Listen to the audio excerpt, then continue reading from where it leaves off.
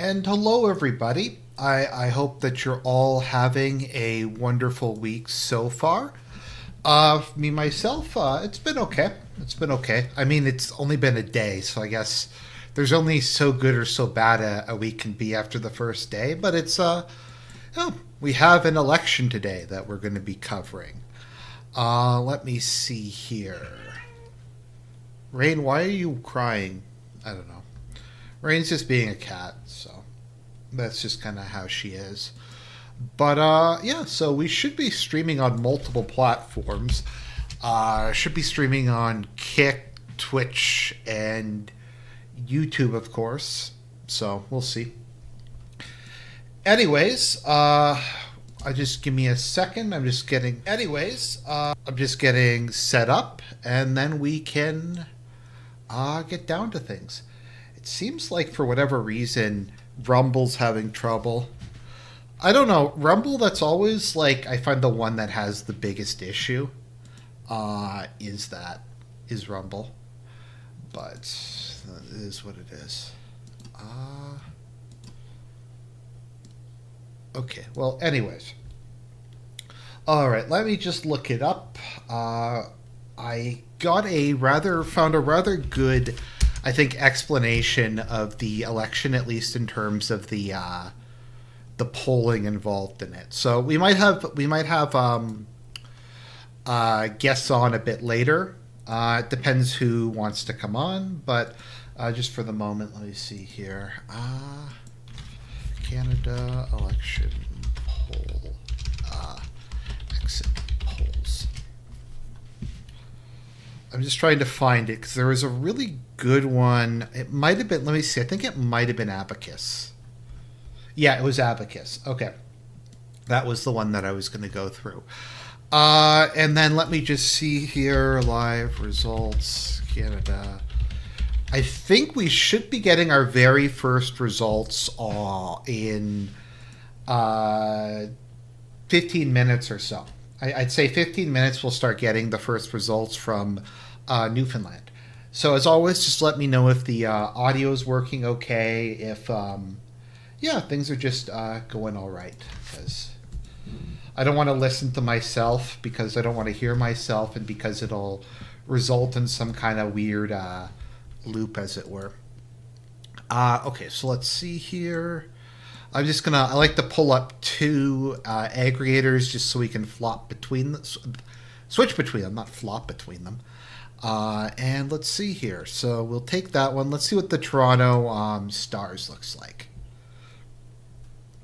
Okay, the Toronto Stars looks perfectly doable as well.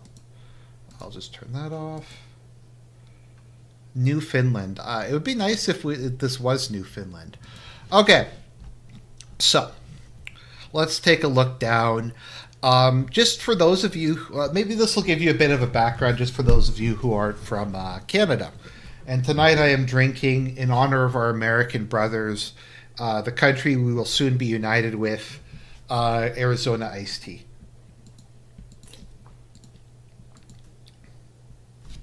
It's not bad.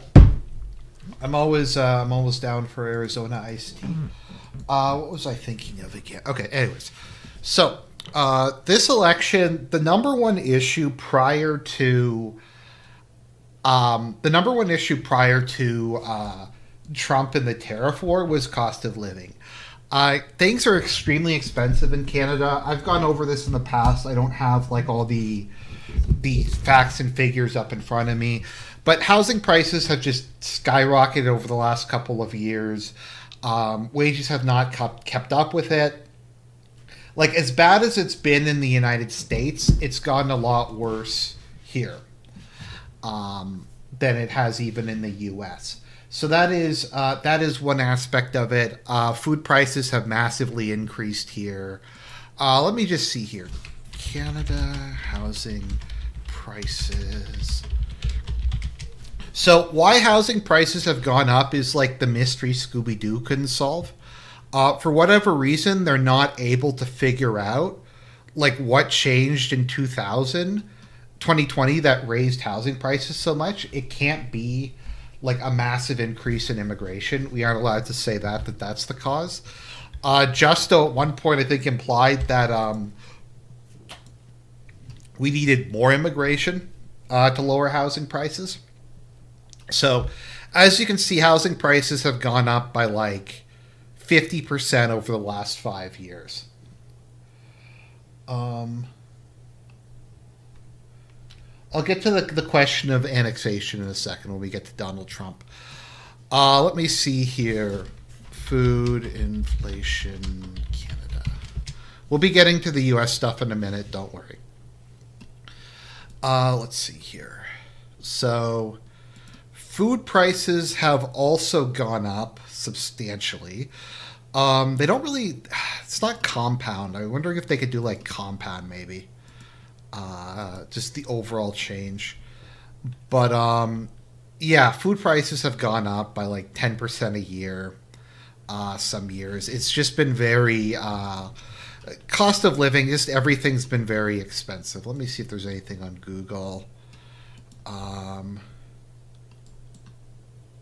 Okay, that's. Yeah, food prices. Hopefully, people can see what I'm showing on screen. Food prices have been going up a lot faster than wages, and it's been a big issue. Okay, so cost of living, it was the number one thing, and that seemed like it was going to be the main issue in the election. Everybody thought Justo did a terrible job with cost of living. The Conservatives were dominating on that, and then the Don decided to stick his big nose into it, and it led to a collapse in, well, not a collapse in conservatives. Yeah, collapse in conservative support.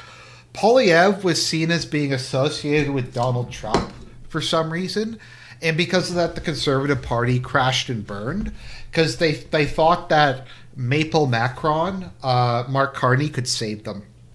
So the Liberal, we'll go down and take a look at this, but just before we get there, we have, like that. If you look at it, the previous top three were reducing cost of living, making housing more affordable, and growing the economy. Those are all areas that the Conservatives had the advantage on. But they fumbled big time, and then Trump came in and destroyed it. I do find it interesting that immigration is not listed here. Like it probably wasn't even on the sheet, even though that's probably what is the biggest issue. But we can't even. Let me see. Immigration isn't even mentioned in this whole article. So let's see here. Well, maybe we'll just take a look at this before we go on. So it looks like the boomers sunk us. This is kind of interesting.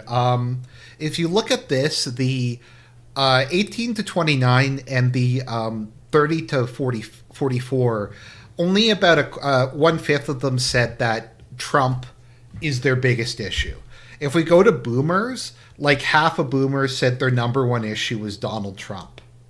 So, did Trump do it on purpose because he thinks Carney will be more pliable? No, I think initially it was to like felt Justo and make him resign and make him go away. And that did work. I don't really want to go through the entirety of the political crisis, but basically when the tariffs were announced, Justo went completely unhinged and just started like going all over the place. And it led to like a rejection of the budget, and then his finance minister snaked him. And just a whole bunch of like insane stuff happened, and then Justo was forced to step down. Then Carney, Maple Macron himself, became head of the Liberal Party. And yeah, so we'll get to that in a second. But let's just take a look at the. So this is why the Liberals surged in the last bit. Okay, sorry. There's a lot of stuff to cover. Is there an ethnic background per party support? I don't think there is here. I think it actually is Liberal voters are more white and Conservative voters are more minority. Okay, sorry, no, that's Trump versus change. I'm just trying to go down and try to find the overall Popular vote estimate. No, that's the last couple weeks. I'm trying to find like the longer term one because it's been pretty like shocking how much it's changed. Wow, that's annoying.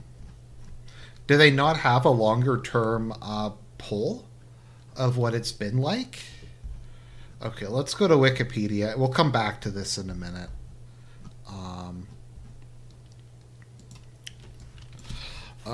Canadian election polls.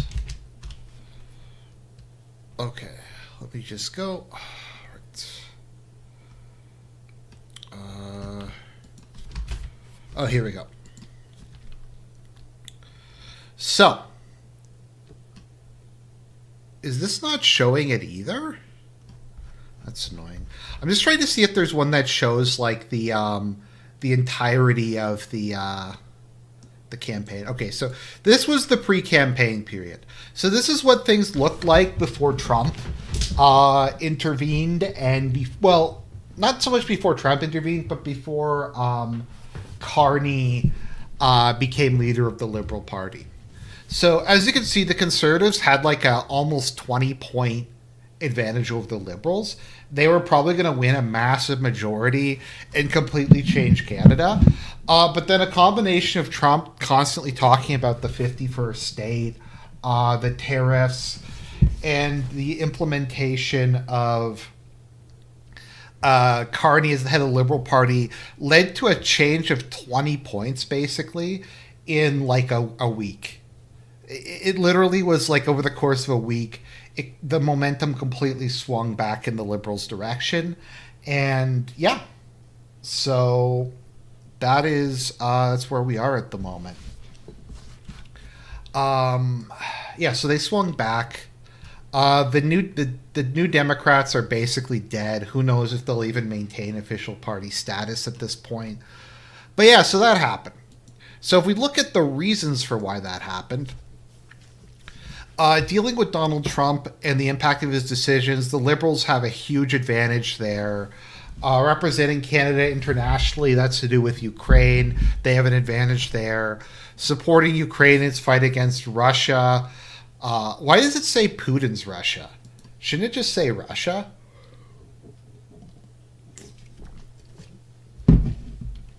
Doesn't say Donald Trump's America. Keeping Canada united. Running an ethical, making housing more affordable. Yeah, so like the Conservatives have an advantage on the those kind of things, whereas the Liberals have an advantage. The Liberals have always been like really big on like Canadian civic nationalism, or like the G-slur version of it we have here, and they're always seen as like the anti-American globalist party, whereas the Conservatives are the pro-American globalist party. Is tends to be how it is. So central arguments for Conservatives. So this is currently what the estimates are at. Let me see here. So yeah, it's basically it's entirely because of Trump. That this stuff switched at the last minute. Do I hold it against Trump? Kind of. I mean, let's see here. I mean, to a certain part, like it doesn't even really matter. With regards to no, I completely lost my train of thought there. Okay, we'll get back to that in a second. So. Okay, let me see if they have the regional breakdown of results. Let me see here. Okay. All right. I'm just trying to find... There we go. So this is the final predictions I've seen of how it's going to go. Now, the problem is it's quite possible that the Conservatives will win the popular vote. I'm pretty sure they won the popular vote in the last two elections. The problem is that the Conservatives have a very inefficient distribution of their vote. Yeah, so they won the last election by 1%, and then they won the oh no, yeah, and then they've won the last two elections by the popular vote. Uh, but their election their electoral distribution is very inefficient. We have a first past the post system, much like the United States. So it's not really so much how many votes you get; it's where you get them. So if you look at this, the Conservatives might break 60% in Alberta, but it doesn't really matter like how much they run out up the clock. Like it doesn't matter if they win by 10% or 50%. They're not going to get any extra seats out of it. So they're going to massively perform really well in Alberta, Saskatchewan, and Manitoba. Probably sweep at least everything outside of the major cities.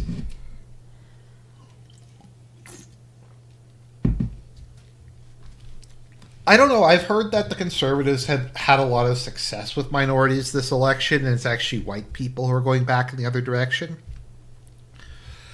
But the issue is, when it comes to Ontario, the Conservative vote is pretty. I don't know if it's dispersed or it's just very focused in rural areas, whereas the Liberals have it a bit more spread out. I'm trying to think of how to describe it. We'll look at a map in a minute. Why are Saskatchewan and Manitoba combined? Generally speaking, for polls, they combine Saskatchewan and Manitoba and they just call it the prairies. It's because the population of both of them is rather small. Okay, so when I used to work in polling, this is how we did it. We had SK Manitoba, and I just called it the prairies. For you Americans, let me see here. Population of Canada provinces. The population of Manitoba is 1.3 million, and Saskatchewan is 1.1 million. So they are combined to give a total of 2.4 million. If they try to get survey them separately, it's just kind of a pain. Also, they're fairly similar in a lot of other ways, although Saskatchewan is a much more conservative province. Atlantic Canada is just surveyed together because if you look at Atlantic Canada, the actual population is very small. Like PEI is 150,000, Newfoundland and Labrador is 500,000, New Brunswick is 700,000, Saskatchewan. If you add them all together, let me see your population of Atlantic Canada is 2.6 million. So it's about the same. It's about the same as Manitoba and Saskatchewan.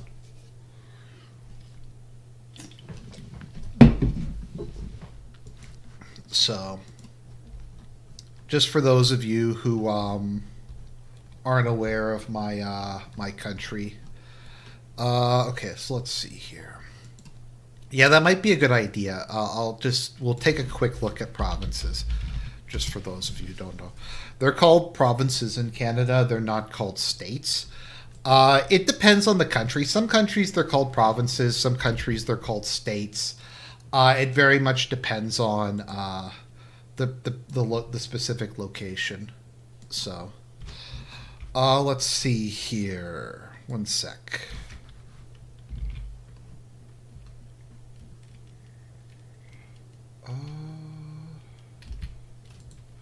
Sorry, I'm just checking something. Okay. Anyway, so this is how the provincial layout works in Canada. So we have the provinces are Newfoundland and Labrador, which is the island of Labrador and Newfoundland on the mainland. Unless I'm getting that mixed. Am I getting that mixed up? I always get them mixed up.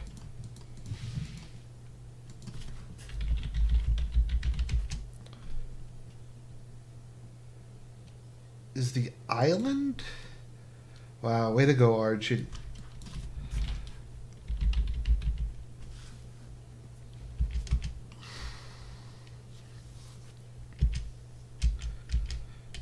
think it's Labrador Island.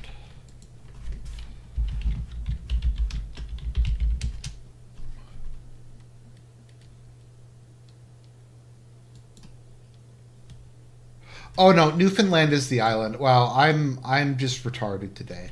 Okay, that was a massive case of just I don't know what happened. Okay, so the island's Newfoundland and the mainland is Labrador. We have Prince Edward Island, which is just a small town.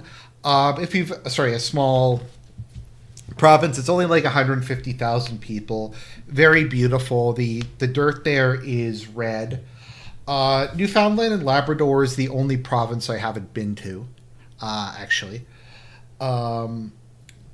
Quiet you. I just it's been a long day.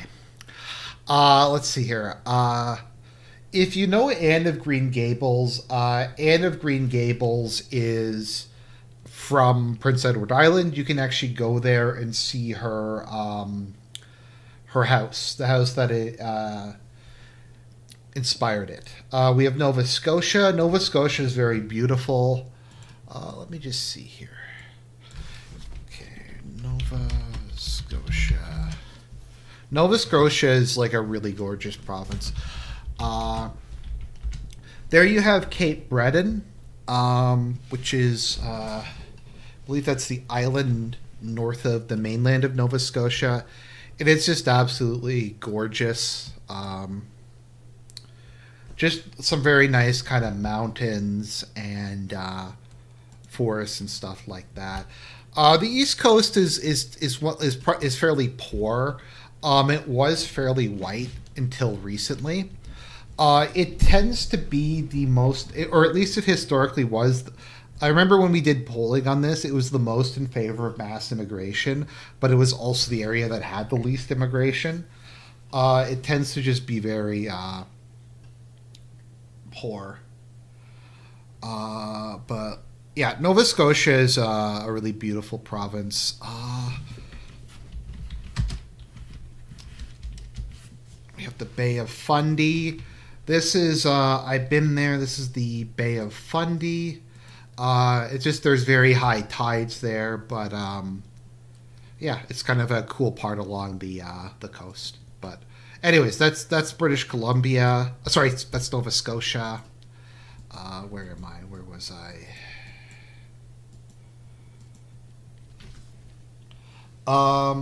So it's like the Canadian equivalent of Vermont. I think so. I mean, I think that I think it's isn't there a fair number of French speakers in Vermont? I'm not sure.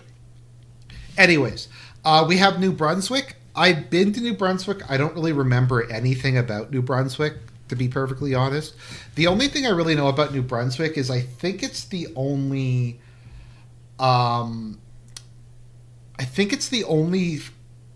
it and Ontario, I think, are the only bilingual provinces. Quebec is not a bilingual province, and Manitoba is semi-bilingual. So there's a lot of francophones that live there. Quebec is Quebec. It's had, I think, at this point, the least immigration of anywhere in Canada. It had quite a large wave of Irish immigration.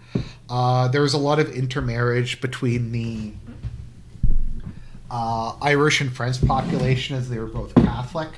One of our former prime ministers, Brian Mulroney, was a francophone from Quebec, obviously a mixed Irish and French heritage. Or was he part French Canadian? I can't remember. He was from Quebec. Whatever. Let's see here.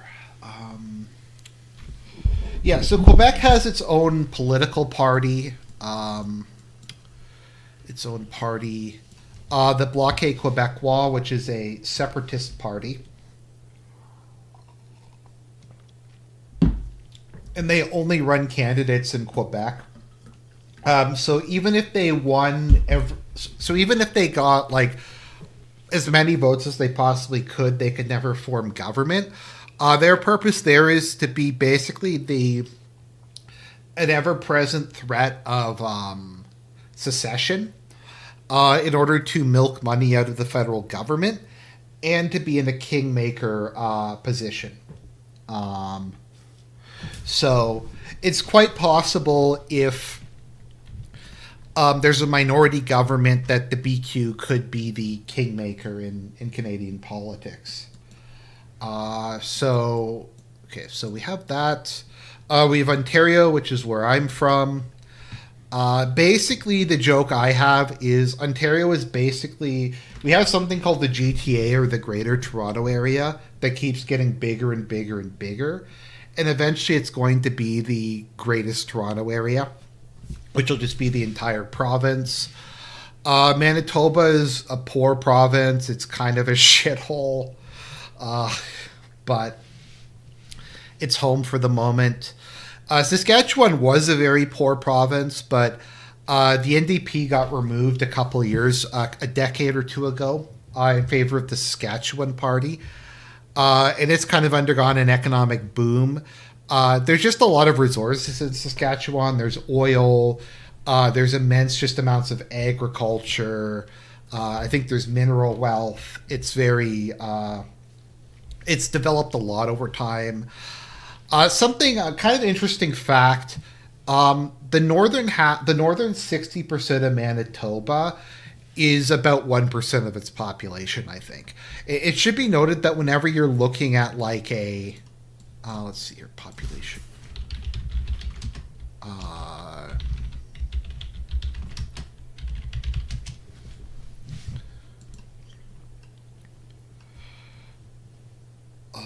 If you look at where people actually live in Canada, almost everyone lives along the border.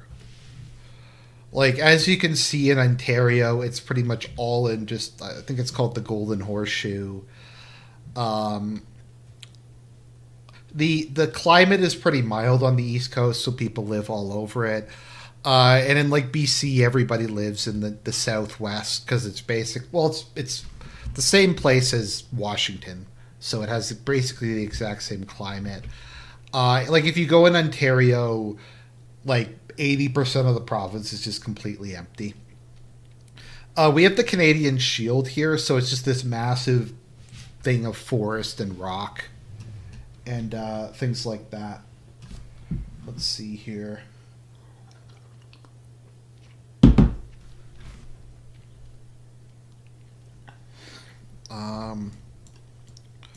Anyways, Alberta is generally considered the most conservative province.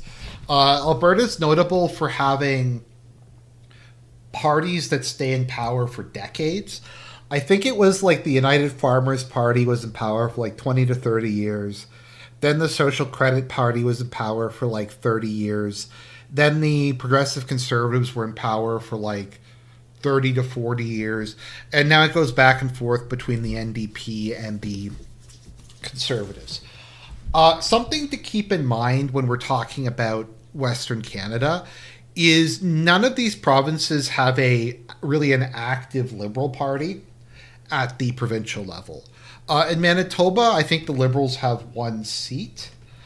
The rest is it either goes Conservative or NDP. Saskatchewan, the Liberal Party actually joined with the Conservative Party to form the Saskatchewan Party, and then there's the NDP. In Alberta, you have the United Conservative Party and the NDP. And in British Columbia, you have a merger of the Liberal. It's confusing in BC, but basically the Liberal and Conservative Party merged there as well. And it's them and the NDP. As I like to put it, the Liberals don't have anything to offer the people of Western Canada, by and large. Because it's the Liberals are kind of the party of the cosmopolitan big cities, and they get some seats in federal elections, but a lot of the people out like in this part of the country are either like farmers or poor or in manufacturing or something. It's just the kind of like cosmopolitan elites that you see in some of the other parts of the country just aren't really a thing there to nearly the Same amount. Yes, Canada is first past the post at single member plurality. If people, we'll go check the results in a minute. I'm just trying to give a bit of an overview of my country because I know a lot of you haven't really seen, don't know much about it. British Columbia is interesting fact. British Columbia and Ontario together are half of Canada's population. British Columbia is a very wealthy province. It's kind of weird because it's culturally very distinct than these. It's a bit like California, where, let me see here. I think the entire, like the inner British Columbia is extremely conservative.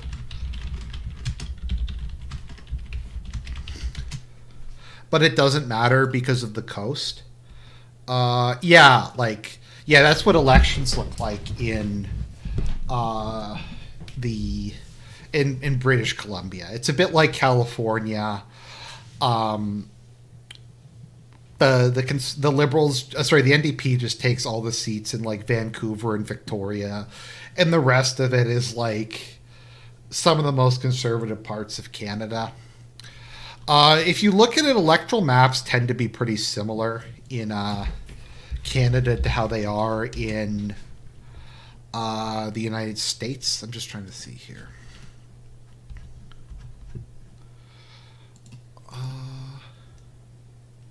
Yeah. Like I said, it looks the electoral maps look basically the same as they do in the US. In some cases, though, the NDP actually does decently well in rural areas. They have a bit more of an appeal. People in rural areas tend to vote either NDP or Conservative. They don't really vote Liberal outside of maybe Atlantic Canada. Do elections even matter? Not really, but it's fun. Then we have the territories. They are not provinces. I think each one has, 30 to 40,000 people in it, if I recall correctly. Yes, pretty much exactly. They're all around 40,000. So, yeah, like 40,000 people live here, 38,000 live there, 40,000 live there. They are under, basically, I think, somewhat direct control of the federal government. They have their own parliaments there. Or they have their own... they have their own local parliaments, but they aren't quite the same as provinces.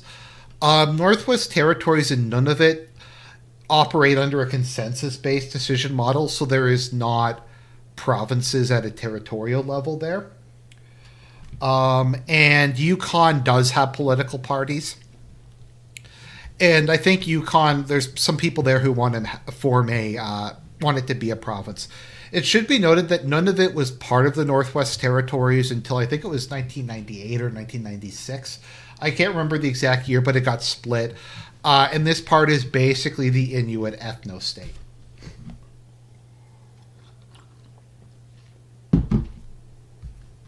So that was just kind of a bit of a very brief overview of some aspects of Canada. So if you have any other questions, just let me know. I have some energy drinks to try to get through this. It's sad because the what is it? The mountains in northern Canada are really beautiful. What is the name of the mountain range in?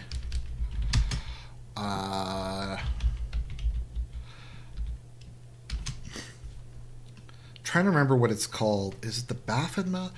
Oh yeah, Initwin Mountains. Which are really cool. I mean, I don't know if I'd ever go there. My sister's actually been to the territories, but yeah, the mountains in northern Canada just look really cool because it's in the Arctic. It looks like an alien planet, kind of. While we're at it, though, just for an extra bonus points, the Inuit have developed their own written language.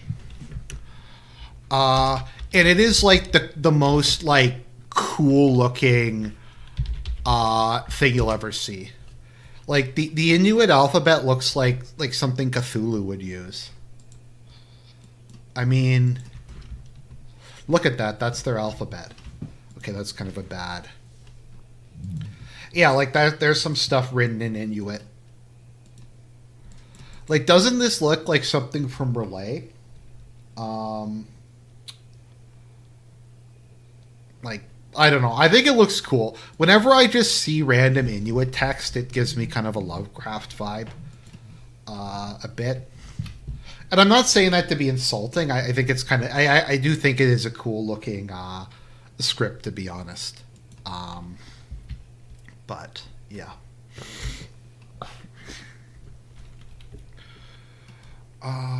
So... Yeah. Like... I'm sure, like, if an American saw that, that would freak them out.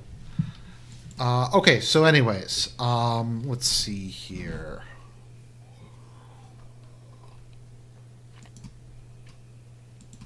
Let's see if any results have come in yet. The polls in Newfoundland should be closing fairly soon. I think they might be closed now, actually. Newfoundland has its own time zone that's half an hour ahead of Eastern Canada, so it should start closing sometime in the near future. Let's see here.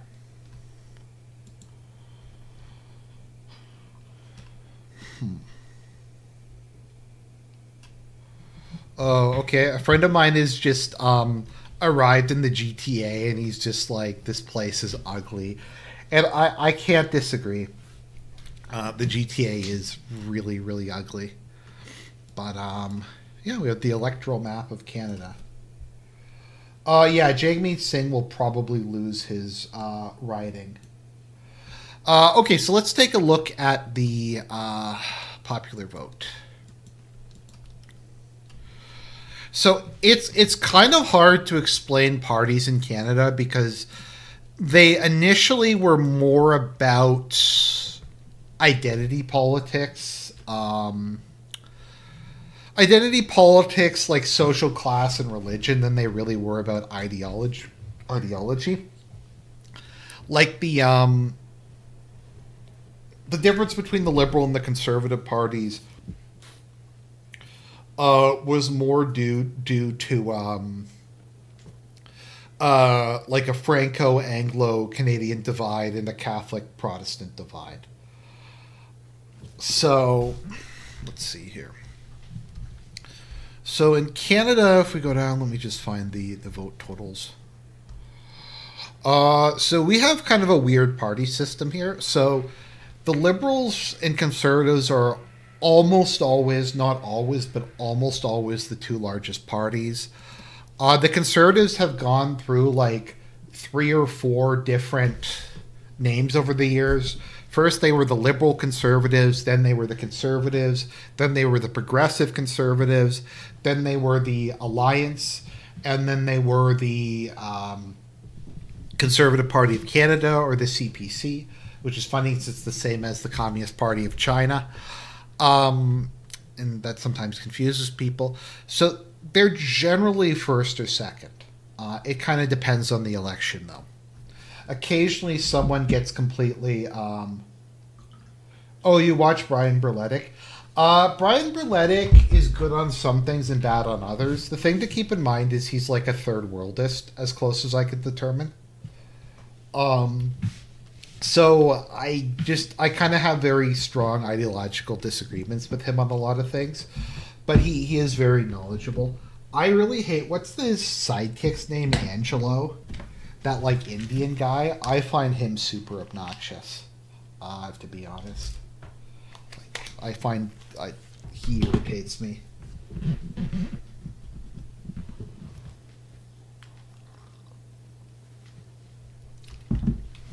So yeah, so we normally have them. The BQ normally picks up a bunch of seats in Quebec. The NDP doesn't have a very efficient vote. It's kind of spread out around the country. it's I don't know. The NDP's voter base is always a bit baffling to me. They just kind of pick up seats periodically. I think they mostly win seats whenever people are mad about the Liberals. And then we have the Green Party that's completely irrelevant. Um, but it's another left wing party that splits the vote. So yeah, so like the Greens get 3%, the NDP get 18%, Liberals get 32%, 33%. The main reason that the Liberals don't win every election is because of vote splitting between the New Democrat, because of the New Democrats and the Greens. So, and then we have Bernier. So Bernier was almost the leader of the Conservative Party. He lost to Andrew Scheer in a very, very narrow vote. Uh, he used to be kind of the libertarian wing of the party, but after he got like basically kicked out, he formed the People's Party, which is kind of a right wing populist party. So they will take like they're the only party really that takes a other than the Bloc Québécois, takes a no. This was the last election. He's not going to get 5% this election. This was the previous election. I was just showing like what a typical vote share is in Canadian elections. So yeah, they have conservative positions on like immigration, social issues. I think they favor more libertarian economics. They're kind of the Canadian version of whatever right wing populist party you want to pick. So I voted for Bernier. I live in a safe NDP riding, so there wasn't really any point in me considering tactical voting. So I just wanted to give them some a little bit of extra popular support. They will probably get like 2 or 3% of the vote, and there's a 0% chance they will win any seats. Although if you look at it in Alberta, they're about 8%. So let's see here. Let me just see if anything's come in yet. I'll take callers in a little bit if some of my Canadian friends want to come on. I'm just kind of setting things up in the meantime. Oh, what was I looking for?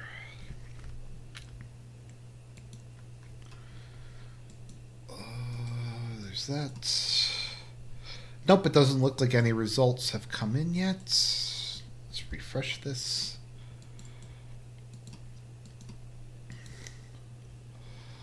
Let's take a look at, I think it's 338.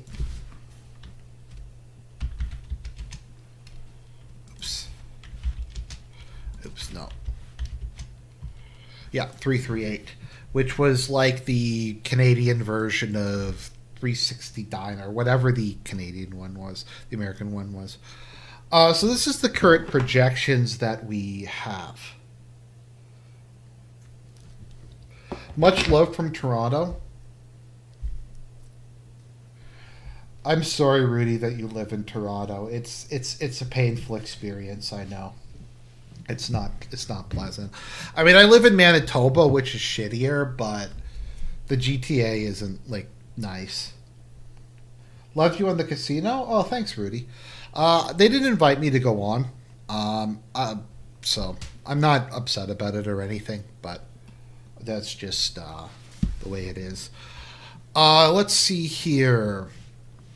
Yeah, so this is the current projections we have. The Liberals will basically just limp across the finish line. And the Liberals will just pick up a bunch of seats probably in Ontario and Quebec due to vote splitting and just basically squeak across the finish line. 530, I don't know, I think 538. Why is Toronto a painful place to live? Okay, well, let's... Okay.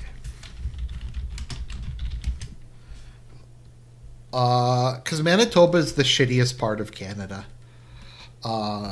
Pretty much. Okay, so... Let me see, where is it? Okay, so the official motto of Toronto is "Diversity is our strength."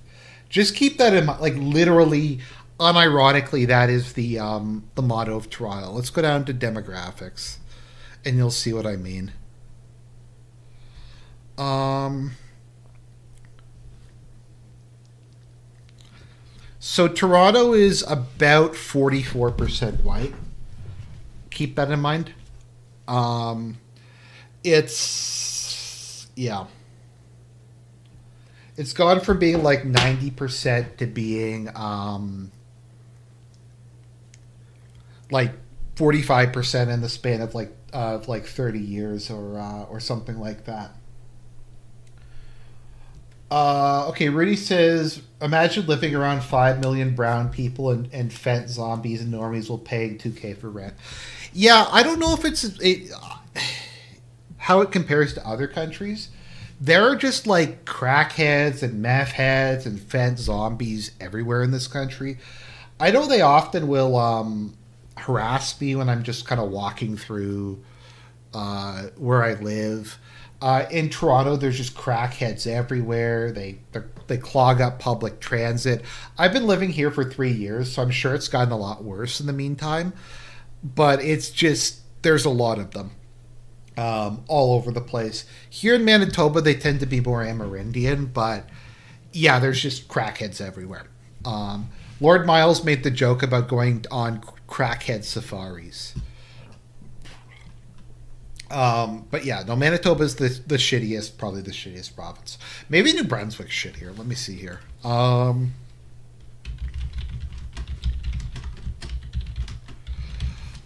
Vancouver is fairly wealthy, but it has extremely high rates of drug addiction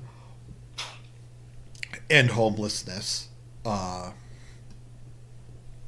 So in Canada, property crime is significantly higher than in the U.S., but murder rates are lower.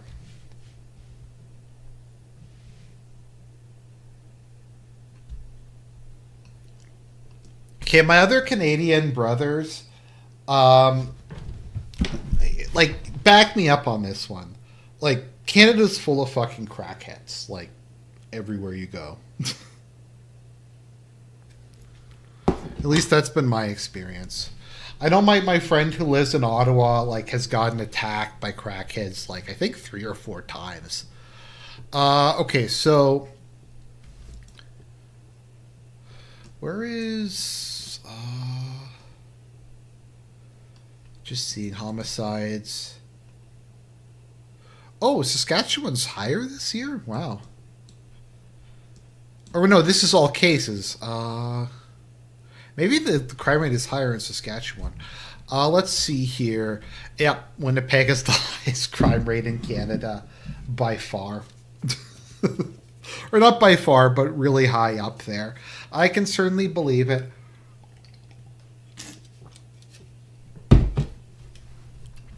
Let's see here.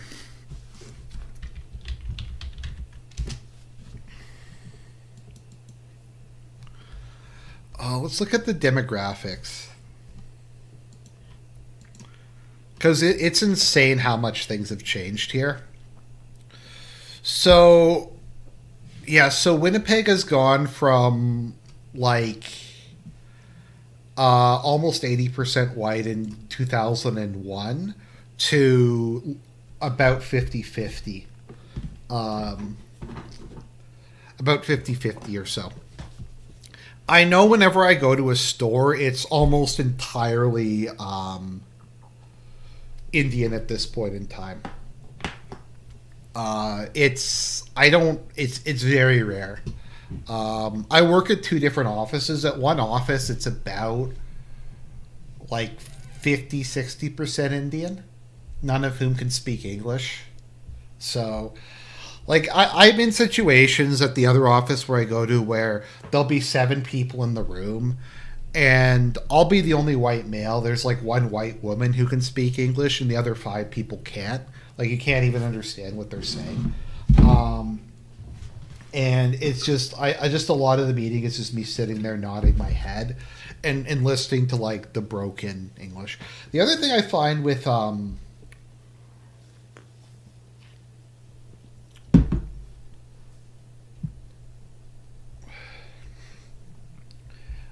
yes, I mean Southeast Asian. Uh, is what I mean. Not Amerindian.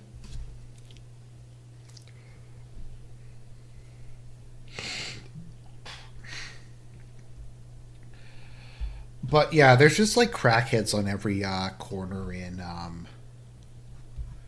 Canada, as it were.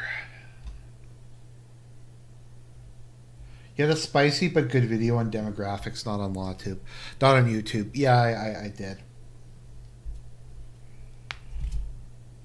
Let's see here.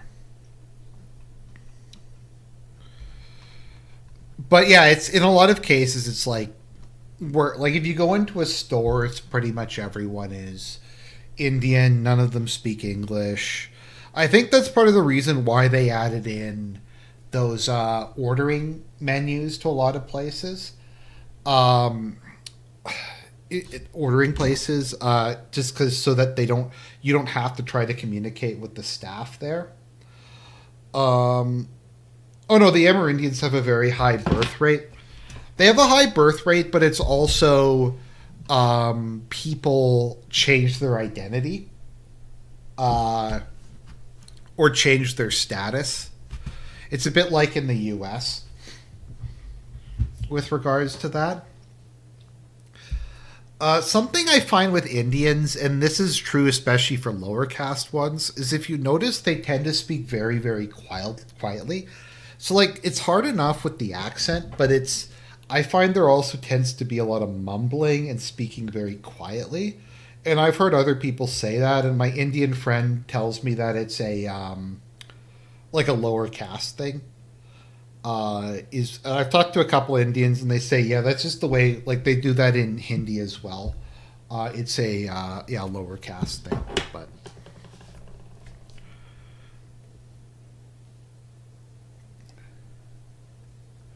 I've been to Canada twice, only in Ontario in 2022 and 2023.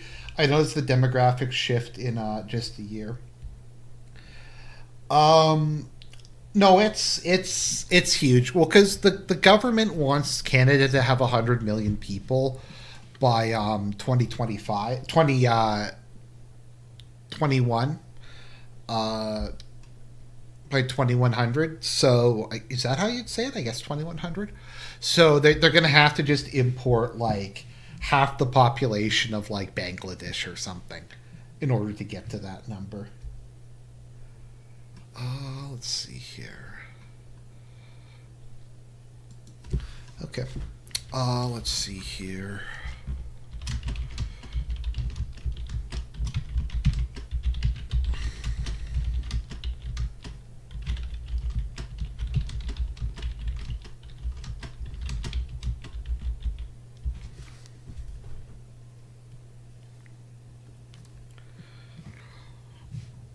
Let's see here. Okay, I'm just going to jump into Argent's stream server and I'll see if anybody wants to join in. Let's see here. Curry, Lamau.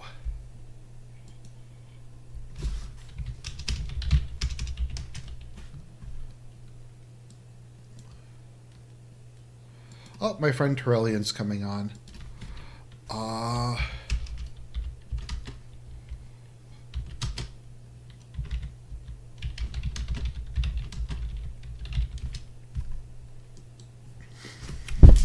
So he should be on in a moment. So we're gonna. Oh, hey man. Hello. Hey, good to have you on, man. Yeah, I'm not actually looking at anything. I'm just outside enjoying the nice weather in a very important Canadian city right now. Okay, so I need you to back me up on this one. Canadian cities are full of like drug addicts, right? Yes. Yeah. Did anyone contradict you on that? No, I'm just saying, Like, Oh no, I pull back up. I've been assaulted numerous times. In what used to be an incredibly safe city, like still is relatively speaking a safe city. It's just that no, like Canada's big problem right now, other than immigration, I would say, and general immorality, is probably just the fact that you have drug addicts roaming everywhere ever since our laws were greatly loosened. They're everywhere. They're everywhere. I don't know how else to put it. I think that's also because I was thinking about it today as I was like taking the bus into work, and there was two crackheads on the bus who were like yelling. Yeah. I wonder if that's like the coded reason why a lot of conservatives are anti-public transit, but they don't want to say it's because of the drug addicts. I mean, this is well known in the United States. It's because of that, and also, you know what? Yeah, although some of the Americans do have the perspective that they would rather like drive one block than walk. Yeah, I mean, I think some of it is a feedback loop. I think it's kind of a feedback loop, right? The car culture is reinforced by crime, which in turn reinforces the fact that no one actually wants to take the trouble to fix crime or fix transit. I mean, you can't walk to work in a lot of the U.S. Not just because it's not safe. How bad urban crime is. Yeah, it sucks, man.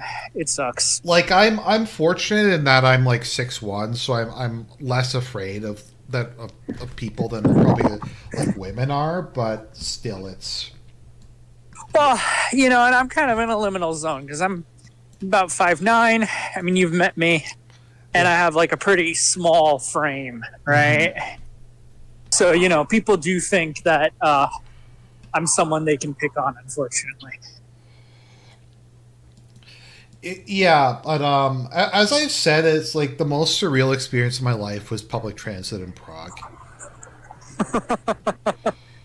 Yeah, like it was clean.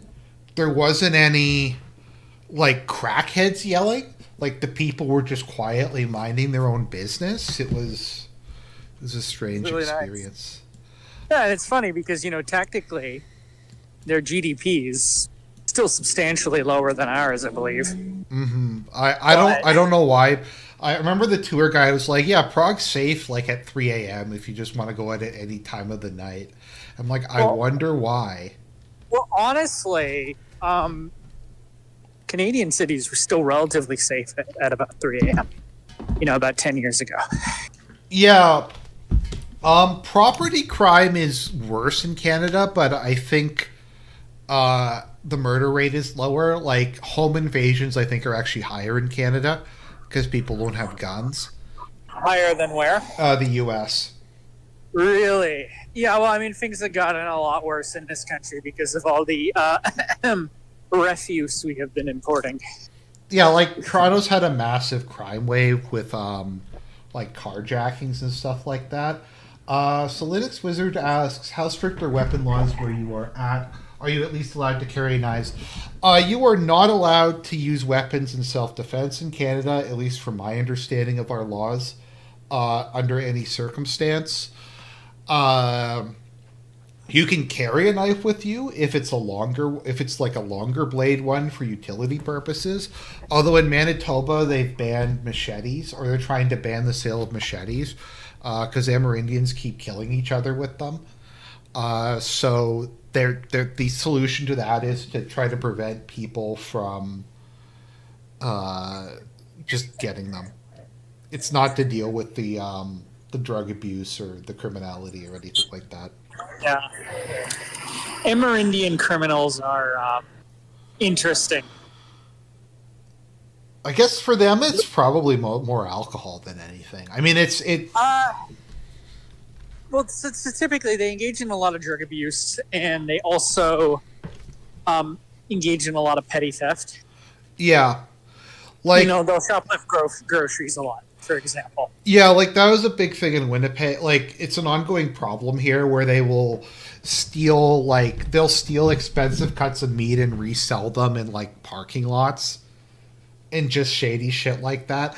There's Yeah, been a number of times where I've gone into stores and like an Indian, like a black guy or a Amerindian just grabs a bunch of shit and just runs out.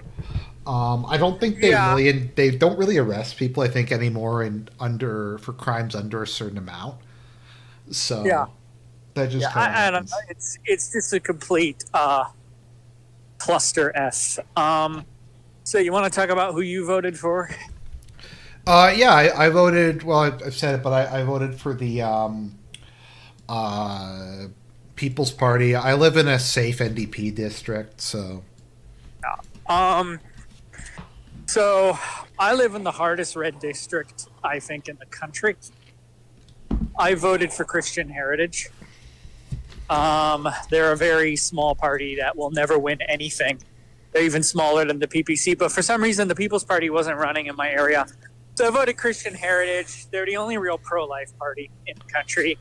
They're typically their main constituent is Dutch Calvinists in rural Alberta, I believe, based. and they're as anti-immigration as the PPC.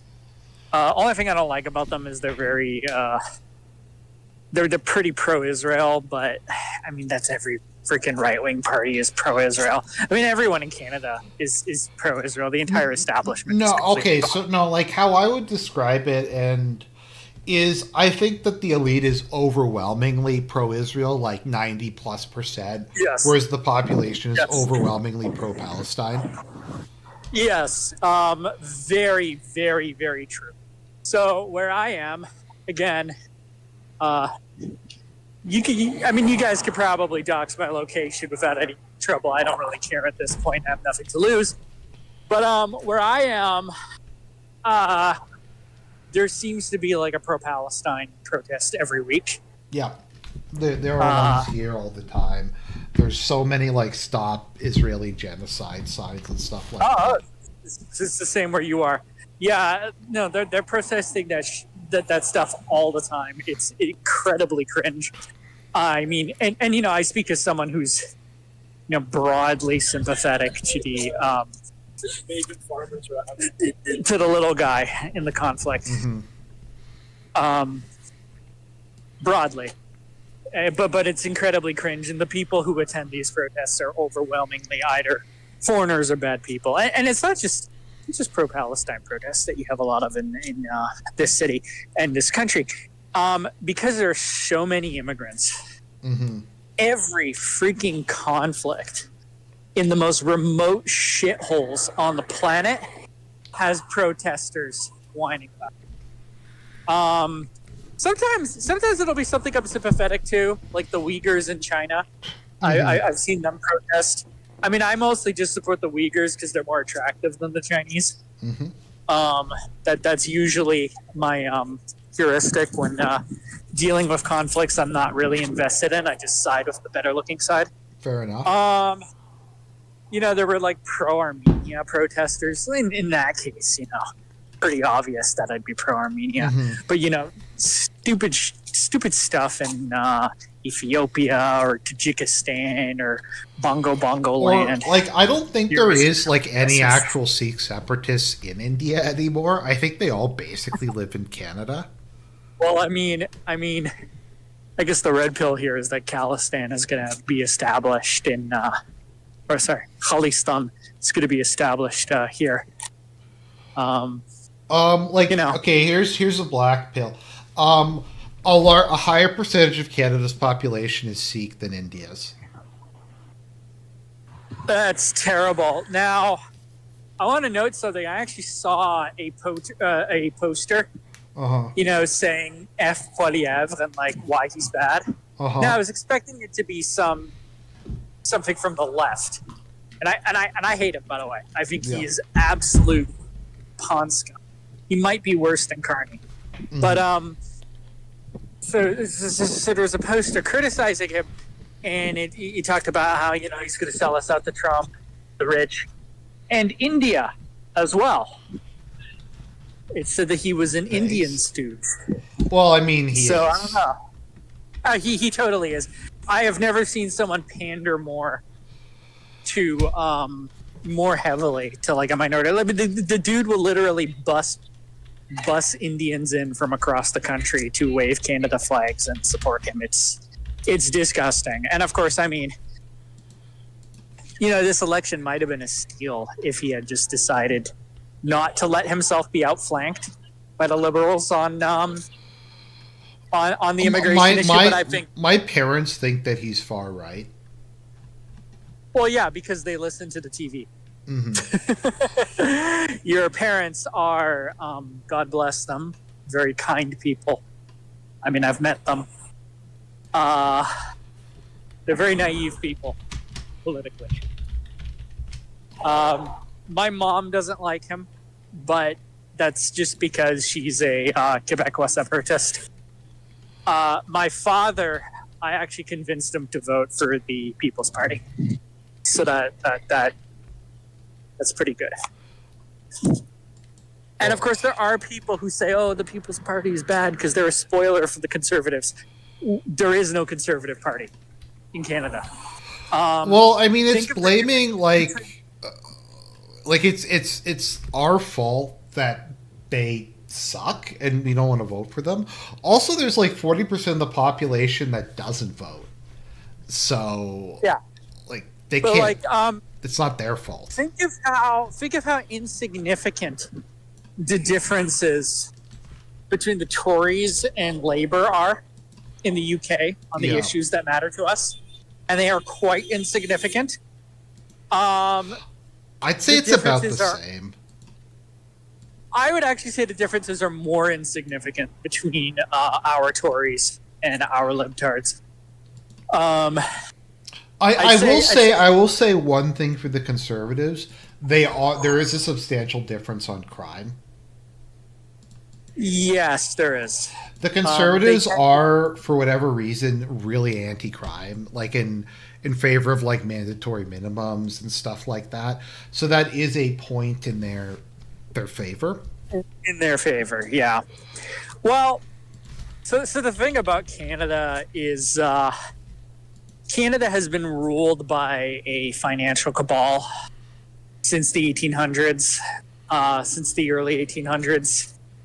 And the Conservatives, part of the reason for mass immigration to Canada, probably more so than in other countries, is that Canada's economy is very over-financialized. Yeah. And I think keeping the housing bubble that started in the early 2000s going is essential to their stock portfolios. Mm-hmm. And I think the Conservatives are the people who want to keep that going primarily for economic rather than ideological reasons. Really bad. I feel like reasons, before Polyev, the immigration was like GDP growth. Yeah. Like they were just naive and they just only cared about making Canada economy strong. It wasn't like an ideological thing. I feel like with Polyev, it has become an ideological thing. Oh, yeah, no, the dude is a fanatical proponent of immigration, which is why I would never vote for him. I mean, he's just disgusting. On abortion, he is about as bad as the libs. Note that Carney is not denied communion. Sorry, what? Carney is not denied communion. Oh, yeah. I mean, Carney, nobody gets denied communion these days. No, well, I could see someone getting denied, communion for being anti-immigration or something. That's never happened. Oh, it hasn't? Okay, I could see that. That has never happened. I mean, there was serious discussion of denying communion in the United States to Donald... wow, that's retarded.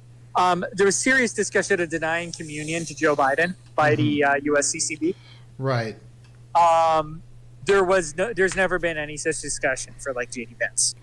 Okay, interesting. No, it's the main thing that gets you denied communion these days is, if you gave communion to a dog, you ordained a female priest, or just something that the local priest will decide upon because of what he knows about your particular situation as a notorious sinner or whatever. But even that's extremely rare. When it comes to politicians, no, Carney's terrible. Carney's really bad. Okay, I'm just going to bring up Carney's background just while we're talking. I call him Maple Macron because he's like this bizarre creature of the financial system. Okay, so let's go through some of his biography. Okay, so he was the governor of the Bank of Canada from 2008 to 2013. He was the governor of the Bank of England from 2013 to 2020. I'm sure he did a really good job at both of those. He is part of Goldman Sachs, or he worked for Goldman Sachs. I think he was the World Economic Forum. He was the Group of 30, an international body of leading financiers and academics, on the board of the World Economic Forum, a regular attendee to meetings of the Bilderberg Group, chairman of the Financial Stability Board, like just every international. Yeah. And Canadian boomers love him. Canadian boomers really like him. They really went out to bat for him. Oh, he's an economist. He'll fix the problems. Well, I mean, he did a great, the UK's finances were in a great state. I have no idea how the UK became such an absolute crud. Oh, it's just awful. It's just so depressing because it's such an incredibly beautiful country. Speaking as a French Canadian, I'm actually a pretty big Anglophile. I love England so much. England is the best. I love England. Oh, so Carney is a triple citizen. Canada, Ireland, and UK. Yeah. I don't really mind if someone's like a British double citizen. He was named the most influential Catholic in Britain. That is such a bad showing. I'm just gonna say, wouldn't that be Tony Blair? I don't want to. Well, Tony Blair converted after. No, but he's still very. Yeah, he's a terrible Catholic too. I just want to apologize on behalf of my co-religionists. I don't think we're really substantially worse than anyone else, but we got a lot of house cleaning to do. And that's all I'm well, gonna say. It's why I get irritated when people shit on evangelicals. Yeah, no, evangelicals are solid. I mean, they're cringy, but they're a lot more politically reliable on average than Catholics are. Yeah, of course. We've discussed how part of the issue, right, is that Catholics will retain a Catholic identity, even when they've all been apostatized. Whereas, an ex-evangelical doesn't continue to identify as an evangelical on the census. He's just he puts a libtard or something. He's just a libtard atheist. And I mean, we can agree libtard atheists, atheists in general, are politically far worse than really any group of Christian that I'm aware of. Okay, I'm just gonna I'm just gonna take a couple of questions from the chat. Bolero 393 for $5. Have any of the parties vowed to prosecute the people responsible for all the church arsons during COVID? I think that was mentioned. Wasn't that mentioned during the debate? I think it was. I could see Polyev doing that. Once again, I will give the Conservatives credit. Under Harper, they brought in mandatory minimums and a bunch of other stuff. Let's see here. Someone's saying Polyev's wife is good looking. Another person says she's mid. Well, she's not white, so Let's see. Iron Peen says, I've been lurking your channel for 10 years. Thanks, man. I appreciate it. Deleted my last account. We'll delete this if Carney wins. Was hoping after Trump I could watch politics on my account again. Yeah, I hear you, man. I hear you. yeah. The evangelicals' only issues are there's Zio shilling and cringy media. I don't think that's fair. Yeah. And I think that's changing a lot. Yeah. But yeah, Carney. Yeah, so Carney.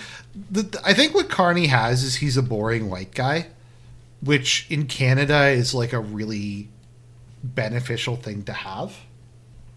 They're like, oh, we can have the boring white guy run the country, and then things will just go back to normal, and there won't be any drama. Like, crucially, I think he's old, relatively. I think part of the reason some boomers hated Trudeau is because he was seen as a young upstart by them. Yeah. Even though, I think he's nearly 50. Whereas, Carney's what, 60 something? I think he's 60. Yeah, 60. Yeah. He's an old, experienced guy. And so the boomer voters are flocking to him in part because of that. Okay. Sorry, go on. Go on. I'm just saying we've had a couple ridings called in Newfoundland. We have 2 conservative and 3 liberal called so far. Or actually, no, they're not called, but that's where we are at the moment. More stuff will start coming in every half hour. Where it's really going to be decided is once we get to Ontario and Quebec. Is really the only place it matters. Yep. I mean, geographically speaking, the Laurentian Basin, aka Ontario and Quebec, is a natural grouping. I mean, that is sort of a natural entity in a way that Canada as a whole really isn't. Yeah, like the problem with is liberals, as I've said, just have a more efficient vote distribution. Like the conservatives just tend to run up the vote in like rural areas, which is not helpful in a first past the post system. Yeah. By the way, not to change the subject, I went to go see Revenge of the Sith in theaters today. Oh, how was it? It was great. I love it. No, I was surprised by how much I liked it. No, it's good. It's good. How would you describe the NDP to like our American friends?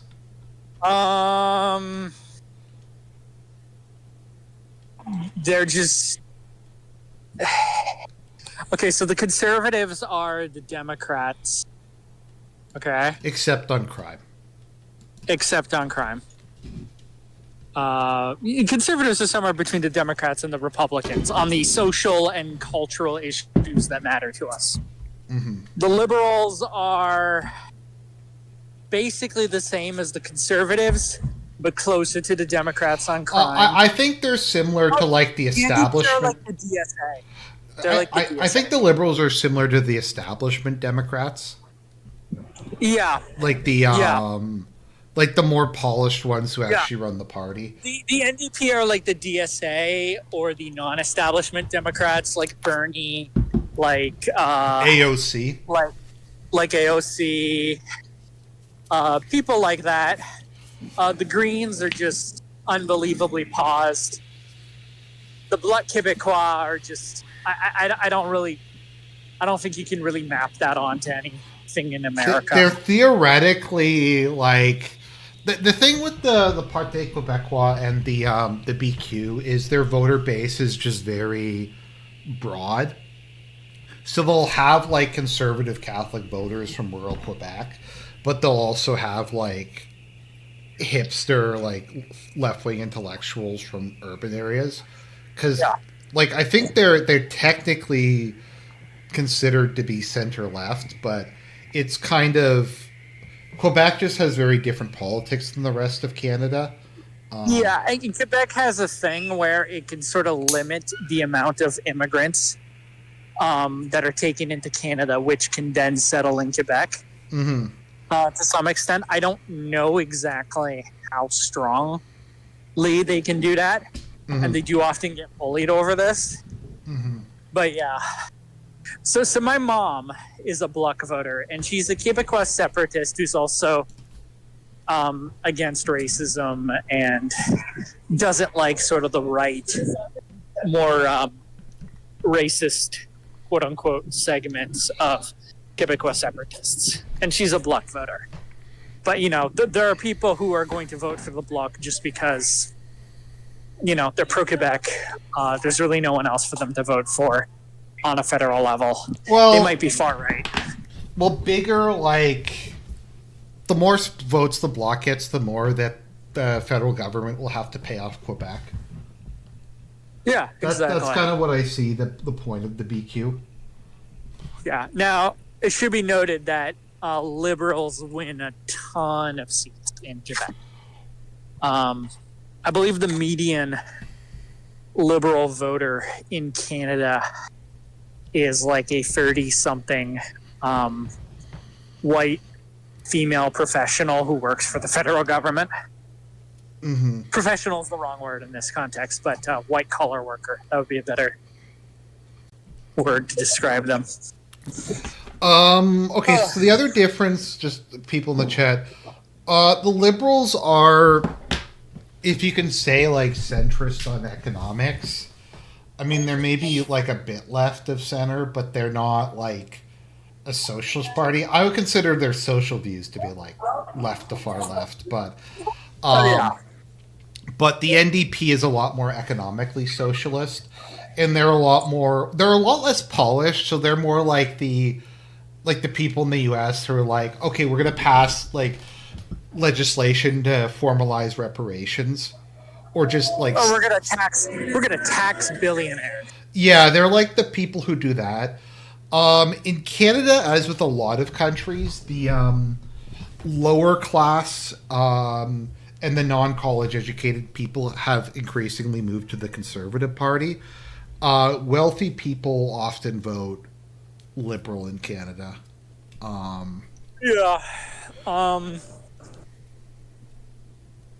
Liberals. What was I? I was gonna say I feel like the difference between the Conservatives and Liberals was more of a linguistic, religious, and ethnic one. That the Liberals were Catholics, Francophone, and Catholic Francophone, and were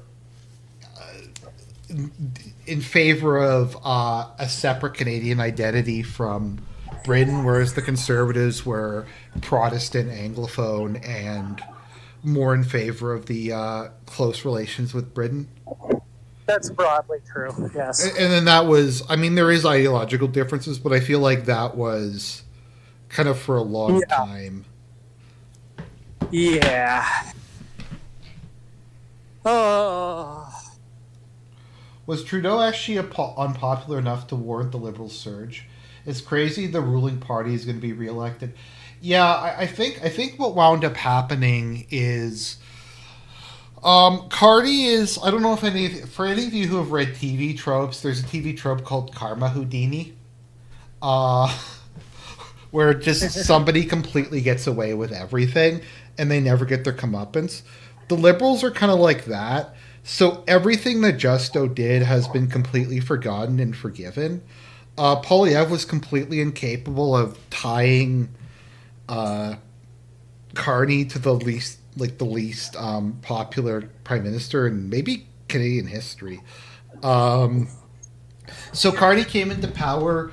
The Liberals actually gained something like 20 points once Carney got elected. Now, part of that is Trump's fault, but it is just completely forgiven. Like everything Justo did. During the debate, he's like, I just became leader. You can't blame me for any of the stuff Justo did. This is not the only time this has happened. Remember the sponsorship scandal with Jean Chrétien? Yeah. And this keeps happening with the Liberals, where they basically just pin everything on their previous leader. Okay, I have a And then controversial take. Yeah, I have a bit of a soft spot for Martin.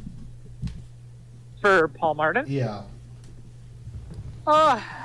I barely remember anything about his premiership. No, more during his time as finance minister, he actually reduced our debt to GDP ratio. Nice. The Liberals were kind of neoliberal during the 90s. I'm just saying, like, us. I have a little bit of. I also feel that Chrétien did him dirty. Yeah. But let's see here. Yeah, so Carney is kind of boring.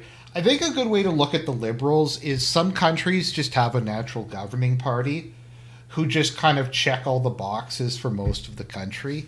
I was doing, and I'll put it up at some point, I came up with a formula for determining how successful a political party is, like based on vote share, how many elections they've won. The most successful party in the world, according to it, is the Conservative Party of Britain. Really? Yeah, well, they've won. Keep in mind, they were founded in like 1830, and they've won like 60% of elections or something like that. Well, where would you put the LDP, the Liberal Democrats in Japan, on this? They were high. The issue with some of the ones like that is they just haven't been around very long. Because I gave like 1 point for each decade of existence. Have you ever done a video on Japanese politics? Yeah, I did one before the last election. Yeah, I assume you cited Aaron Yumi. Yeah, Aaron Yumi. Good old Aaron Yumi. Such a great account. I think he's going to be posting more soon. Yeah, that's good. I was asking him to come on. Your stream audio keeps coming in and out. Are other people finding that, or is that just for you? Is that me or is that Arjun?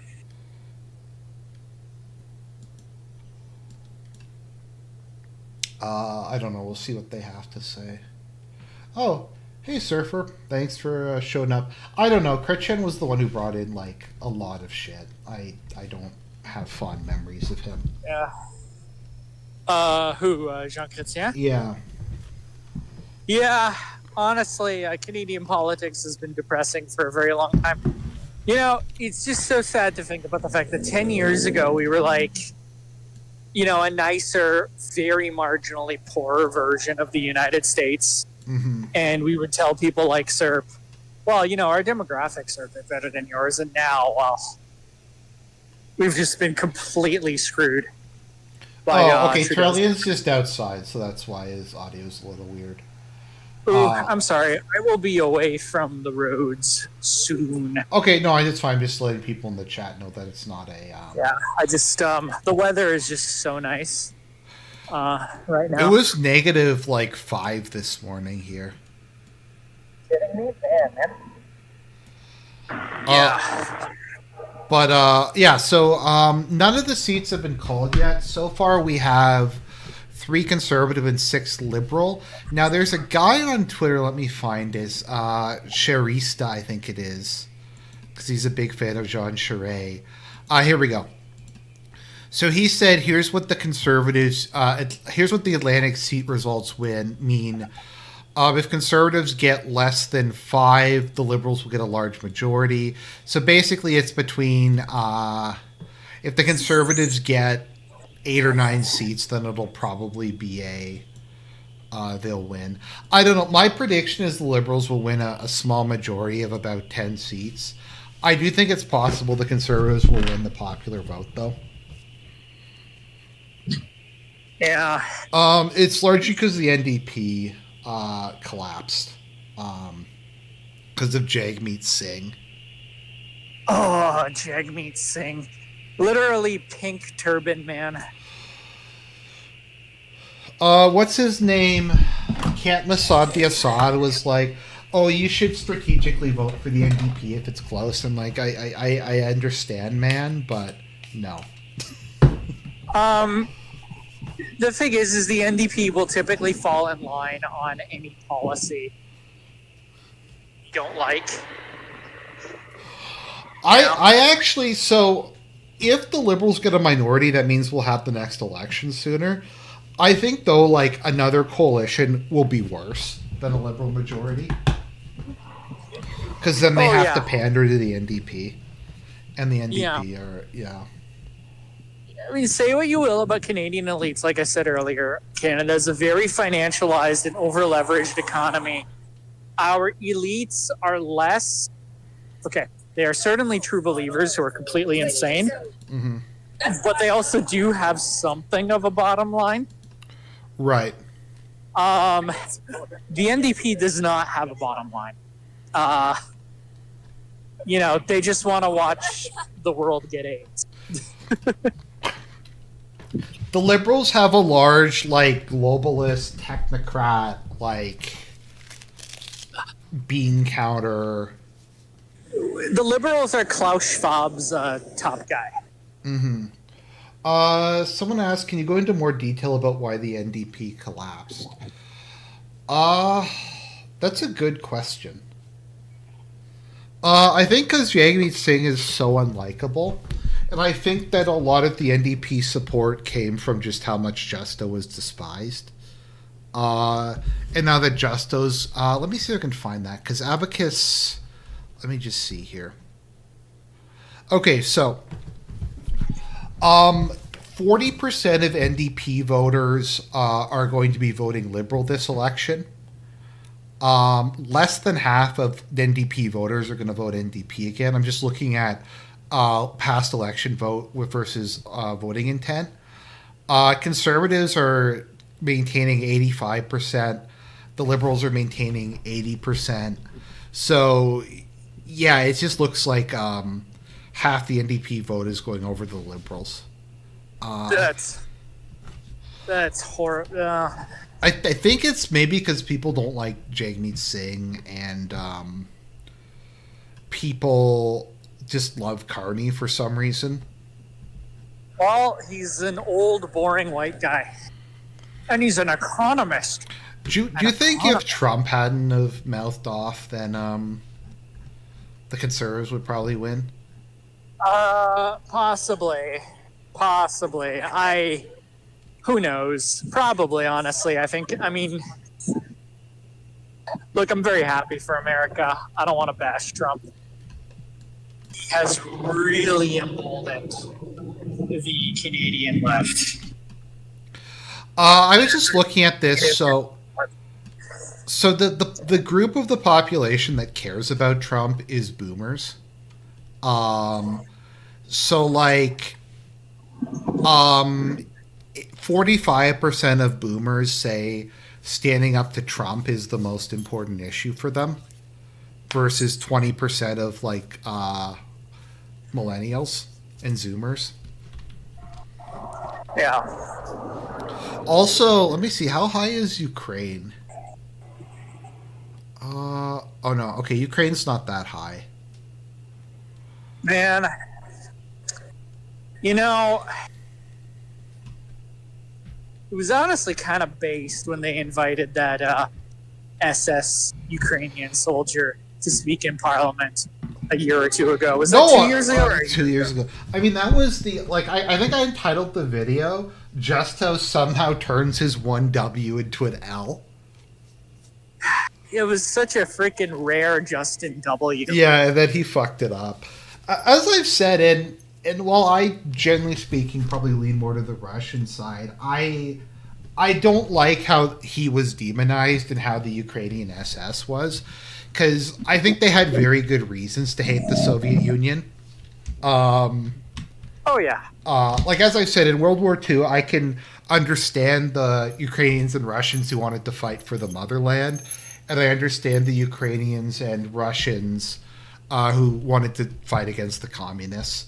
Because Ukraine did get really badly fucked over by Stalin and Lenin. Yeah.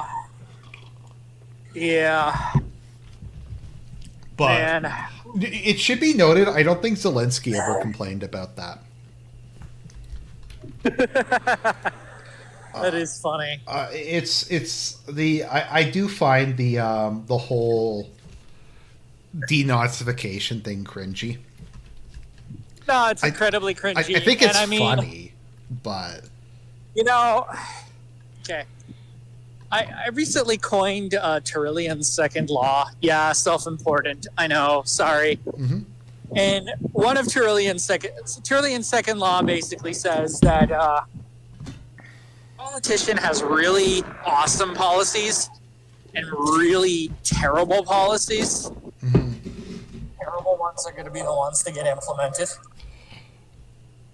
That at least applies to right-wing politicians.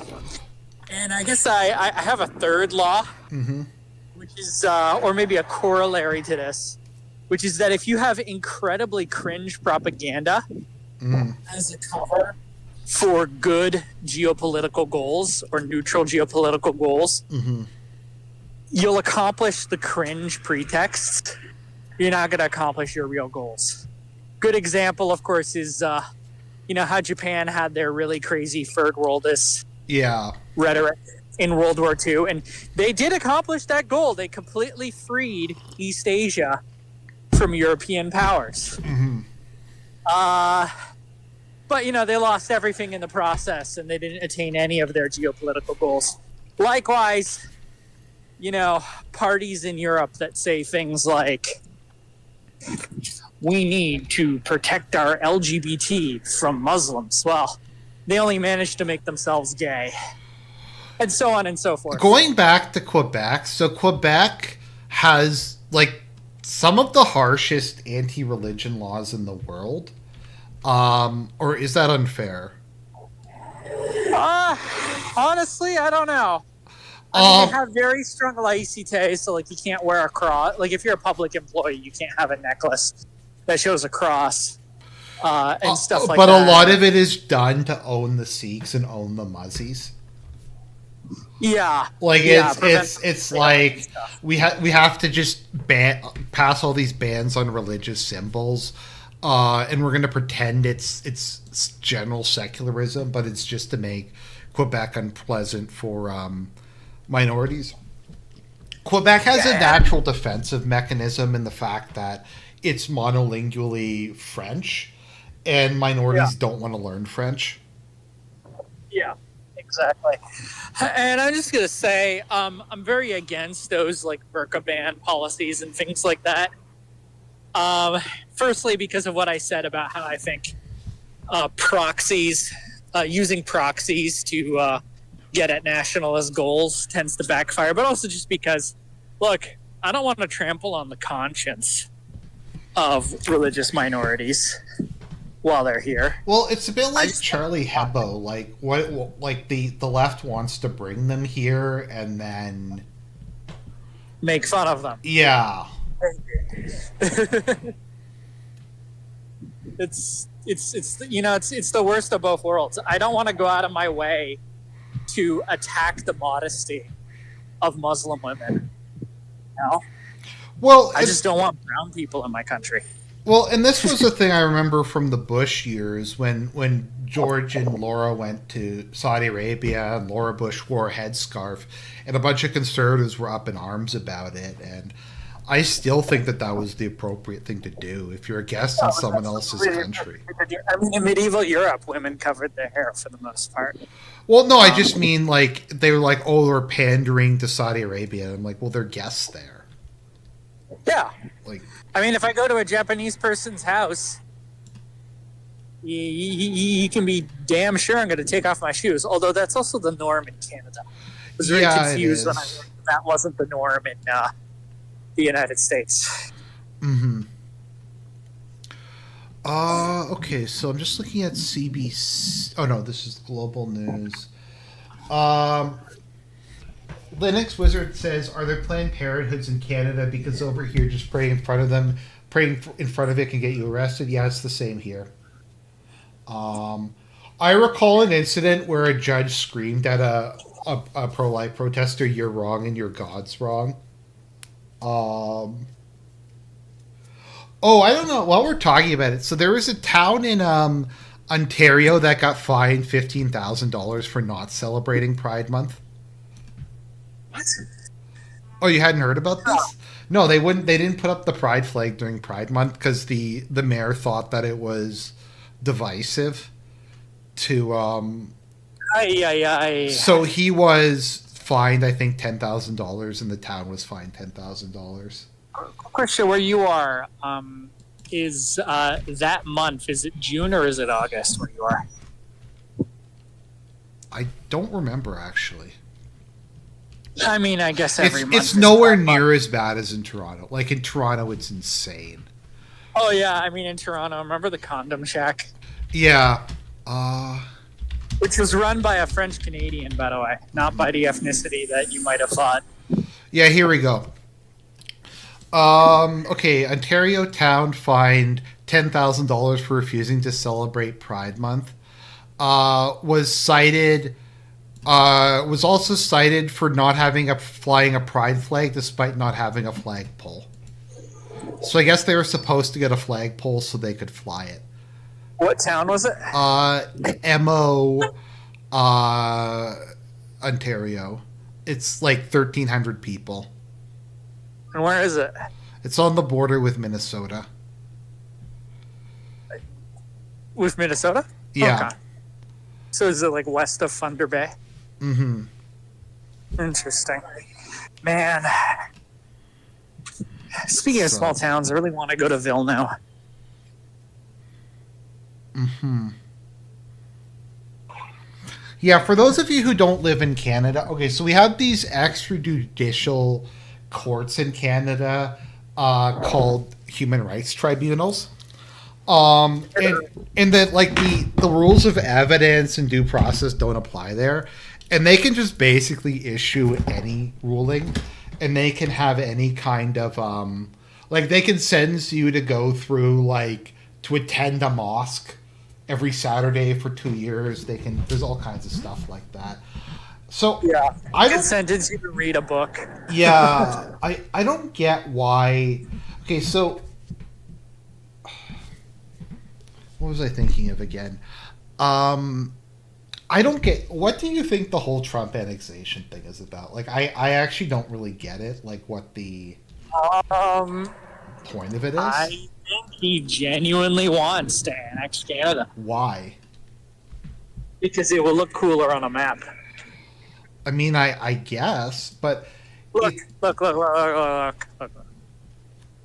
Remember how I used to say girl power to you whenever you would ask these sorts of questions about why a woman in media was doing something ridiculous? Yeah. It's the same thing. It's like Trump power, tariff power. In Dune they keep saying desert power. Well, Trump believes in tariff power. Yeah, I think that's a good way of putting it.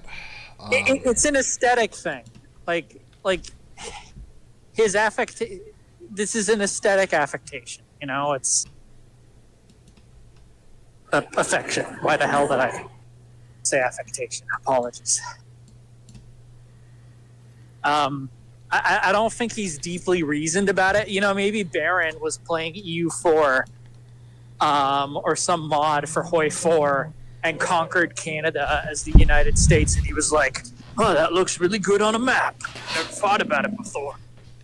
Okay, that would be based. That actually sounds semi-plausible. I could see that happening. This is just how Trump is, He goes by vibes. He doesn't really follow reason. He follows vibes, for better or for worse. Mm-hmm.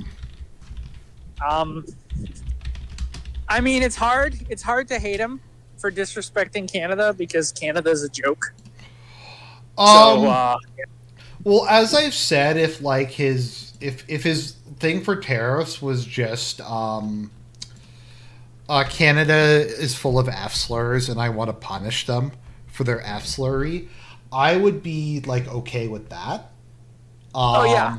But I don't know. Like it's once again, if they were to annex Canada, it would be adding California 2.0. So I don't really get like what the point would be. Because it looks better on a map. So the thing about Trump is one thing that bothers me about a lot of his defenders is they'll come up with all sorts of based reasons for why Trump did X. Mm-hmm. And the thing is if those based reasons were true, he could just come out and say it. Nothing's stopping him at this point. You know, it's not like he cares about optics. He's already talked about annexing his neighbors. You know, if his reason were, oh, I don't like that Canada imported millions of hostile Punjabis, and so I'm going to punish them economically until they send them back. You know, if that were his actual reason, then he could just say it at this point. Oh, what is he worried about? That he's going to offend Usha Vance? I doubt Usha Vance likes Punjabis either. Mm-hmm. Yeah, sorry. It's a bit frustrating, you know. With Trump, what you see is what you get, and I think he says whatever he's thinking, and he says what he means. And when he says he's doing something, when he says he's doing X for Y, that's the reason he's doing it. Yeah, it's he just loves it. He just likes the word tariff. Oh, it's a really cool word. I like it too. Tariff. Mm-hmm. What was that? Yeah. Yeah. I don't know, and I'm sure I'll get hate for saying this, given my viewer base. But I don't know. Just I don't get why. And I was saying this in Telegram the other day. I don't know if it's a class thing or it's a cultural thing. I just don't get like how Trump's temper tantrums on Truth Social are professional or helpful. I don't know, man. I think his boomer base eats that stuff up. I mean, I guess. I don't know. I just don't see why he had to start drama with literally every country. Well, okay. To be fair, he's always been a narcissistic drama queen. No, I know. It's especially bad, though, this time. Well, he's getting old, and age tends to confirm you in your habits. Mm-hmm. And what is he now, 80? I think so. Anyway, I mean, fundamentally, I find it hard to truly hate the guy. I support Trump. I just find sometimes like people get very defensive if you're mildly critical about something he does. Yeah, well, you know, it's kind of like Pope splainers. It is. Or like the defenders of certain social media figures. Mm-hmm. Out of curiosity, complete digression. Do you know who the quartering is? Who? The quartering. No, I think it sounds familiar. I don't know who it is though. Okay, that's fine. I just was curious because there's like sometimes these people bring up like normie conservative influencers, and I've never heard of any of them because I don't watch that stuff. Yeah, I mean, I think I like the name is familiar. I don't know who it is. I don't watch this kind of stuff either. So, Oh, I mean, sometimes I watch Matt Walsh as a guilty pleasure, to be honest. But I don't even know if he's a normie con at heart. So. No, it's just the quartering was just going through this this arc where he decided that he was gonna start his own coffee company, like not just brand an existing coffee, but like set up production lines and ship it himself and stuff like that. He's blown through like millions and millions of dollars, and he's like e-begging for like money to keep his company going. Yeah. There was one negative review on Amazon, and he flagged it, and he told his followers to flag down the negative review, which I just find funny. But okay, let's see what people in the chat say. Hence why he's picking fights.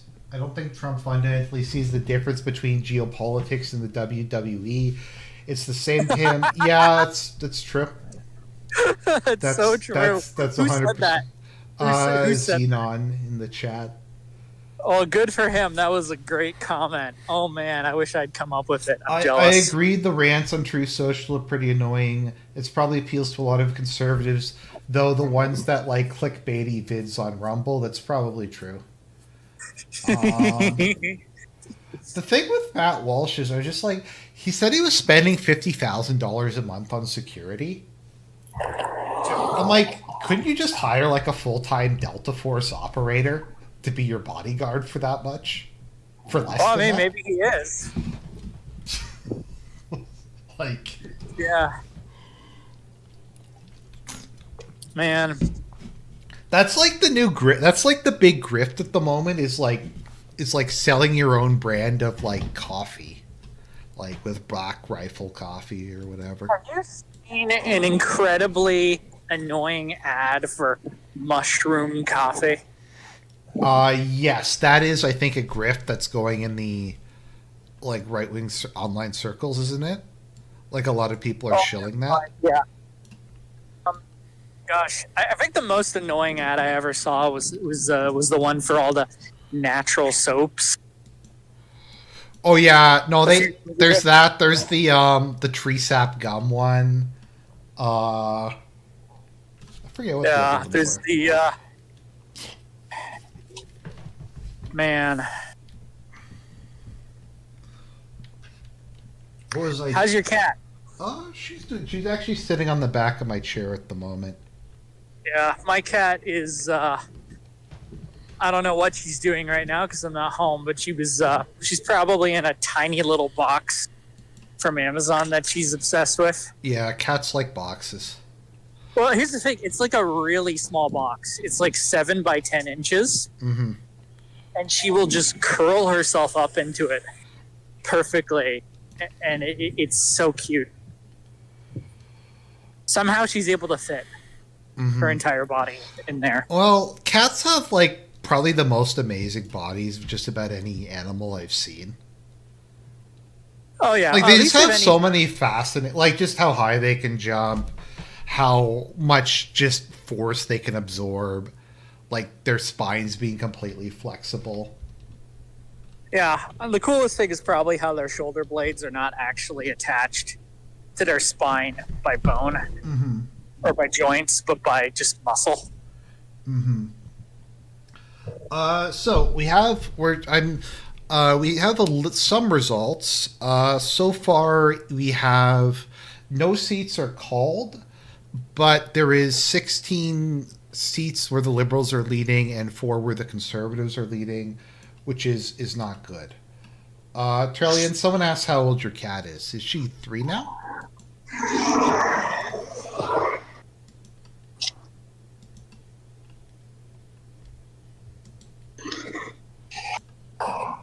Terrellian?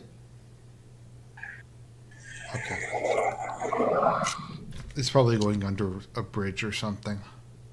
So let's see here.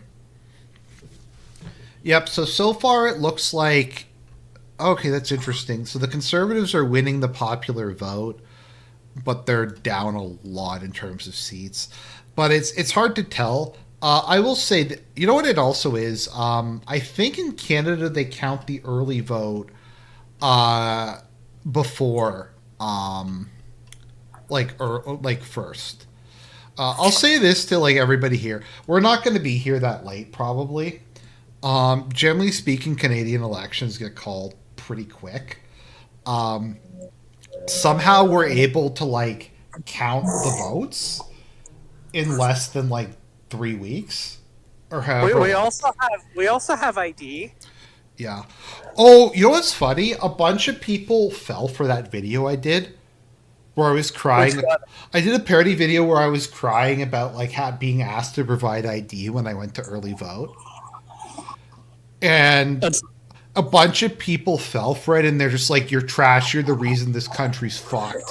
You're scum. You're a pussy," and just all these people fell for it, and it was just like, I don't know. I thought I was okay. being pretty obvious. In fairness, your sarcasm is pretty well known for being um, hard to discern. Mm-hmm. You know, Because you're not really sarcastic, you're just ironic. Because you don't have that mocking tone. Mm-hmm. I just always feel bad when you say that. Cause the guy who said that irony is the sodomy of humor. Yeah, that was our friend who is a racial abomination. Mm-hmm. Uh, the one who's half Indian, half Indian. Mm-hmm. Someone asks, Thaldran Iropine for 5. Do you find Rebel News cringe? Yes. Yes, Rebel News Yes. is extremely cringe. Speaking of Rebel News, remember how Lauren Southern got exposed as having sex with Destiny while married? Oh, did she? Yeah. I think I Yeah. remember about something. I never really followed Lauren Southern. Oh, So, she was always a grifter, and then she married some Filipino Fed, and then she got divorced, and then she blamed like trad values for the breakup of her marriage. Then it turned out that she had been screwing Destiny, which is, man. okay, I will say this just to defend myself because of my irony. Um, I don't use it as a cover for some things I actually believe. Oh yeah, no, I think is you're how it not like is. that. Like when I said I decided to sexually identify as a vegan while I was at a Taylor Swift concert. Yeah, Um, well, I mean, that's specifically what our friend meant when yeah. he said that irony is the sodomy of humor. He meant how it's typically how often. Perhaps he should have said that meta irony is the sodomy of humor. Yeah. Where you're being ironically unironic or unironically ironic, or whenever you're using irony as a cover for sincerity. Like I think it was yesterday I posted that Rain had hacked my Walmart account and canceled my Switch. Because someone apparently hacked DSP's Walmart account and canceled both of the Switches he pre-ordered. Man, why would you order two? Well, one for his wife. Man, So we are currently at. There's been one seat called, which is Central Newfoundland. You weren't here, but I had like a senior all right. moment where I forgot that the Newfoundland was the island and Labrador was the Anyway, name. gentlemen, if you don't mind, I'm gonna head off. Hope I didn't annoy you Oh guys no, too much thanks. down No, it there was in good. You provided some energy. Thanks, man. chat. And just pray I don't get beaten up by Antifa again like I did a few weeks ago. Yeah, I think that's yeah. Anyways, God bless, man.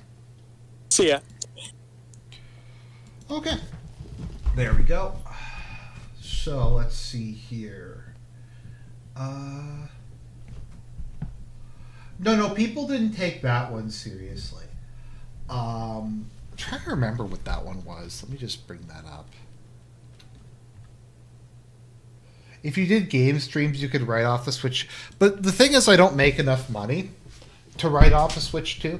I make I'll be honest, I make probably about like $1,200 or $1,300 a year off of YouTube, and just donations and ad revenue, and the couple people who throw me some money on Patreon. And probably spend about that much money on various stuff. So on my taxes, I normally will put like in small business income like 1,300, small business expenses 1,300. So I just don't pay any taxes. So let me see if I can. If people want, I can pull up that video. No, you can't write it off from total income. You can only write off business income. I can't write it off from the salary at my job. I can only claim up to however much it is at my business money. Let's see here. Let me try to find that video.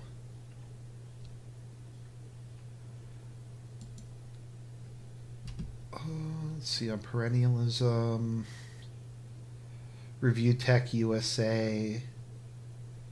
Just trying to find where that was. Maybe that was a short. Let me see if that was a short.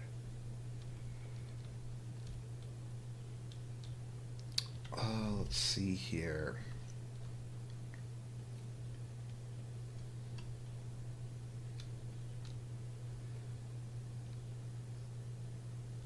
Yeah, I can't remember which one that was. But let me see here. I kind of want to find it now. Let's see here.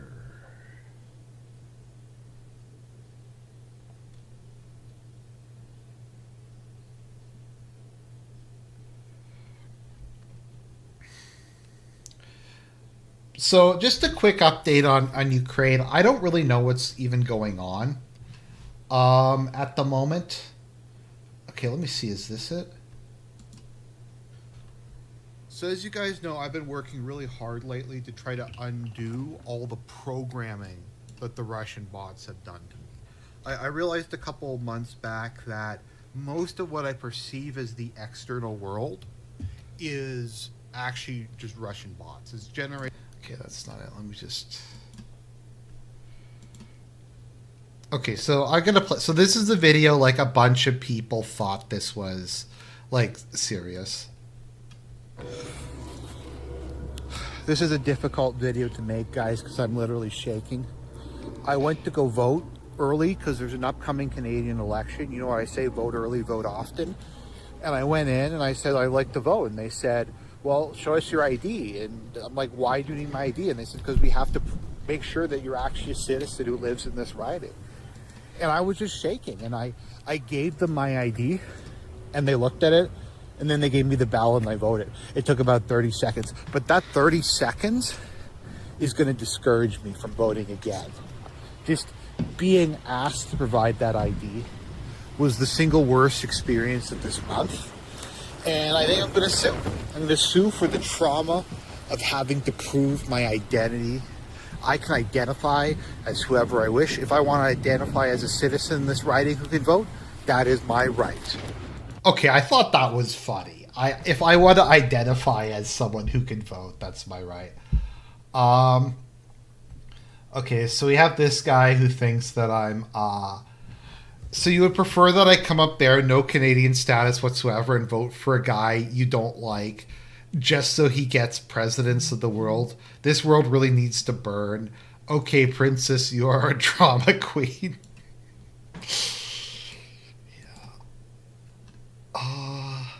People like you are the reason this country is fucking a mess right now. Just please go find somewhere really, really high and do us all a favor and just jump. Let's see here. I had a lot... Let me just pull up my Bitchute. Because I had a lot of them on Bitchute. I'm sorry if this is, like, digression is... If this digression is... uninteresting. I just find it funny. Like, I thought I was being... I actually thought I, like, was too obvious that I was joking in that one, but... Watch how coconut oil affects belly fat. Is coconut oil a superfood or... Okay. Let's... The Bitchute, there's a lot of angry people. You better be joking, because if not, I would suggest you keep that to yourself or don't ever walk outside again. Cry me a river. I bet you voted for Carney, you poor lost little sheep. And good luck suing the government. The WEF pieces of shit Trudeau and Carney have had the House of Commons shut down for 4 months. Canada is a rogue country now, my friend. So... These comments are low IQ, not you. No, I don't think they are. I just think it's funny that people, like, took... But maybe that's a sign that it works. Maybe that's a sign that, I remember back when I used to do more lolcow things, people on, Oh, wait. Oh, wow. Okay, we have a lot of updates. The Conservative and Liberals are currently, tied. in the East Coast. So Sharista said that if the CPC gets more than 8 seats, then they might get a majority. So we'll see how it goes. Let's see how much of the vote is in these areas. Okay, so they're pretty far ahead there. I'm just looking at the conservative seats and see how close they are. Okay, Central Nova Scotia might flip. Okay, yeah, a bunch of these are very soft. It's like one poll has come in for most of these.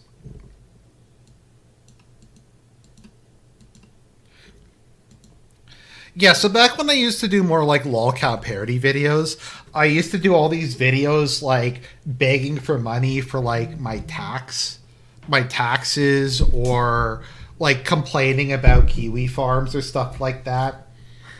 And a bunch of people took that seriously on like kiwi farms. They were doing that. I'm still disappointed you never did a video about Destiny. That would involve looking up stuff about Destiny.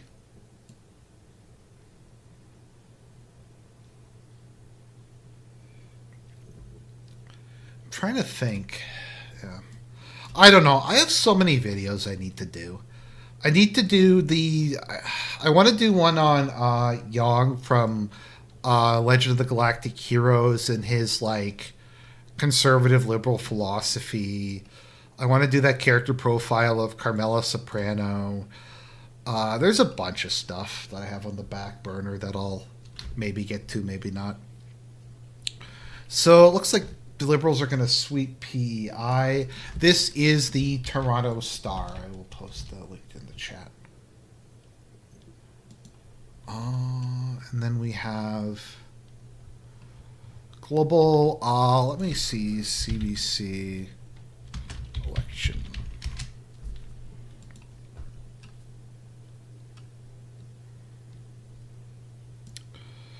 Okay, so the Liberals are currently leading in 14 ridings. So latest calls. Okay, so CBC has made a couple more calls. Are these the called ones?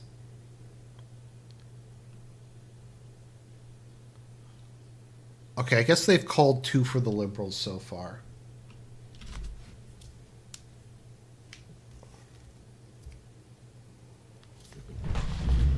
Like, okay, so I'll admit there's certain people I don't cover because I'm afraid of them. Like, I've never done a video on Ethan Ralph because I'm scared of Ralph because he's insane and he doxes and swats people. So I will admit there's certain people I have not done videos on because I got burned so much by like Yandere Dev and his attempt to ruin my life.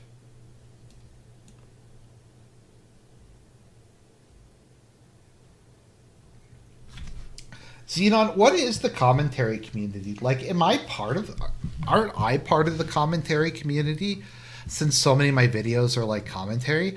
I guess I don't do that many videos where I just read a news article and don't add anything. Maybe that's what the commentary community is. No, Ralph posted on Twitter earlier today. I was looking at it. Okay, so it's looking like we've got a couple come in. I don't know. New Brunswick might flip blue. I don't know. Like, the Conservatives are not out of the race yet.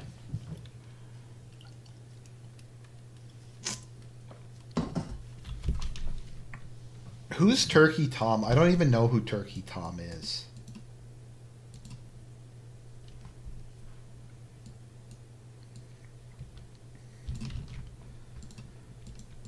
I don't know, because the term commentary community, I see it in a number of places, and I just don't really know what it means even. Okay. I don't know. Oh, let's see here.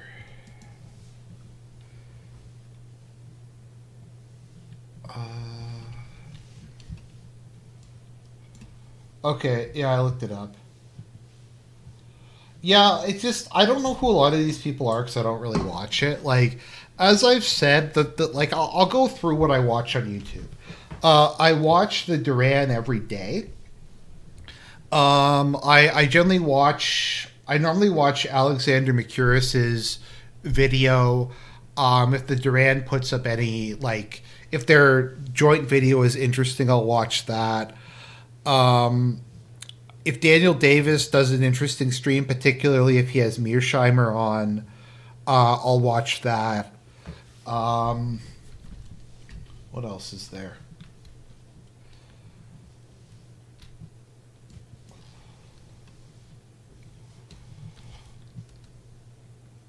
That is. Are there betting odds? I'm not sure. Not sure. Let me see. Who else do I follow? Okay, so we got that stuff. We have.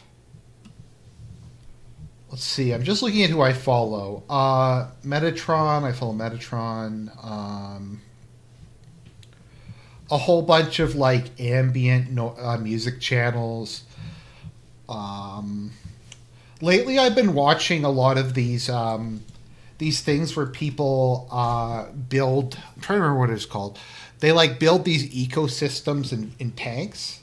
Like they try to build self-sustaining ecosystems. So like there's stuff for the shrimp to eat, and then something eats the shrimp. Yeah, Kino Casino clips. Who else is there? I don't really watch Judge Napolitano normally. I'm just thinking about who else I watch.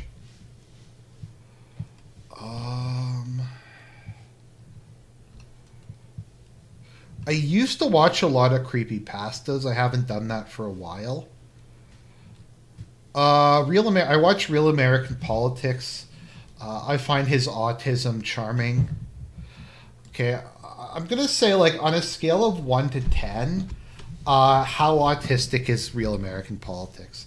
For those of you who follow him, I mean, God bless him. I like him, but he's in my opinion very very autistic.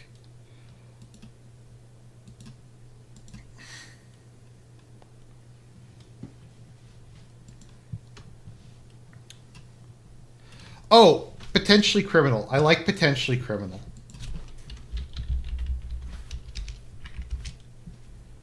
Yeah, I watch Potentially Criminal a lot. Is he the origin of Put the Fries in the Bag? Or was that an existing meme that he just kind of adopted? Let's see. I used to watch a lot of Winter Gaming when he was commentating StarCraft matches.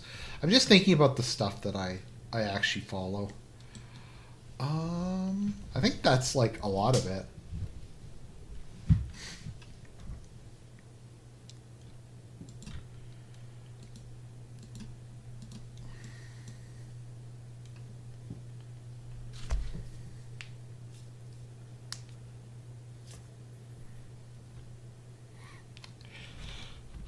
Yeah, like, so my issue with regards to a lot of creepypasta is, and I wanted to do a video on this, but I just never got around to it.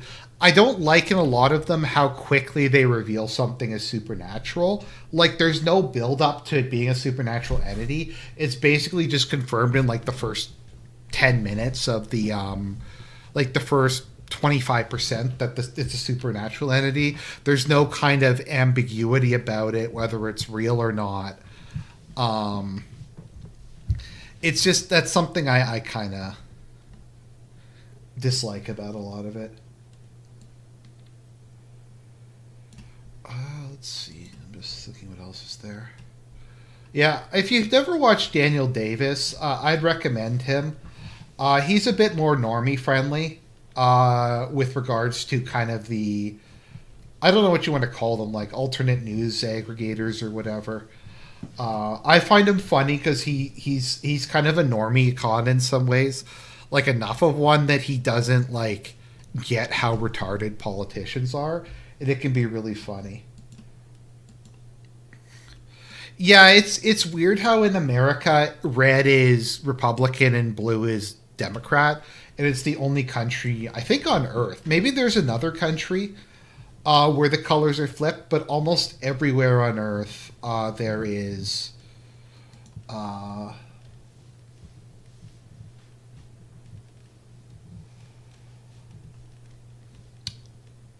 red is left wing and blue is right wing. I'm just looking at what else. Oh, Lotus Eaters. If you guys haven't watched Lotus Eaters, it's really good. Sargon's network. Sargon's gone like has finished his redemption arc, and now he produces like really good stuff. I'm just looking what else do I watch. Videos on like tank engineering. I don't know. The point is, I don't watch really any other than Kino Casino. I don't watch a ton of commentary stuff. The fish tank stuff is really cool. Some of those things.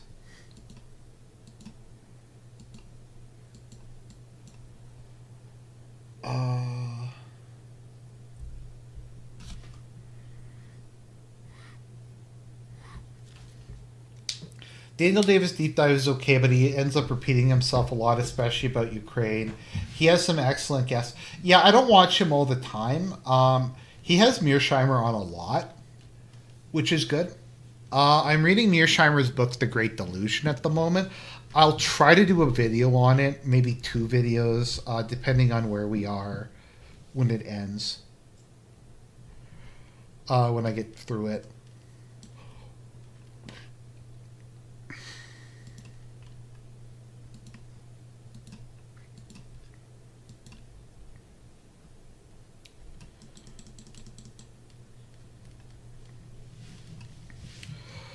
No, but I've really kind of gotten into like ambient music, like the horror theme, like stuff like Dead Gods or cosmic horror or like cyberpunk with rain and stuff like that.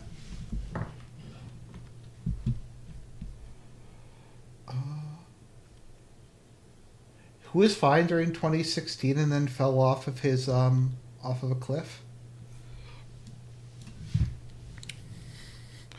Okay, so according to Sharista, it's looking like it's going good. So I'm not the biggest McGregor fan. I just feel like he's one of the people who's just very sensationalist.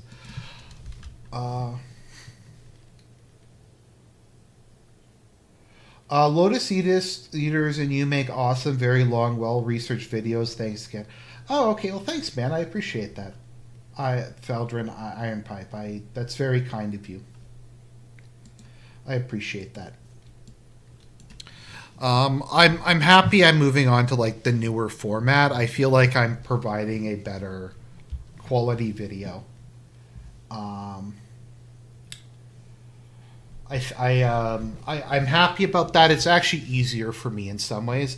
What's nice is I don't really use AI to write it, but sometimes it can be useful to just have it do summaries or like what are some points for this or something like that.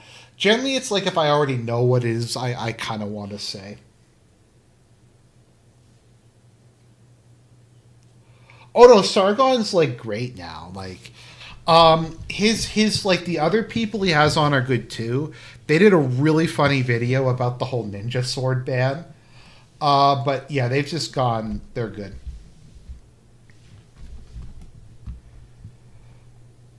No, I just find like Colonel McGregor is always like, this thing is gonna happen. This like, oh yeah, military summary channel. I find Dima a little hard to understand. History Legends is good. Yeah, History Legends is good. I think what happened with Sargon is he took the dad pill. When his son Alexander was born, I feel like he became a lot more based. But he's really like cleaned up. Lotus Eaters is good. Let's see here. Who was it who said they read? Rooster God. So you read How States Think? That's good. I actually really enjoyed.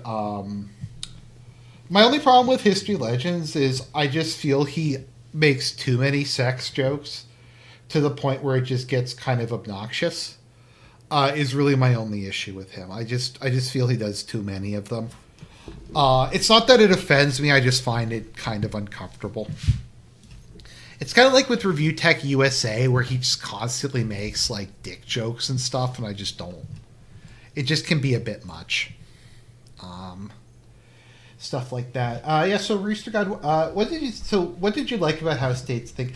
I actually really liked it, as I said, from like a process standpoint. For those of you who aren't aware, maybe I'll throw the video down.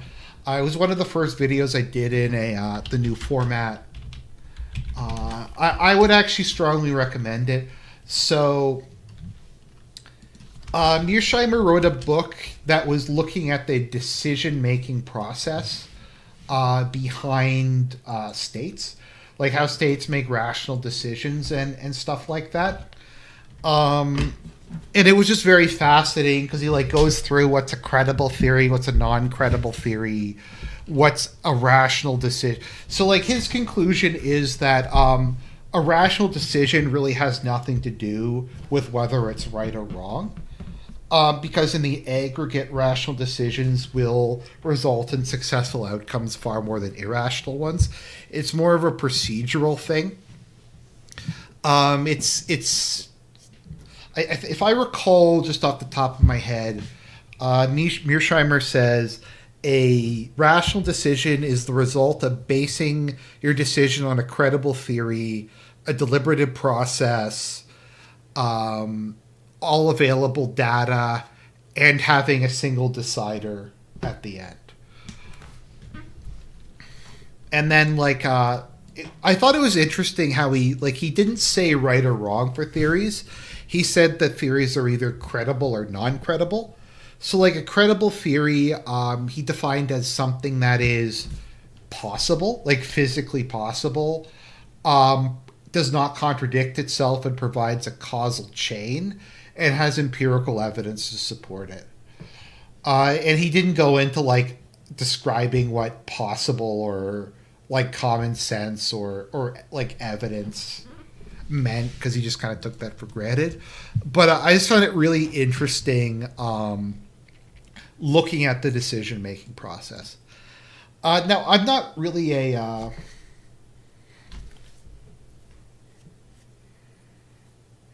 My only issue with how states think was I think he should have gone into how he defined survival of a state. For instance, he mentions the Third Reich's decision to fight to the end was irrational. Yeah, I'm not actually a realist. I have more in common with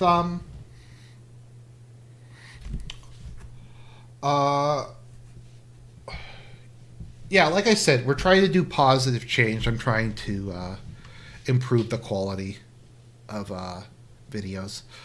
I disagree with a lot of aspects of, like, I think realists have a lot of things right. I tend to think, though, that, like, the security dilemma isn't quite as bad as they think it is. I think you can resolve the security dilemma by cooperation, by being open with other countries, trying to pursue a good relationship with them. I do think that liberals are somewhat right when they talk about, like, economic interdependence and the global structure helping to reduce conflict between countries. International organizations like the UN or NATO or whatever don't necessarily have an enforcement measure of their own, but the reputational loss of going against, like, global opinion or not following your treaties or stuff like that, I think is important. And I think taking shortcuts and making taking shortcuts and just making cynical one-off decisions is often does more harm than good in the long term, because it makes you a target, it makes you a untrustworthy. I kind of think that like you're I think, and this is the same for like you as a individual and also as a state. Ultimately, your word is all you have, and if you're a country that's known to be reliable, like you keep your agreements, you don't snake people, you don't deceive people. That doesn't mean you're pacifist. It doesn't mean that you're not strong. But then other countries, I think, are willing to trust you and they're willing to give you better deals and give you the benefit of the doubt when they might not otherwise. So that's kind of how I feel about it.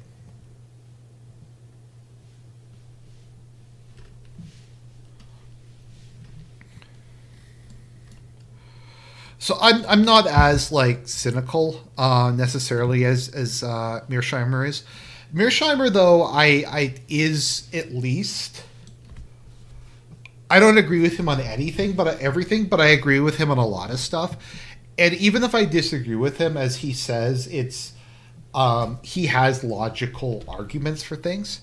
Like in how states think, he says that like international liberalism. Liberal internationalism is a credible theory. He disagrees with it, but it's logically coherent. It's just he thinks that it's wrong. Which is, once again, I think that's an interesting way of viewing the world in terms of credible and non-credible theories. So we have more and more coming in from the East Coast. We have a couple more writings called. Once again, we'll have to see. I'm not sure what number the Conservatives need to reach on the East Coast. We're currently at what Sharista said the Conservatives would need to get. Let's see what he is posting.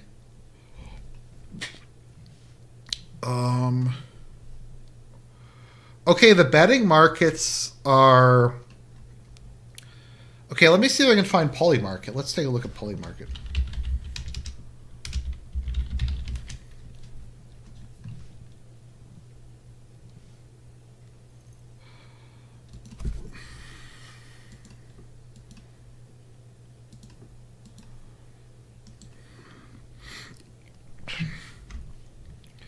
Okay.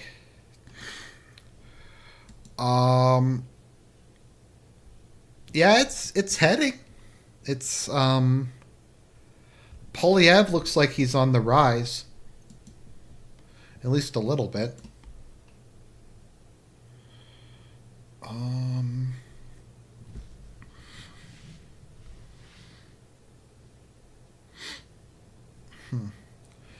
Currently has the liberals as a minority.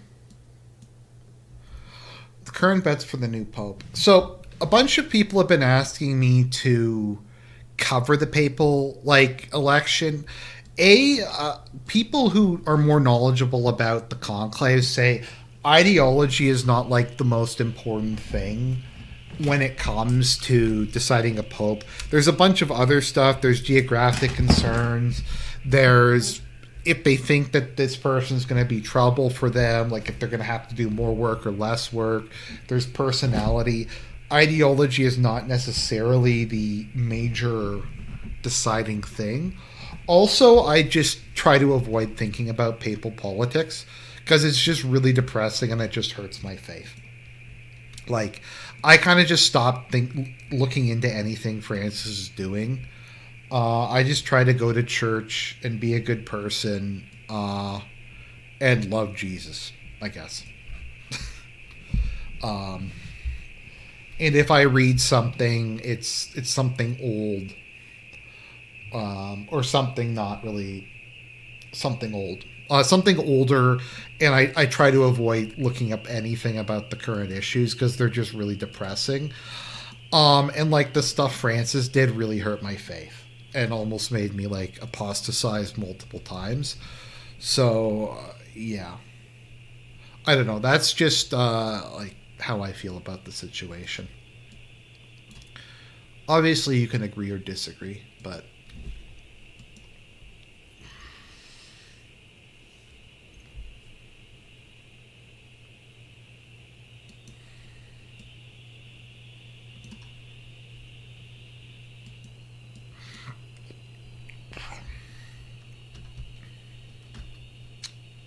I guess it's also there's just so many things. Like it's just one thing too many. If I also get on with if I go into that as well. Let's see here. Okay, I'm just gonna grab a drink of water. I'll be back in like a minute.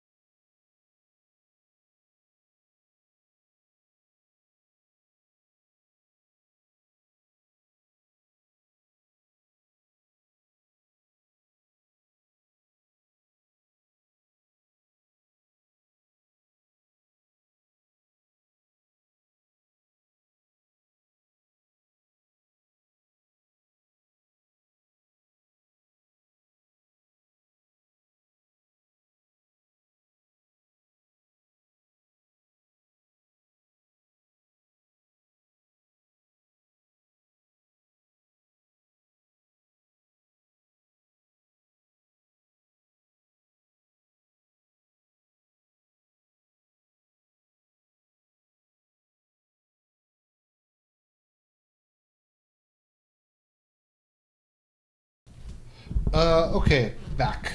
I don't hear any noise. There's a noise? I don't know. Anyways.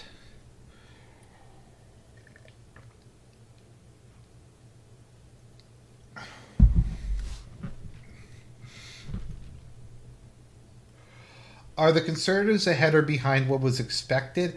I think that it's going on. I think it's, yeah. Will the Vancouver truck attack affect the election much, and if so, in what way? I'm not sure.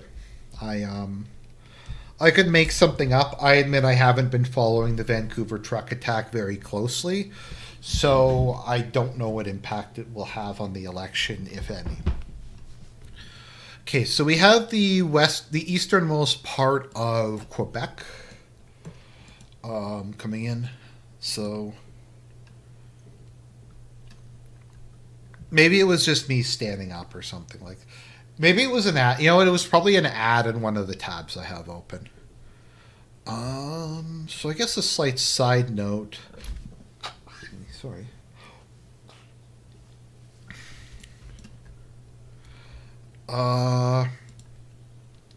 So I got the Lunar collection. I got the Lunar remaster collection, so I've been playing that on Switch. I've been having a lot of fun with that, actually. That was something I always wanted to play. I don't know, I just saw like some of the cutscenes for it on YouTube when I was a kid, and I thought it looked really neat, so I'm enjoying that quite a bit. I started playing Sonic Frontiers on PC. I'm having a lot of fun with it, actually. I think I'm kind of surprised it took that long to make an open world Sonic game, but I'm enjoying it quite a bit. I need to go back and finish a couple games. Like I need to finish Heart of Chernobyl, and I think that's the main one. I 100%ed Pal World. I got I got all the achievements for it, so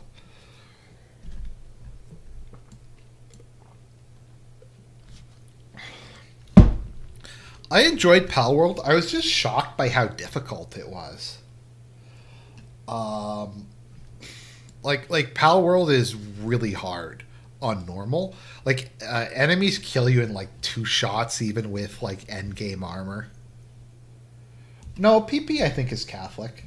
I think he's Catholic, and I think Bernier is too. Kind of.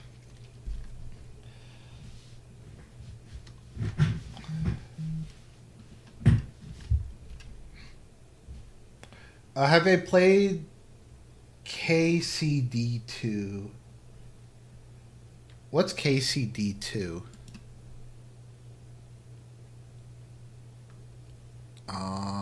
I'm not sure what that is.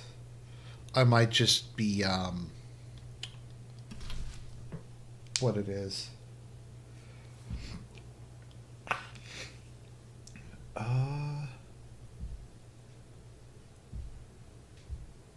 But no, I haven't played a Sonic game in a while, but I'm enjoying it. What happened in Vancouver? I don't know what happened exactly.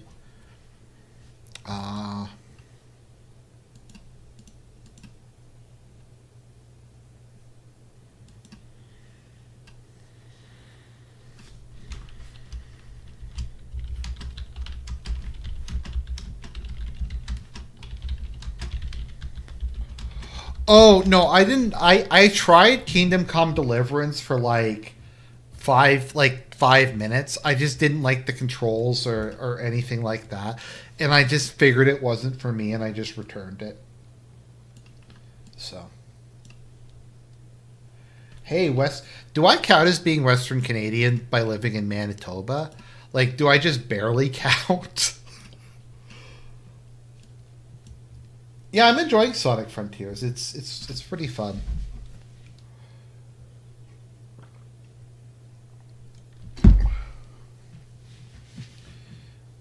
Yeah, but no, I never played Kingdom Come Deliverance 1. It just wasn't really for me. So, what else is there? I play way too much Sins of a Solar Empire 2. If you haven't done Sins of a Solar Empire 2, I'd recommend it. It's really good. I'm enjoying that. I was playing obviously Tempest Rising, which is pretty good. I just hope Tempest Rising does well.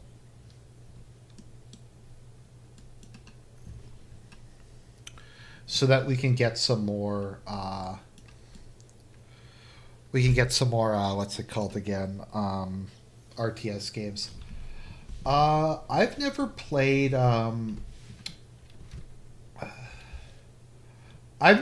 Final Fantasy game. To be honest, I think I played like an hour of Final Fantasy X. I played like an hour of Final Fantasy X, and I played like an hour or two of Final Fantasy Tactics, and that's about it. Last year I got Tactics Ogre Reborn. I just couldn't beat. Like, I'm stuck on the last level in it, and I just kind of gave up.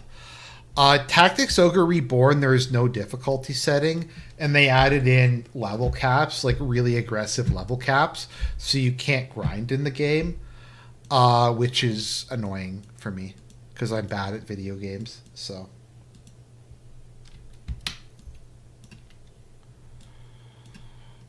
Let's see what Sharista is saying.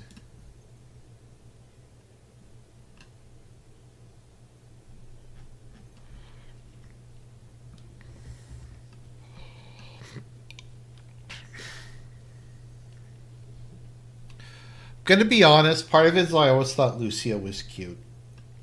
So sue me.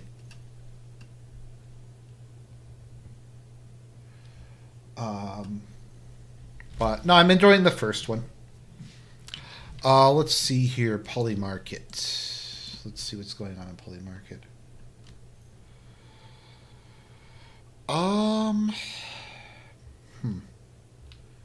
Okay, let's see here. It's going back and forth. You need to find yourself a beautiful Métis woman to marry. Yeah, probably.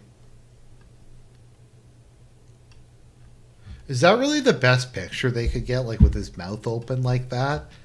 This looks kind of like a goof.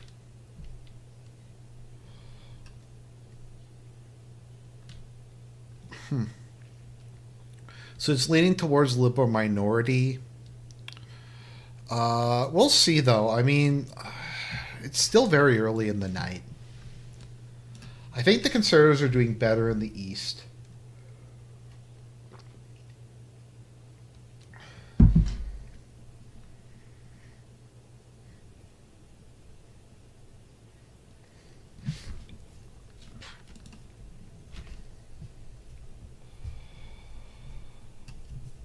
I don't know. I like, as far as RPGs go, I was always more into Fire Emblem. Like, I played, I think since Fire Emblem 6, I played every game except for Shadow Dragon and Shadow Dragon 2. I just didn't really like either of them. But I played all the other ones. I like Tales of Symphonia a lot. Bane Katos. If you've never played Bane Katos came out in on Steam. There's like an HD version of both games. It's kind of sad that we never had another game. Yes, Métis are Canadian version of Mestizo. Most of them are just white nowadays, but yeah, they were the offspring of French French settlers and Amerindians. Louis Riel led in a rebellion in Manitoba and tried to establish the Métis ethno-state.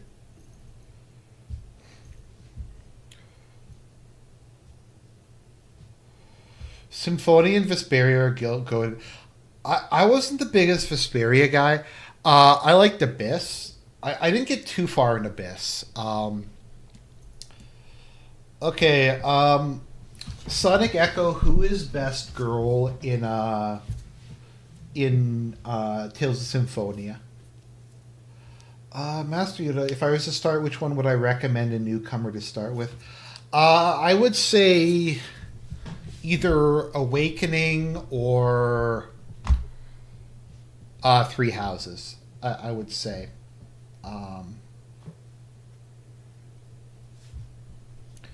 People might disagree with that. Like the first one I played was Fire Emblem 7, which is I still absolutely love. But it's some of the newer ones have a lot of quality of life improvements that might be preferable. Actually, Engage is not a bad one to start with. It's just I don't think a very good game.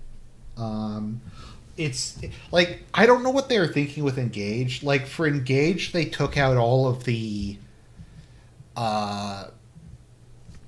romance. Rain, okay, that's a respectable choice. I like Sheena myself, but Rain is a respectable choice.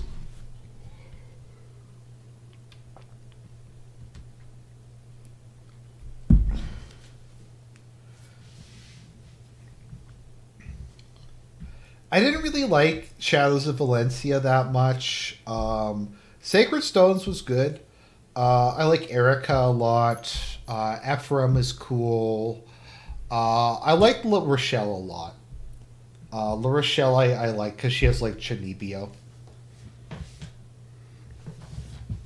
Fire Emblem 7 has like I don't know who the biggest Chad in the series is either Tibarn or Hector, I think.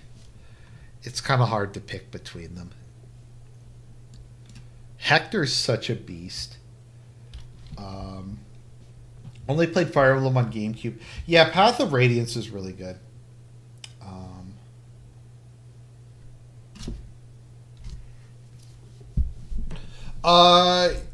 It's the same name. It's just that's not the origin of where it came from. Yeah, so like in Engage, they took out all the romance. So there's no romance anymore in any of the support conversations. And like you have the pact ring, but you don't marry the person you give it to. I don't know why that was all removed. But yeah. Three Houses had a lot of good characters in it. I'm trying to think who my favorites are. I like Ferdinand a lot. I like Ferdinand. Trying to think who else there. I liked Ferdinand. I liked Ingrid a lot. Who else was there? I'm trying to think. Well, my brain's not working very well. Rhea, definitely Rhea. Catherine, I liked a lot. I'm trying to think what other ones there were. Dimitri.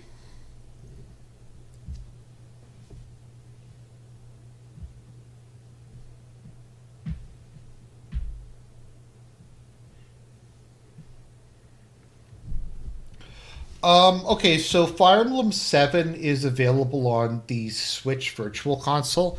Like, if you get the Switch Premium or whatever it is that has all the, the archive of games on it, there's Fire Emblem 7, which is the first one that was... Oh, yeah, Aneta is good. Yeah, Aneta's... I like her, too. Let me see, who else was in Three Houses?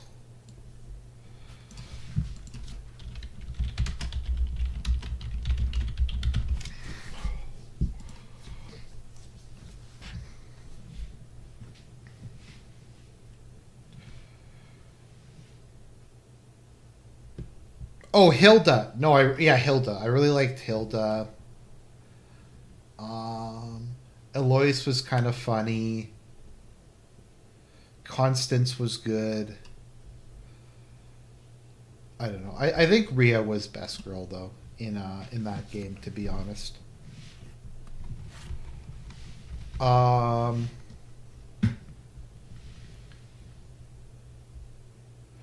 Sorry. So what was I saying? Yeah, on the what's it called? The Switch.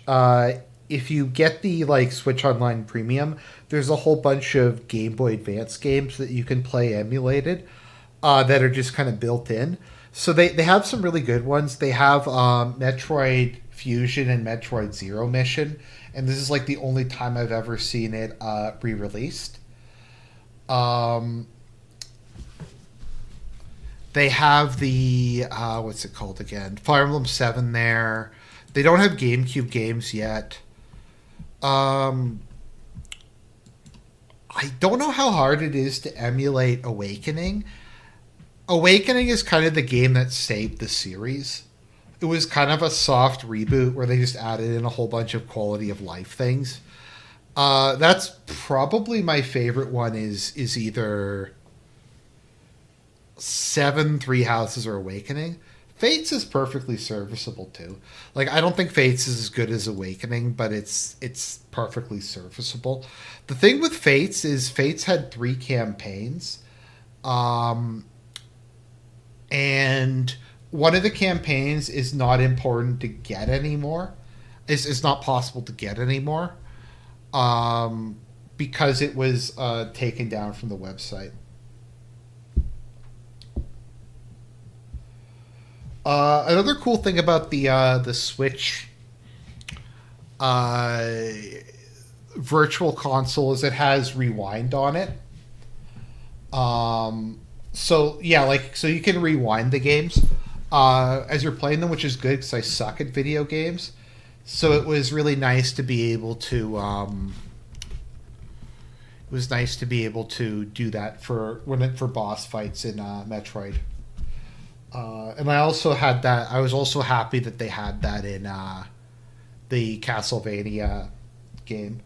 I played Engage. Engage is not very good. Like, it's not horrible, but it's just kind of a massive step back.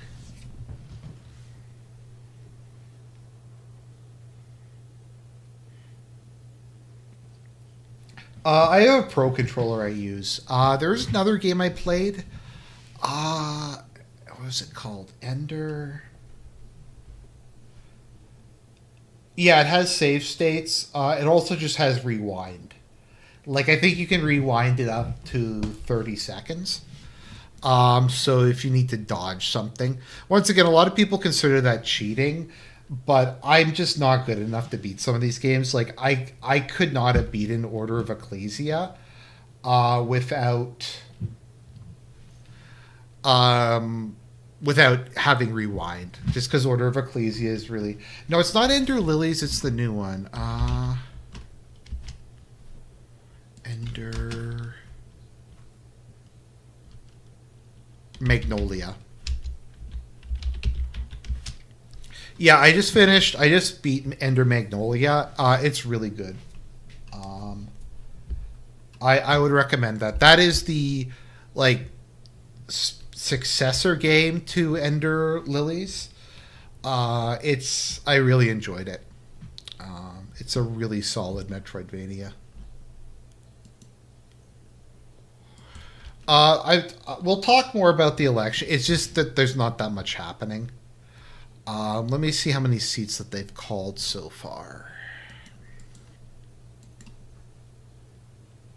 Did Jeb win yet? I'm sure Jeb will win.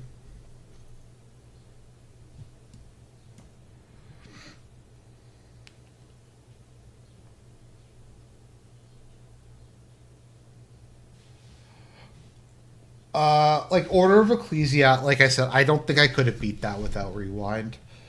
The only one I haven't played is I haven't beaten Harmony of Dissonance yet, just because it's so weird and I just find it very confusing, more than difficulty. Trying to think what the best one is of the 3D Castlevanias. I'm sorry, of the RPG Castlevanias.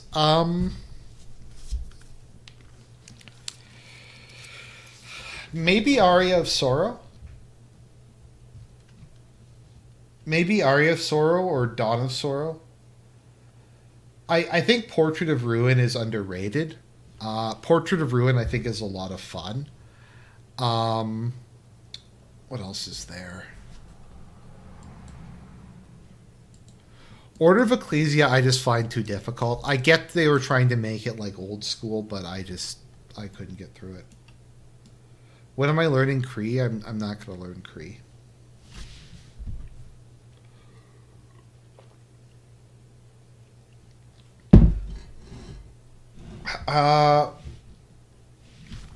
No, I haven't played Lament of Innocence. I'd have to emulate it. I never owned a PlayStation.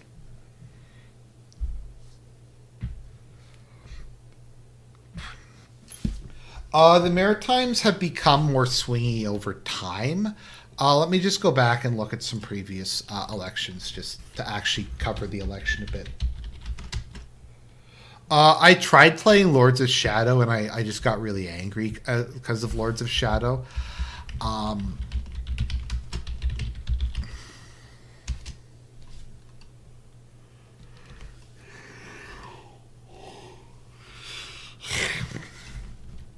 The company that made Marvel Rivals is apparently making a new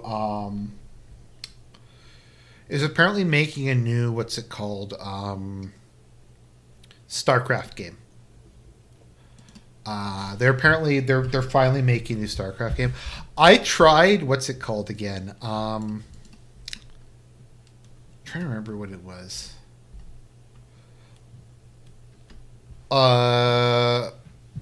Stormgate I thought was terrible.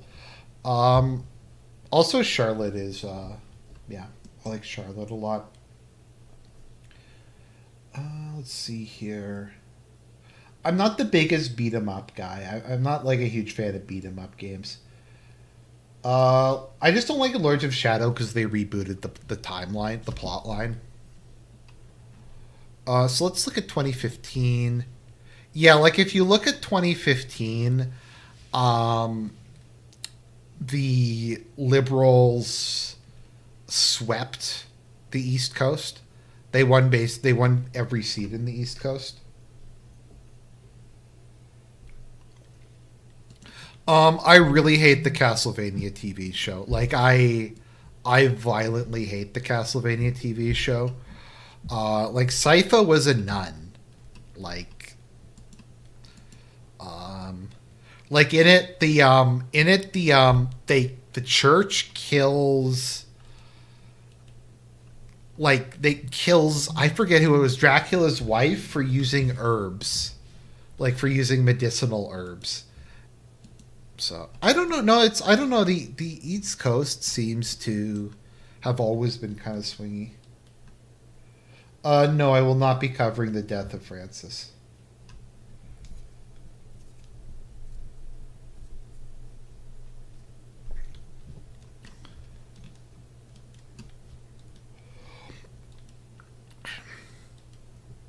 Isn't Alucard gay in the show? Or like bi?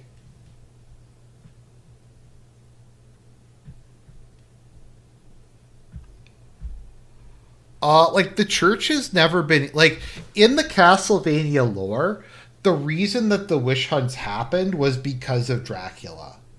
Like Dracula was stirring up. I think Dracula stirred up the witch hunts as a way of killing off the magic users because they could have stood up against him. But like the church had like the Belnades, Hernandez clan, like basically were all sorceresses who served the church for generations.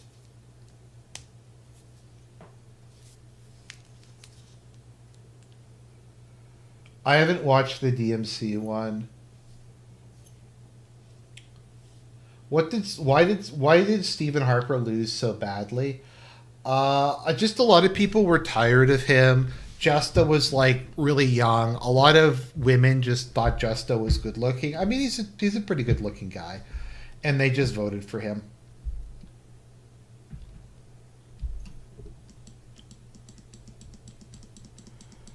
But I don't know. I feel like the Castlevania games were always very respectful of religion. Like the Belmonts were clearly Catholic.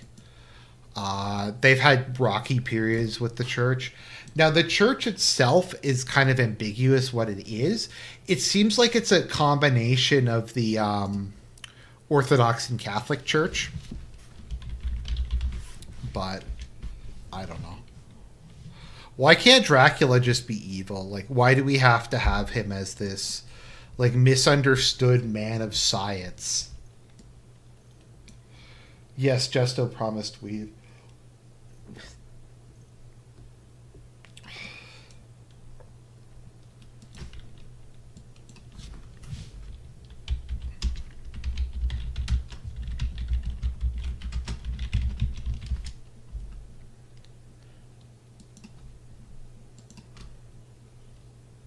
Let me find that awesome Pinochet quote.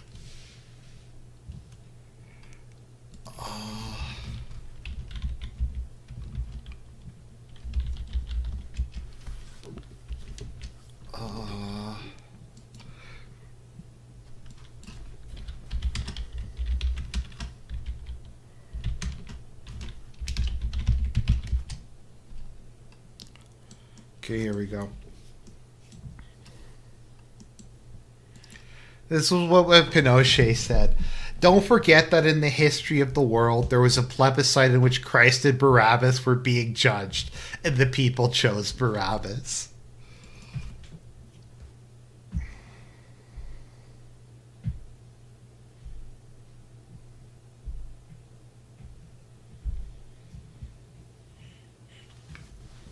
If you haven't seen it, I'd recommend watching Dracula Untold.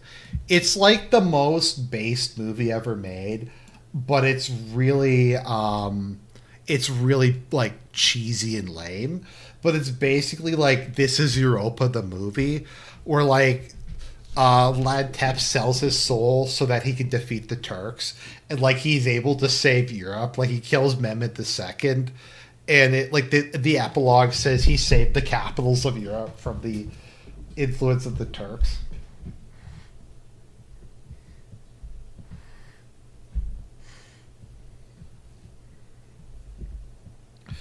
I mean, didn't the Inquisition kill a whole bunch of like priests who molested their like? I feel like a lot of like corrupt priests also got killed by the Inquisition.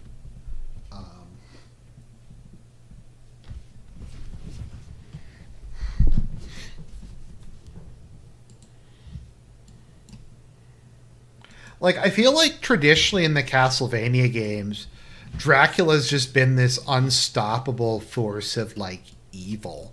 And I kind of thought that actually I kind of thought him not being complex actually made him more interesting, if that makes any sense.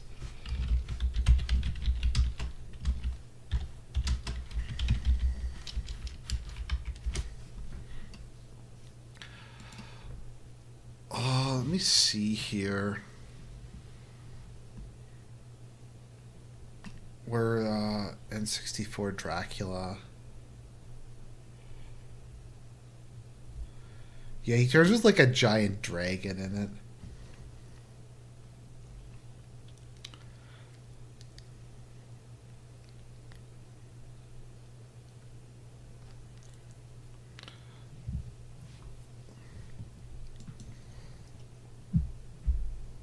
What are the chances of minority government? Very high.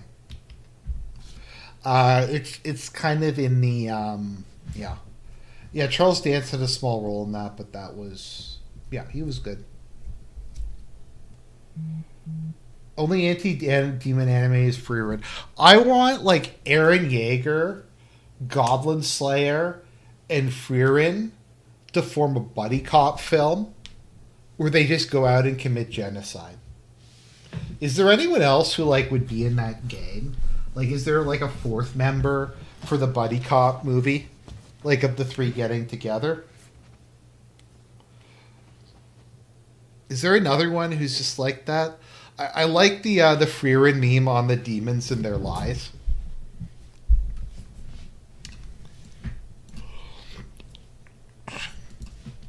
I like to think that Eren Yeager wrote a book, My Attack on Titan, while he was in prison.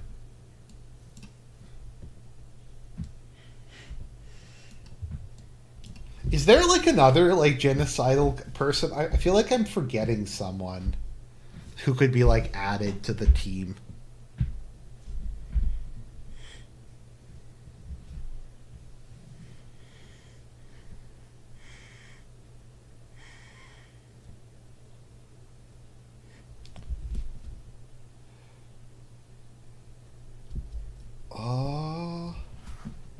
I don't know. Doomguy's not an anime character. Is Dante like? Oh, Guts. Yeah, you could have Guts in. Yeah, Guts could be part of the team. Yeah.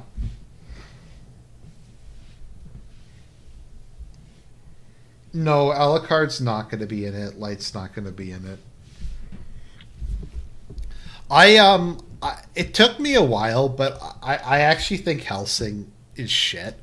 I know people are going to get mad at me over that, but like the aesthetics are cool, but the whole story is garbage. Like there's the pacing is like it goes into the final arc like I guess like a third of the way into the story, and the final arc is like half of the series or more. Like the whole German invasion of London thing, like that didn't make a lot of sense.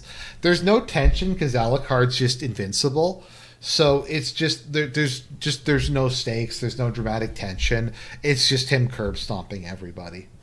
I watched the old Devil May Cry anime. Oh, speaking of that, have any of you guys ever played Beautiful Joe? Beautiful Joe is really fun if you haven't played it.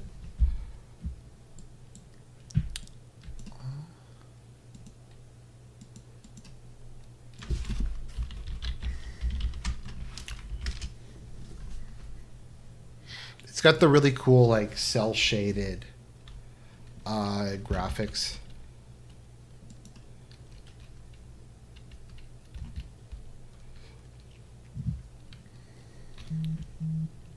Because it's a movie, you have like slow mo and like speed up and zoom in.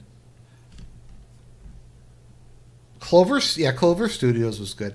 I never got all the way through Okami. It was just too long. Like Okami was just really long, and it was for the Wii. So Beautiful Joe, So Beautiful Joe 1 and 2 are on GameCube and PlayStation 2. There's Beautiful Joe on DS, And then there's Red Hot Rumble, which is like a clone of Smash Bros. For some reason. So.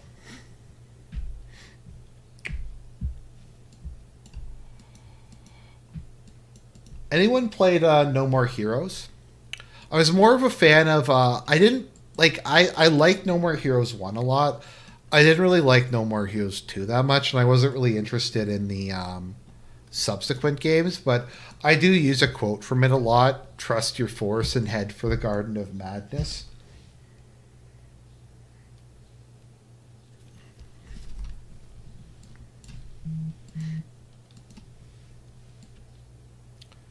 Okay, it's looking like it's close. So we have 26 seats called so far. I'm sorry I'm not talking more about the election. There's just not very much. Yeah, I didn't really like No More Heroes 2 that much, so you're not. I don't think you're missing much. I find it gets kind of Reddit-y after the first one.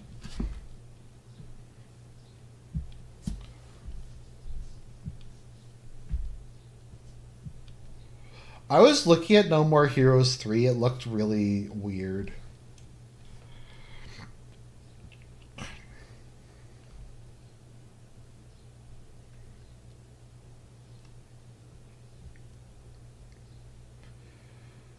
Yeah, you cuck your brother in No More Heroes, which is kind of sad. I don't know. We should have some more coming in at some point.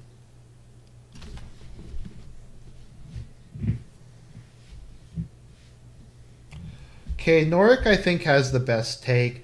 No More Heroes is a very interesting transitional game between the PS2 era of game design and the more stylish soyish millennial Reddit style. I think that's very accurate. I think that is a very good way of putting it. It's kind of like the balance right before like postmodernism got bad, like when you just had a little bit of it in video games.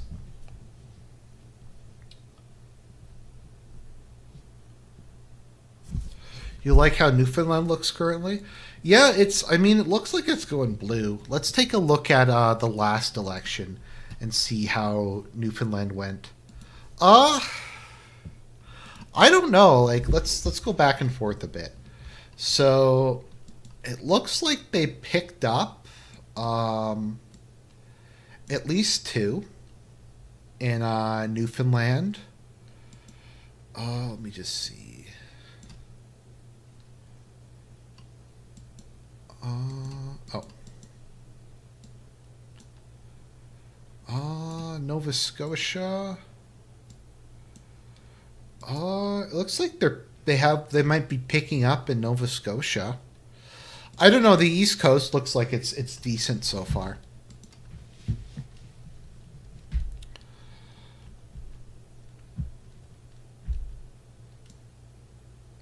So it doesn't look bad at all, to be honest. Who knows? We might get a conservative minority. That would be interesting.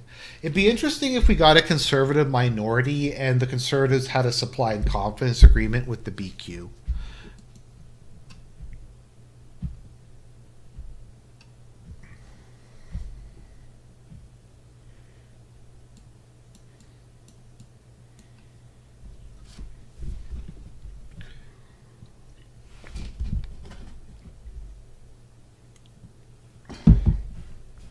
I want to go to Mistaken Point eventually to see all the fossils, some of the oldest macrofossils in the world.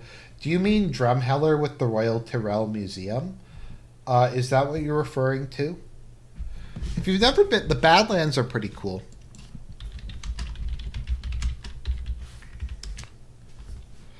Yeah, the Badlands are cool in Alberta.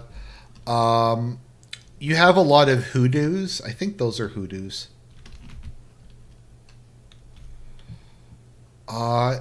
Beautiful part of the country, by the way. It looks a bit like Colorado, but a bit flatter.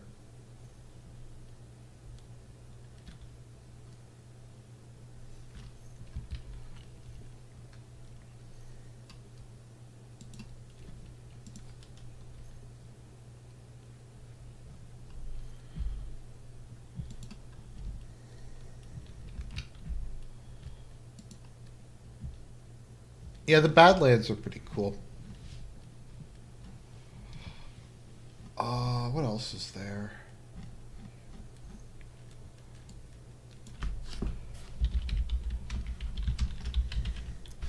It's a cool, yeah, there's a cool place in Canada, in the Rocky Mountains called the Columbia Icefield, which is like the remains of a glacier. And it's kind of cool because you can like walk up it. Yeah. So like when I was out west one time, I went up that. So yeah, you can walk up the ice field. It's the remains of a glacier. I'm trying to remember what's that lake? How are the RGs going so far this year, dude? I have so much I need to do on them. I'm so far behind. The RGs actually take a really long time. Um, there's a lot of stuff I have to sort through if when I'm doing those. Uh,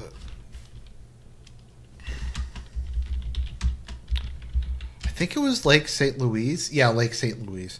So this is often widely considered to be like the single most beautiful place in Canada.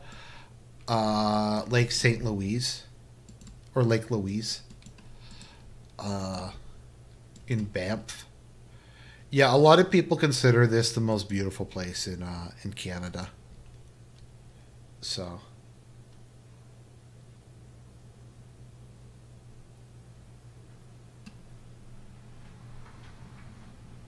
thoughts on paleontology? I don't know. I don't really have any thoughts on paleontology, to be honest.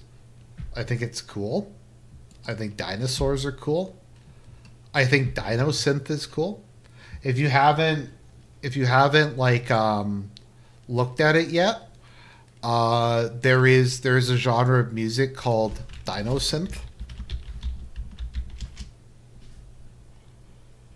Um, you can there is Dinosynth. Um, it's real. I'm not going to put it on because I'll get strike. I'll get a strike for it. But there is a genre of music called Dinosynth, which is like the Chad. That's what the Chads listen to. Let's see. Abstract says, malign. Like, oh yeah, I see what you mean.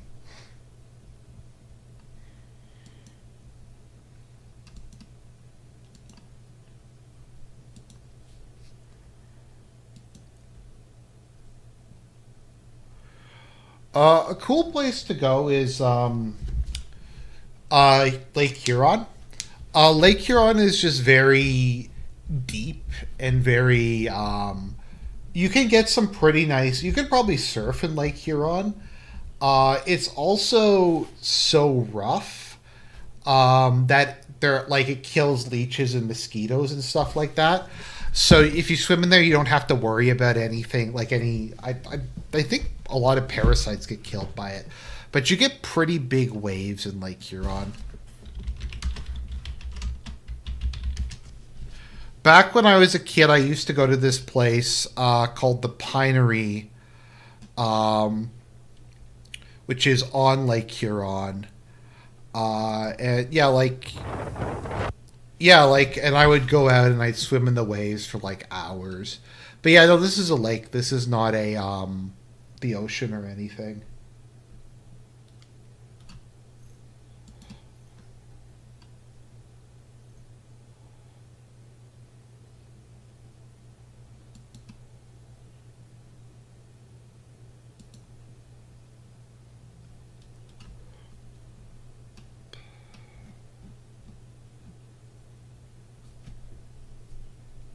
Did I ever watch the Red Green Show? Yes, I quote the Red Green Show a lot. IRL. If the women don't find you handsome, they can at least find you handy, and keep your stick on the ice. Is what I remember from the Red Green Show. Okay, what are people's favorite dinosaurs? Apparently, Spinosaurus doesn't look like what I thought it looked like. Okay. Long.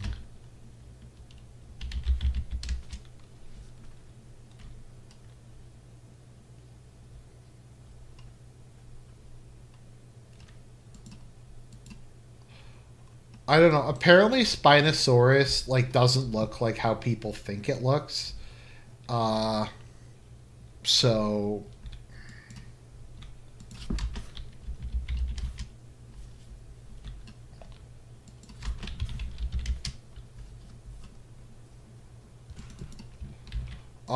Baryonyx, is that what it's called? I like Baryonyx a lot. I think it looks pretty cool. Um, with its like really long face.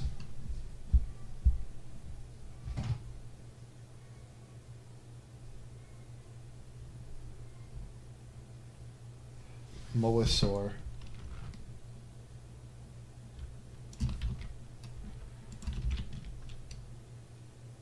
Oh yeah, that's a cool one.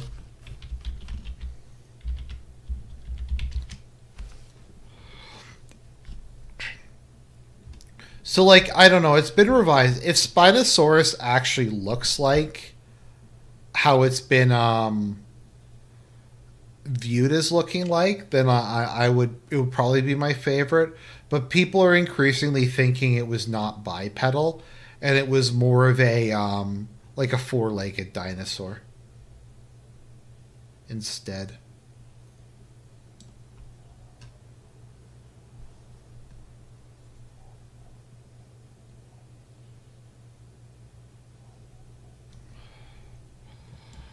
What was it again?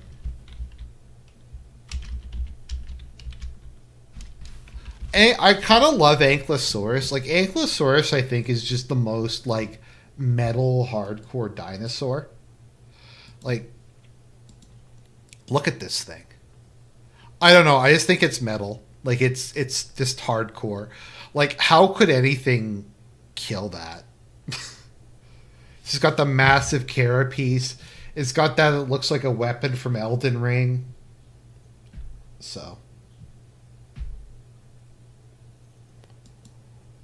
Okay, let's see here. Just waiting for the Quebec results to start coming in.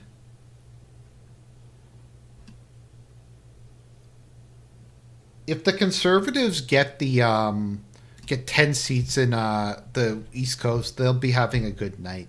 That's for sure.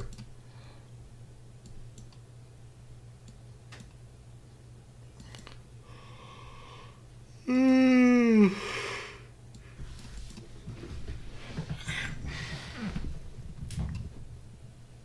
don't know.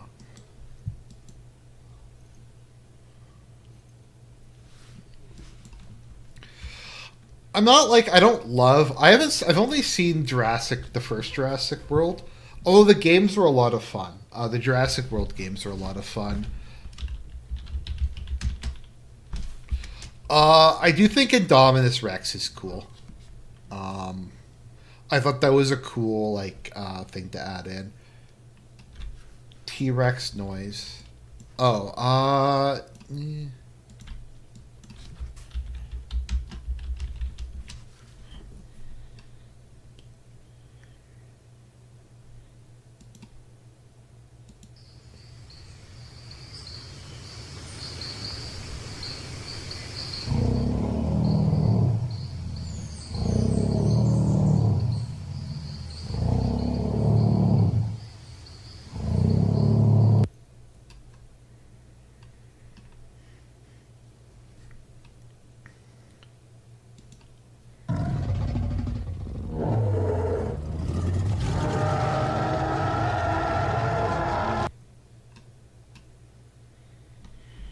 no, I'm not moving to Brampton.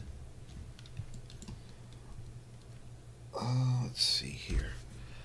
Sorry if I'm not talking enough about the election, but like I said, I'm just waiting like for something for the Quebec and Ontario results to start coming in. That's when we'll really be able to say a bit more about that. Plus, like, honestly, dinosaurs are more interesting than Canadian politics. Let's be honest.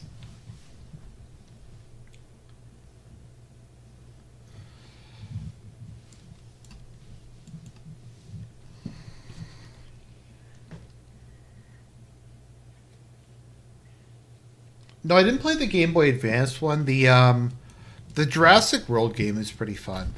The second, because I think they got Jeff Goldblum to come back for Jurassic World 2.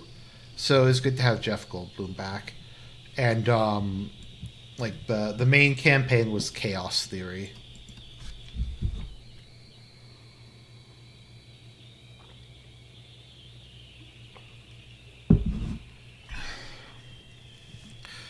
My hope was that when Scotland was led by a Pakistani and England was led by a Indian, that we would have a war between Scotland and England over the status of Punjab. That is like what my dream was, but that didn't wind up happening, unfortunately.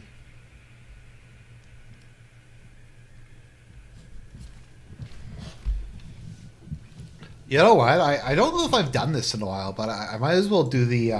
So this is the Canadian Indian accent. You're a guy. Holy shit, guy! Can you bum me off a spliff? I'll pay you back, guy. I promise. You're a guy. You gotta be chill.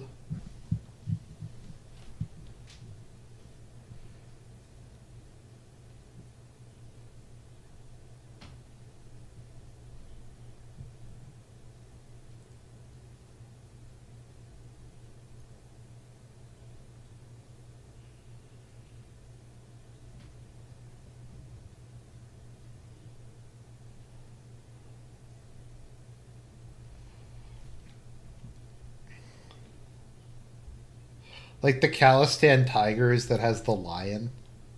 That kind of thing.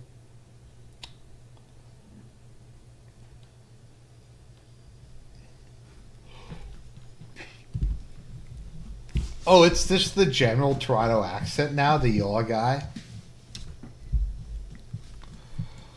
Yaw guy, don't freak, we're Sikh guy, we aren't Muslims. We're based. Best civic nationalism.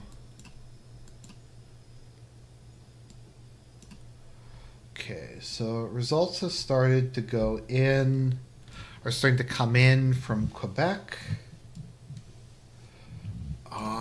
Let's see here. You know what? Fuck it. If this gets the thing demonetized, I don't care. We're putting on some Dino Synth.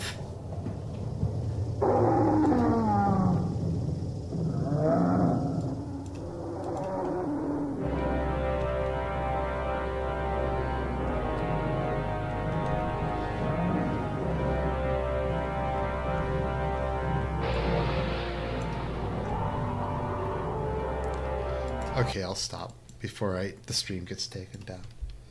But Dino Synth.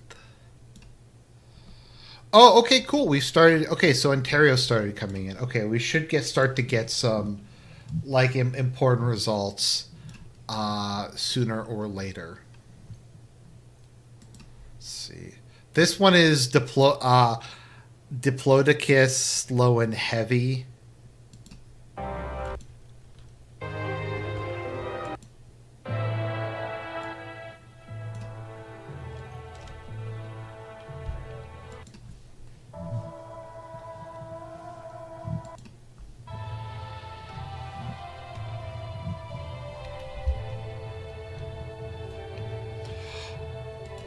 Abstract, I think they count the advance votes ahead of time, and they release them close to after it stops.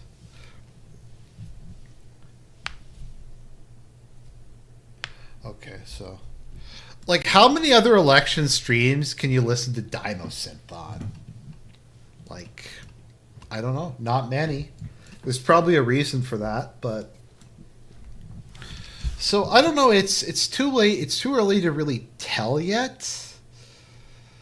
Let me just flick... Does it say on this, like, who won last time? Is that the... I'm just trying to see... Oh, it does say the incumbent. Okay.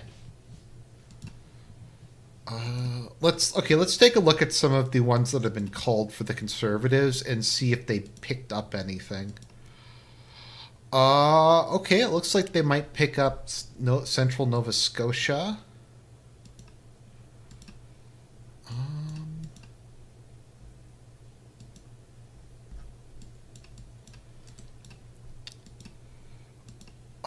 Looks like they picked up Terra Nova. That's a cool name for a electoral district.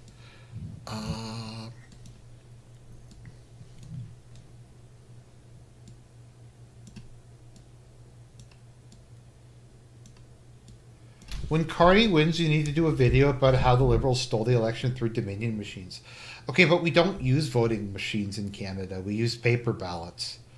We use paper ballots and they're hand counted. I worked the what was it? Was it the 2011 election? I think it was the 2011 election. I worked at a poll, and yeah, you just count the paper ballots. Like here, like this is how simple they are. Ballots Canada. This is what a Canadian ballot looks like. Like that is the ballots that we have in Canada. It's like there's black separating them. You just have to mark the thing. There's none of like that nonsense like butterfly ballots. Or stuff like that.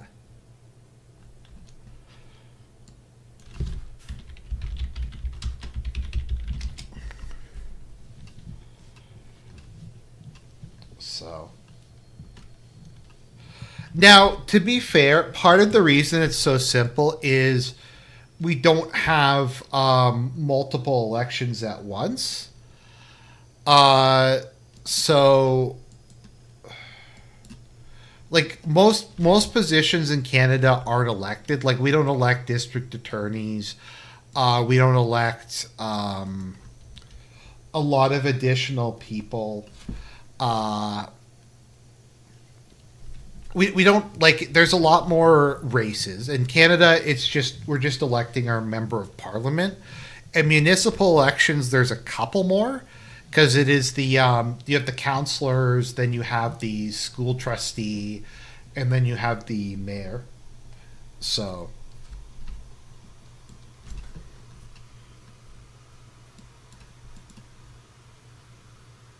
yes, they have pens. Sorry, pencils.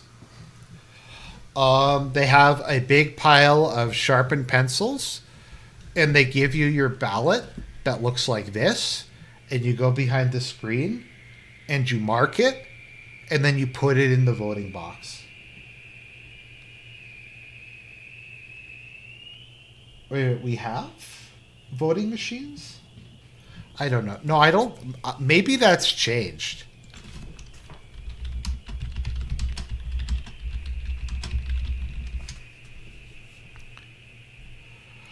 No, Elections Canada does not use.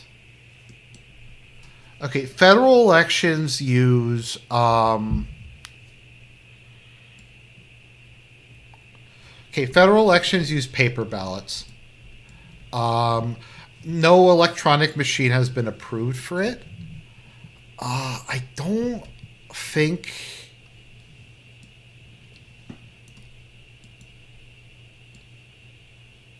I don't know. I don't know if any province has used that.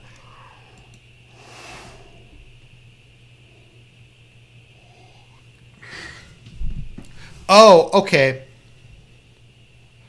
Oh, okay. Ontario did. Okay, so Ontario did it in 2016. Okay.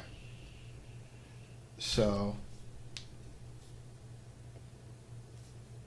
okay, so you were correct, Rudy. Um, okay, you are correct. It just isn't used in federal elections, and I think Ontario went back to. Um, I don't know if they're still doing electronic voting or not. I don't really get like why. I don't know. It's just to me like we had a when I was working a poll, we had all the ballots count in like an hour, like 2 hours. It's pretty easy. You just tally them, and then another person double checks. Like we had no spoiled ballots because it's hard to fuck this up. Um, like I'm sure some people do fuck this up, but it's hard to. I don't think you can unless you're either like mentally deficient or this time we used paper in Ontario. I wasn't in Ontario in the last election, so I don't know what they're doing there at the moment. But yeah, federally it's a paper ballot. They asked to see my ID though, and that was very traumatic. They're like, "Show us your ID," and then I showed them my driver's license. And they're like, "Oh, okay, you're on the voter rolls. Here's the paper." So, but like, I get that it's a little harder in the U.S. because there's so many different like votes you're doing that you almost kind of need a scantron. But I don't get why it takes so long. Like, didn't it take Nevada like in 2020 like 3 weeks to count all of the ballots? Okay, so we have a lot coming in now, so we're gonna get back to the election. Okay. So, okay, so we have stuff coming in. Let's take a look at what Polymarket is saying. Okay. It is not moving. It is not moving at all. Let's see, Canadian election. Let's see what people are betting. I mean, Polyev is gone up a bit. Okay, let's go through and start to look at some ridings.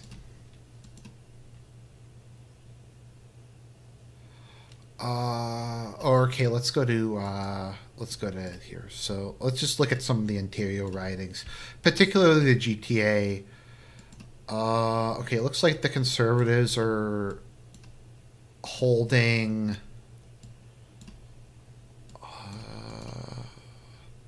Most of the ones that they already got. Just seeing if the Liberals have picked up anything yet, or if it looks like it's about the same. I think that they're probably just going to call some of these because they're safe districts.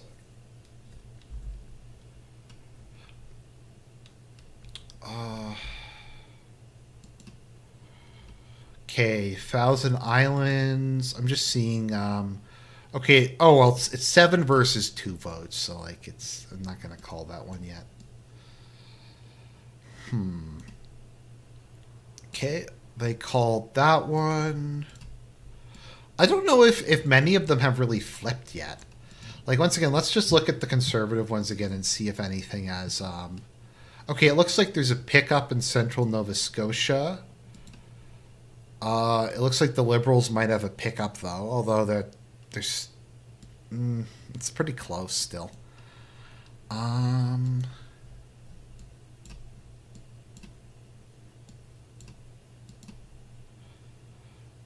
Conservative pickup there.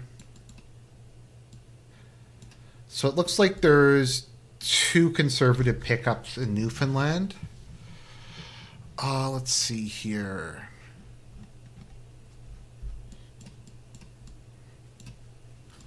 Oh wow, they're really coming in quick. Okay, so let's see. I'm just seeing if the BQ.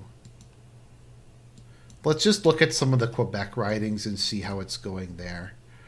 Because the BQ might decide what performance might decide this election.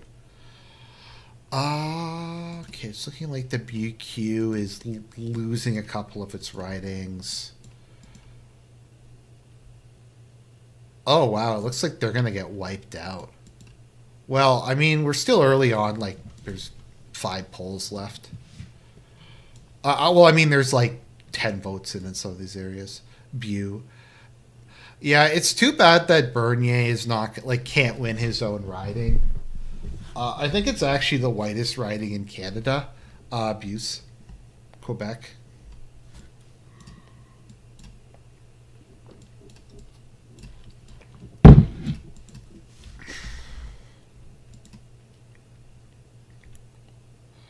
Oh, okay. So the Liberals are picking up.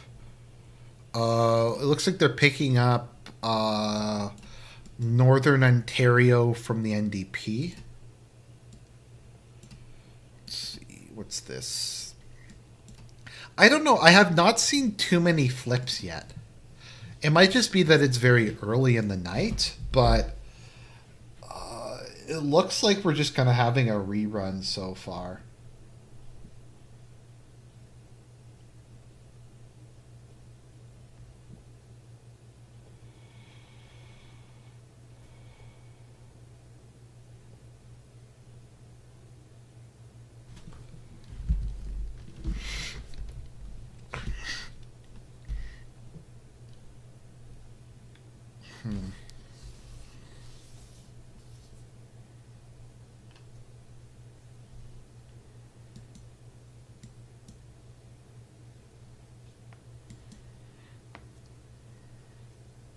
Oh, maybe it isn't anymore.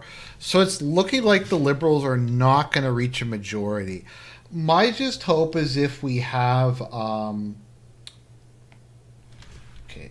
fine. We'll look at this dinosaur that he wants me to bring up. The buzzsaw shark. What the heck is that thing? Okay, that's creeping me out. So my hope is if the Liberals win, they don't win by enough to be able to form a coalition with the NDP. Because I feel like that is the worst scenario. Is a NDP election. Oh, let's see here. A liberal NDP coalition. A lot of these are like they should just not put them in. I feel like they should even put them up until there's at least like a couple hundred votes. Maybe that's just not like exciting enough, but I don't know.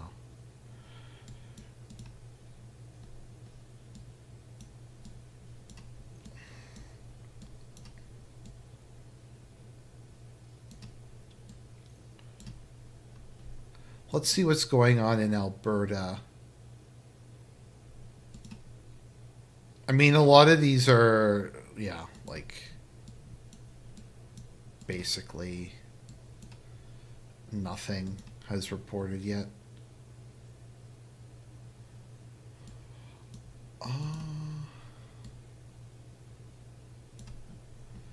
Let's see how Winnipeg's going.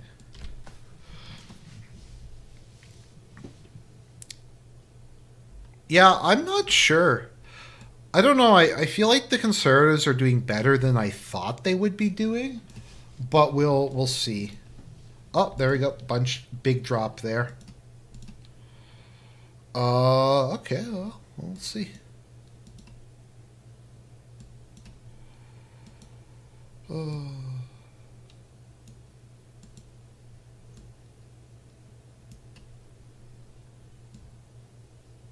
No, I don't bet money on elections. I don't bet money in general. I don't like buy lottery tickets or anything. I guess I put some money in gotcha games over the years, but well, nothing like what Phil's done. But yeah, I don't generally bet on things like these. Who will Thornhill vote for? Probably can. I don't know. The Jewish vote in Canada is weird. It swings around a lot. Yeah, if my riding winds up being close, which it won't, but if it winds up being close, we'll see.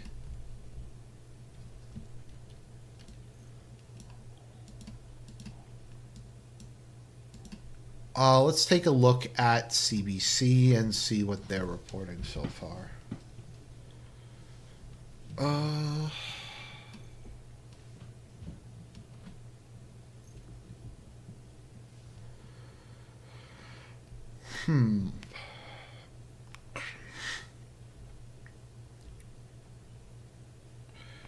Yeah, like a lot of these are like 80 seats or votes or whatever.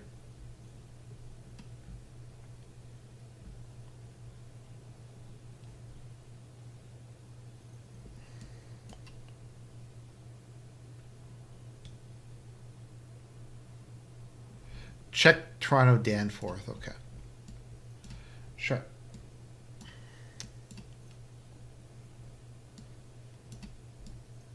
I need to play gotcha games on stream. That sounds like a good idea, and spend like hundreds of thousands of dollars on them.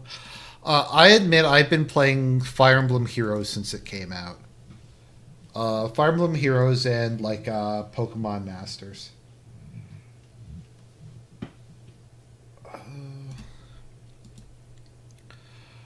I'm trying to remember what Danforth is.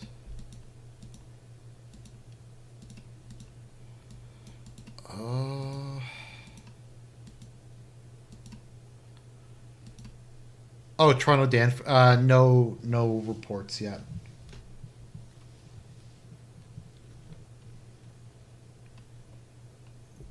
That's not Toronto.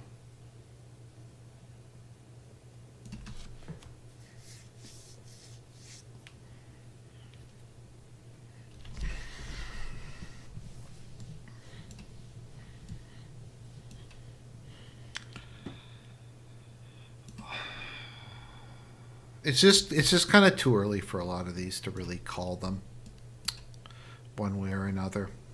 Let's say what Shuraist is saying.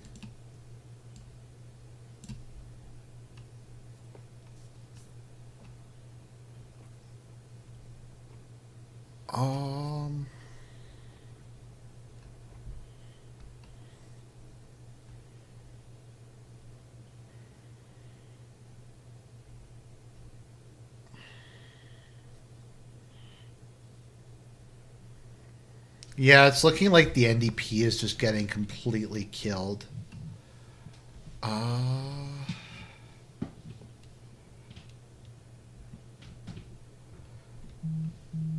Polymarket. Oh, right, that was last time. Let's see.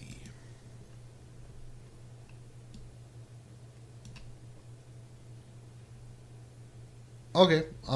Thank you for enjoying this adventure too. I was happy to be able to share that with everybody. Will they pick up seats in Edmonton? That's a question.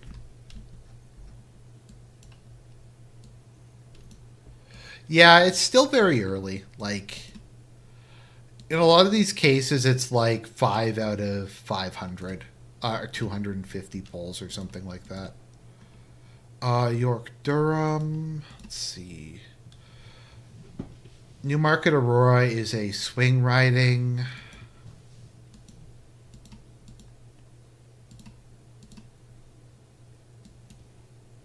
Markham Stouffville. I don't know. It's once again, it's hard to tell. The Conservatives look like they're having a better night than I thought they were. I don't know if I'm going to go to.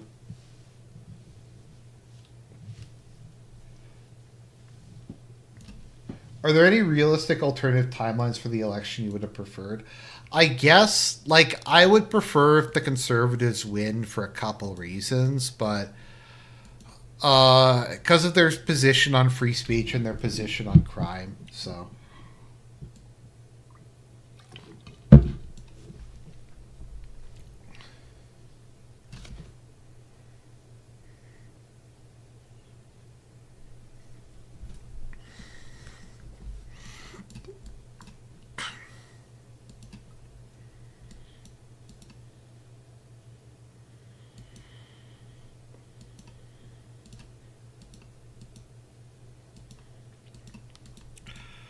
Yeah, Danforth is gonna go like. I'm surprised they haven't called it yet. Oh, I'm retarded. It's okay for not. Okay, it does say previously what it was.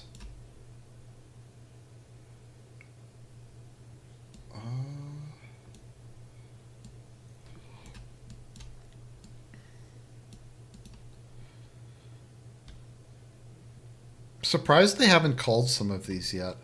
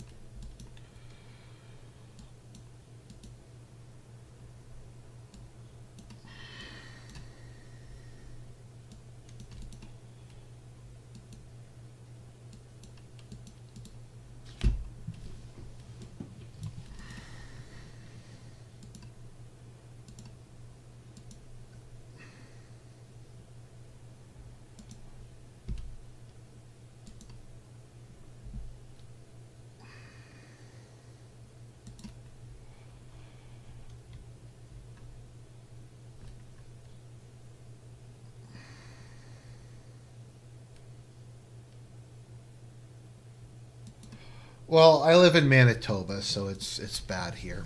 It's really bad here. Okay. Let's see here. How the hell did they call one in Saskatchewan already? 'Cause it's rural. It's well, I mean, look at it. Like it's 82%, so that's probably why. Okay, let's see here. Bob John, I've been meaning to have a poll. Like, what is your deal? Like, is Bob John a troll? Is Bob John schizophrenic? Is Bob John smoking like too much weed? And just like try to come up with it and try to guess. Oh no, Manitoba is 100% cheated. No, like there's days. Yeah, no, it's 100%.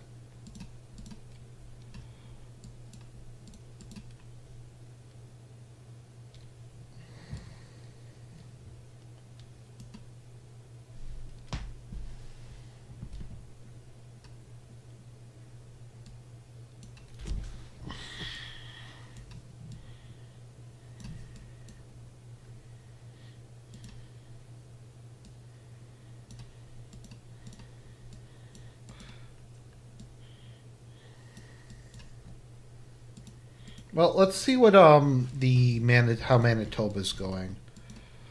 Well, it looks like the Conservatives might win every seat outside of Winnipeg. They probably won't win the far north, though.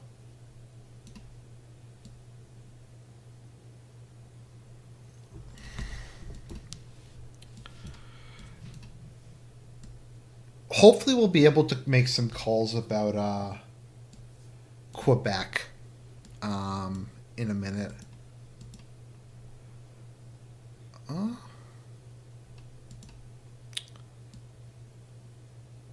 I don't know. It's looking like the Conservatives might do some pickups. So hopefully, okay. So maybe the best outcome that we can hope for is that the Liberals get a minority, but the NDP doesn't have enough seats to coalition with them. I think that wouldn't be a bad outcome, and then we can have like another election in a year or two. So I think that would be the best outcome, which might happen because the NDP is getting killed. So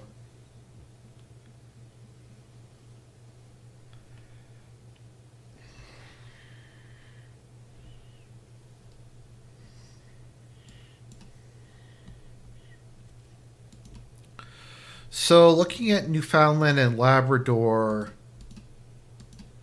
the Conservatives picked up 2 seats there, so that's quite a bit actually. Let's see here. I'm just looking at Nova Scotia. Oh, okay. The Conservatives might pick up 1 there. I'm just seeing if the Liberals picked up any here. Sydney. Oh, okay. The Conservatives lost one. So it looks like the Conservatives are basically tied in Nova Scotia. They gained one and lost one. Let's see here. Let's look at Nova Scotia. Let's look at New Brunswick. I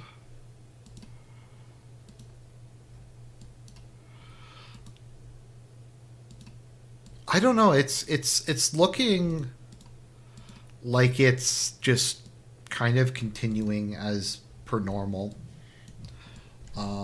So I guess the Conservatives picked up like a net 2 seats, maybe in the East Coast. So that's something. That's something.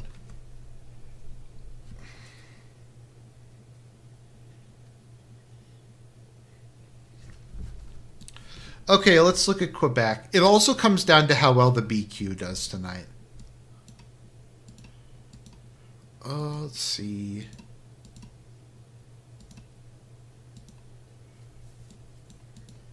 Okay, it looks like the Conservatives are. Oh, they might pick up. No, that's way too early to say that for sure. Let's look at the GTA. Let's go to the GTA action cam. York Durham.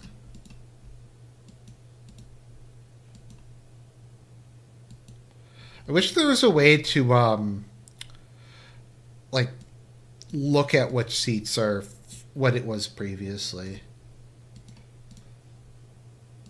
Okay.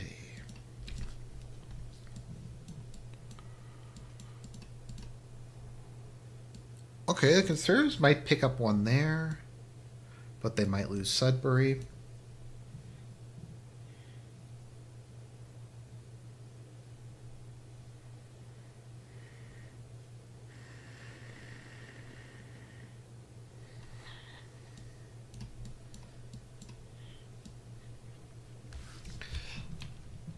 Let's take a look at let's go to the Alberta action cam. I think there's a couple NDP seats left in Alberta that might need to flip, that they might be able to flip. I think maybe in the urban areas. I'm not sure how close those are though. I'm just looking at Saskatchewan. Okay, it looks like it's holding.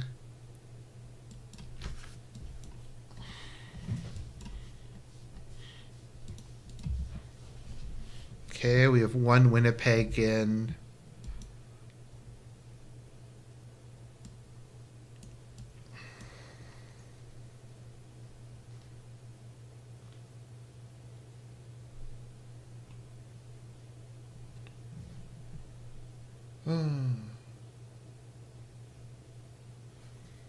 No, there is an old map. It's I don't know if you can tell, but it says here previously, which is what I'm going through. It says previously who held the riding.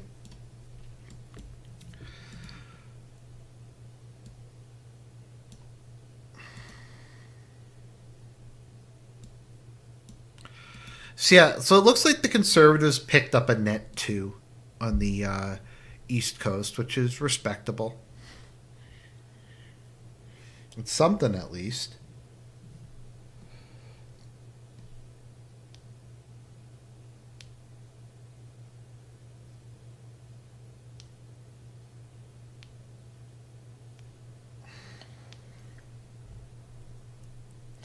Let's take a look at CBC and see if they've called anything else yet.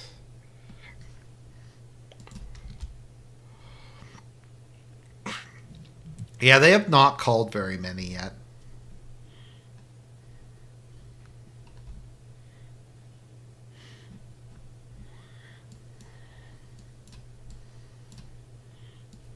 Oh, they've started reporting in BC.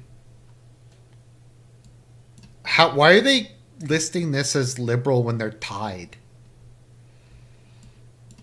That's kind of weird.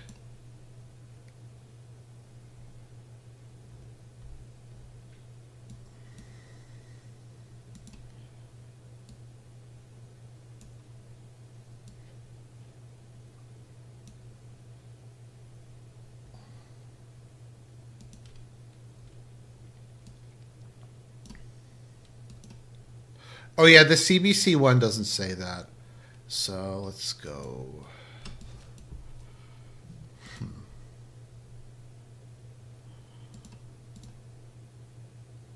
I don't know. Just a lot of these are too early.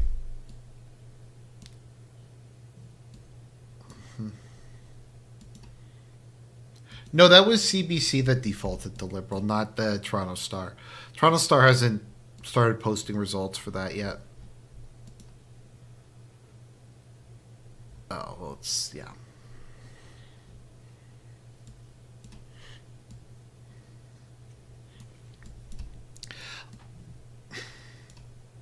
I don't know. The Liberals don't really have any more areas. I don't think they have any more strong areas that are going to come in for them.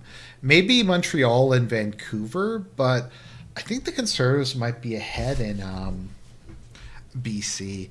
I don't know. It's starting to look to me like it's going to be a Liberal minority, but it's once again it's too early to tell.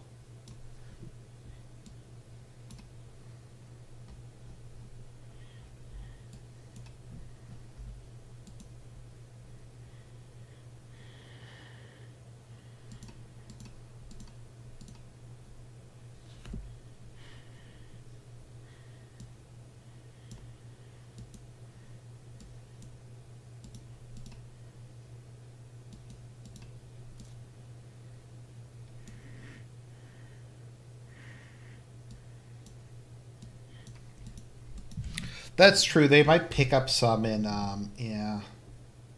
That's true. They'll probably flip some NDPs. Uh,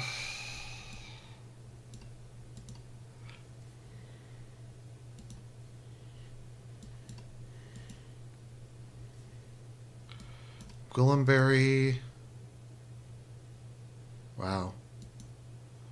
A lot of these are very close.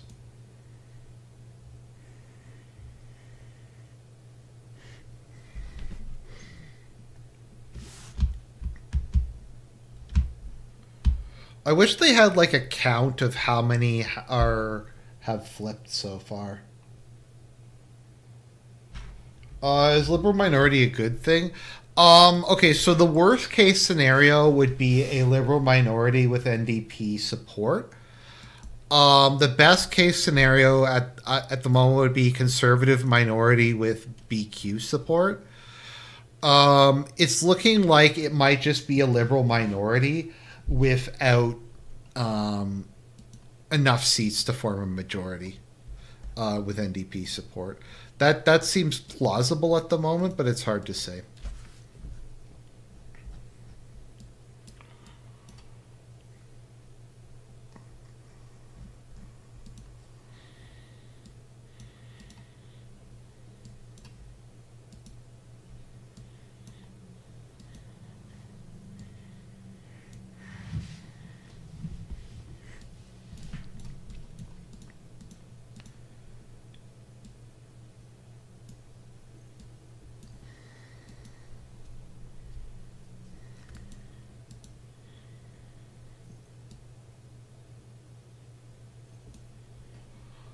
Okay.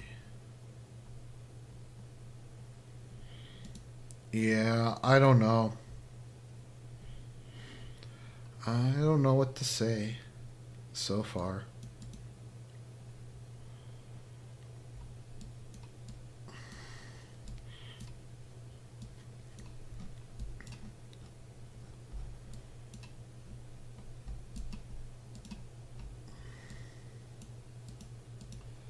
Well, we'll have to see. Maybe it'll all come down to BC.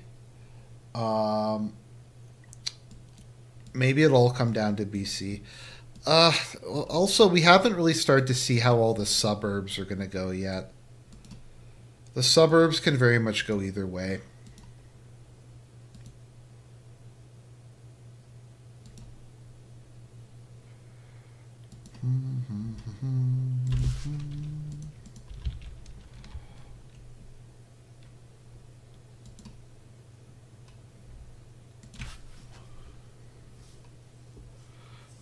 Red is liberal, Bob John.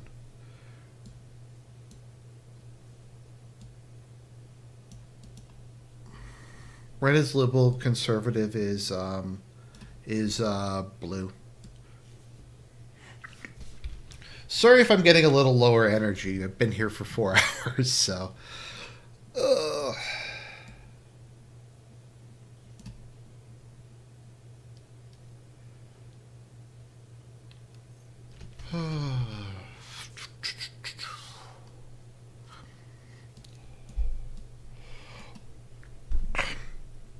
Okay, let's see. I'm going to do a poll.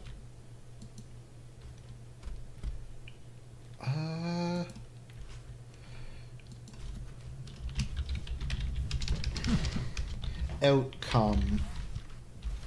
Likely outcome. Liberal majority. Liberal. NDP. Coalition.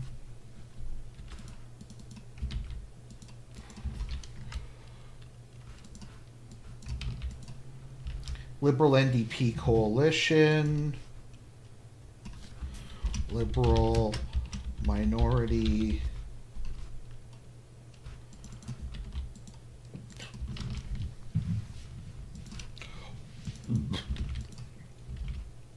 Conservative minority.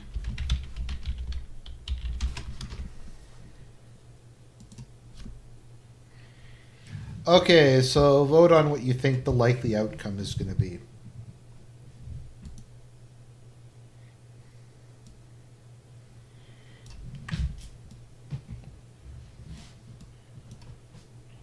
I don't know if the NDP gets completely felted, then yeah, we might not have be enough for coalition.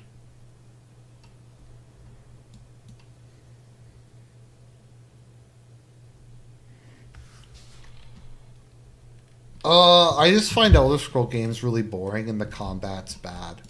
I guess is the way I'd put it. Nose Hill. That is pretty funny. I'll be back in a minute.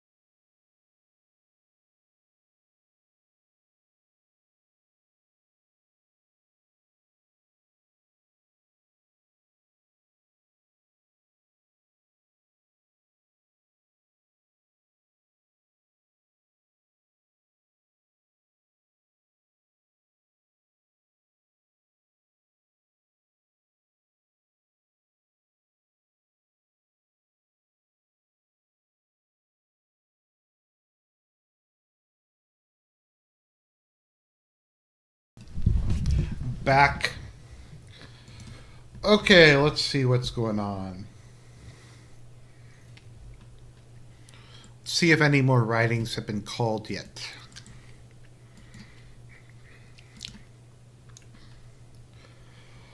Oh. Oh, wait, what? Is it still loading? I guess it's just having trouble loading. Okay, that's kind of weird. Or it's just down. That's also possible. Yeah, the betting markets are not doing great at the moment. Let's take a look at what the votes are. So, Liberal majority is winning at the moment. That's too bad. But we'll see. So. Oh.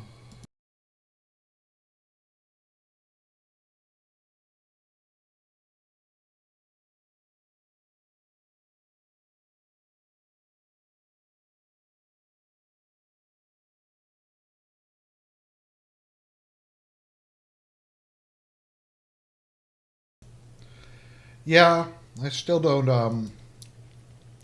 I don't know where we're going. Okay, so liberal majority and liberal minority tie at 38% a piece. So, I've been here for a couple hours, so I'm just eating something. I'll make sure to mute myself while I'm chewing. So, just if I go quiet for a minute, that's what it is.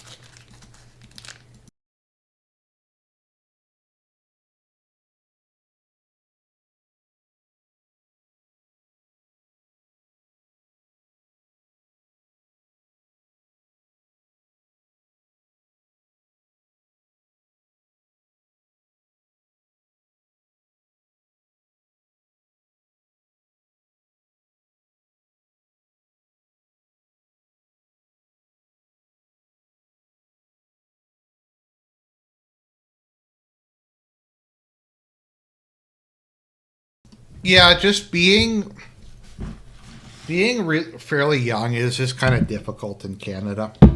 Just given the environment that we're kind of functioning in at the moment, it's just like my generation will just probably never be able to afford housing. I mean, I guess some people in my generation have housing, so.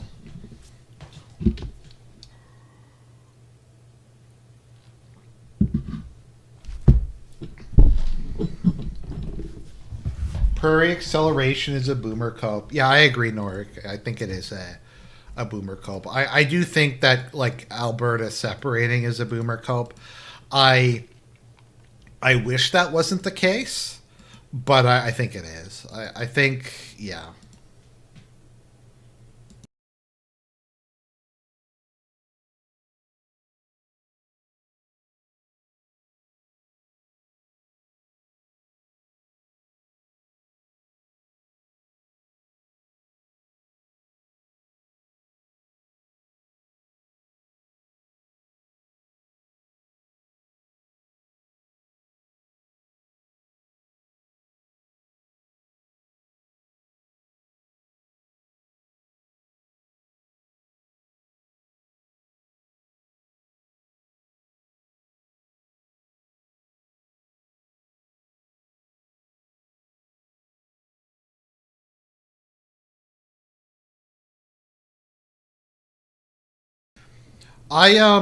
Yeah, like I consider it successful in my opinion that I have my own apartment. One bedroom apartment, but it's not bad. It's in a decent neighborhood. Not a not a great, not like a wealthy neighborhood, but a nice neighborhood. A nice low crime neighborhood, mostly full of hipsters and young families, so it's not so bad.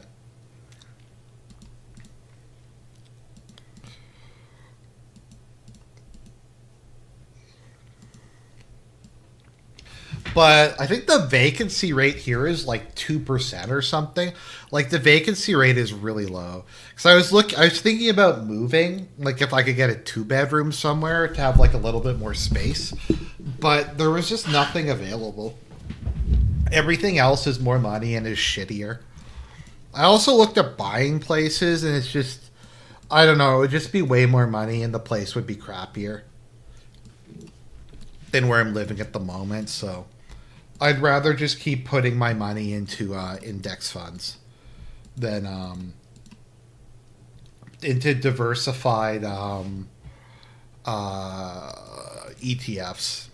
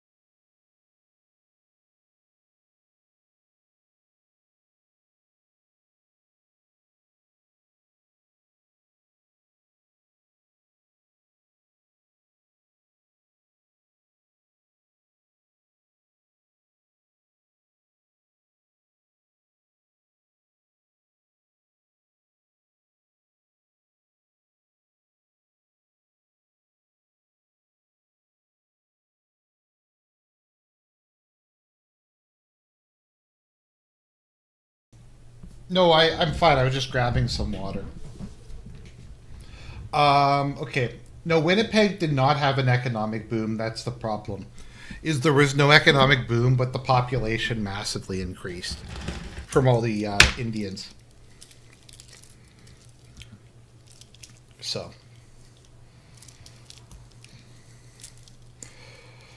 let's see here. Alberta feels that it's unappreciated by the rest of Canada. They feel that their oil wealth is being used to subsidize the rest of the country. And they feel that Ontario and Quebec basically just control the entire country. And like Alberta can vote 80%, 70% conservative, and it won't mean anything.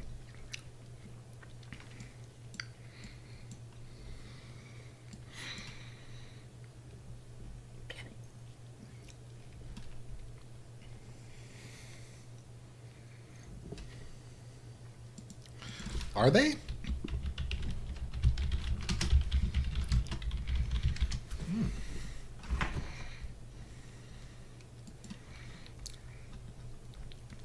Let me look at the recent equalization. No, I think Alberta, British Columbia, yeah, no, the oil producing provinces and BC all are net contributors.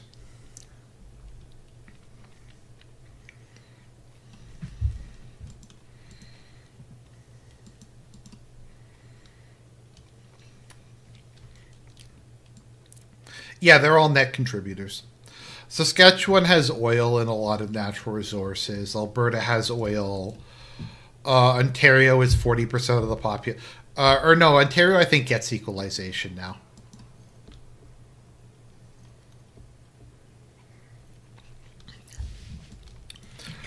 Equalization is when the wealthier provinces give money to the poorer provinces. And Alberta really hates that. The thing about Alberta, though, is Alberta has gone through a number of economic crashes over the years in which Ontario has bailed them out. So it's kind of it's a little more complicated than I think what people are maybe expecting.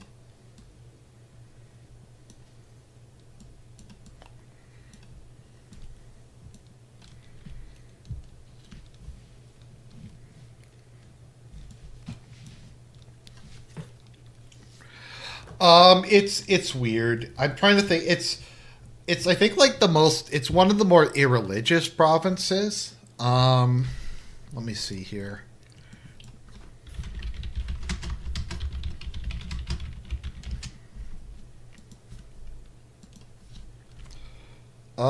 Oh, Canada's almost majority non-Christian now.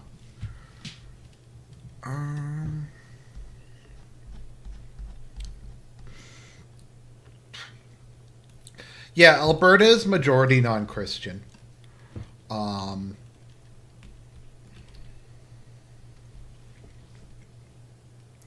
I have no sound. I mean, it says that it's coming through. I'm not sure what people are referring to. Um, yeah, so Alberta is majority non-Christian. Um, the rest of Canada as a total is going to be majority non-Christian. I thought that Alberta was a net receiver at one point.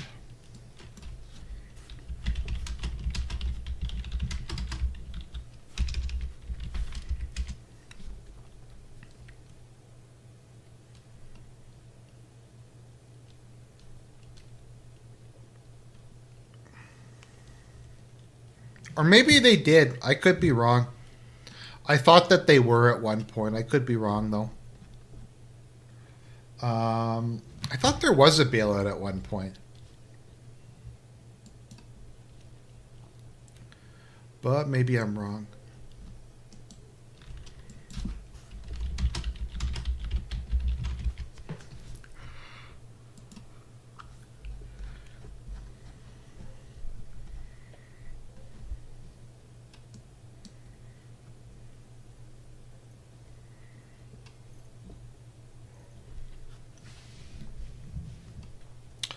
I'm pretty sure it was at some point. I don't remember though.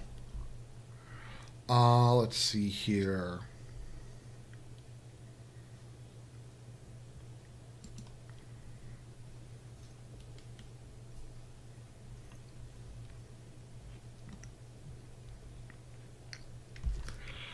Uh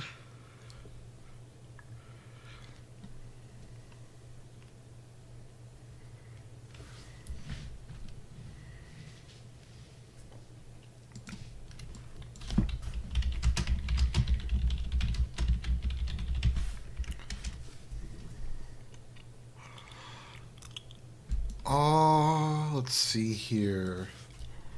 So Alberta, I think in the 60s. So it did happen at one time. It was further back though than I recalled. So, there we go.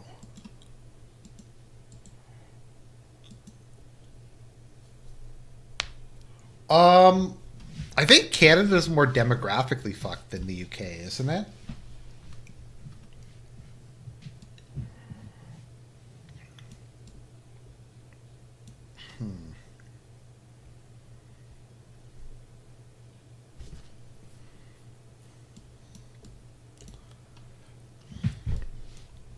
I don't know. It looks like it's going to be down to the wire. Okay, so I think all of these seats um, are going to go conservative.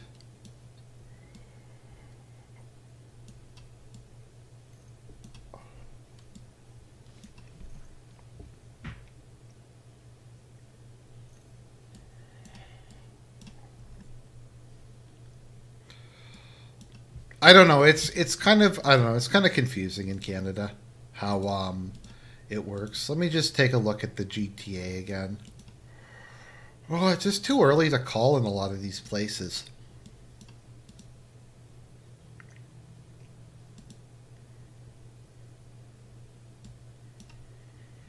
I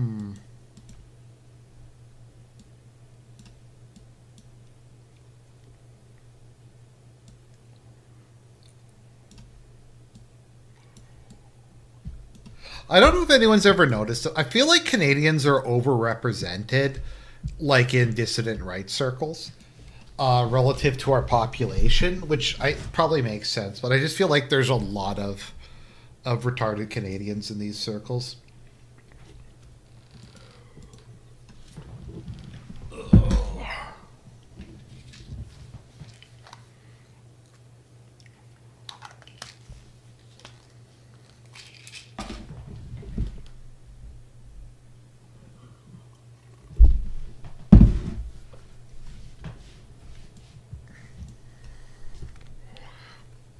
Sorry if I'm not talking more. I'm just getting a bit tired, and there's, it's just a lot of these results are still like we don't really know. I guess let's just take a look at the East Coast and head west, because all of these are called. So there was 2 pickups in Newfoundland. Thing.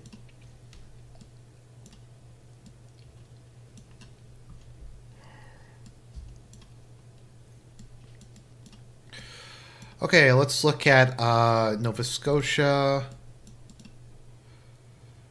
Oh, so it's looking like the Conservatives lost a seat in Nova Scotia.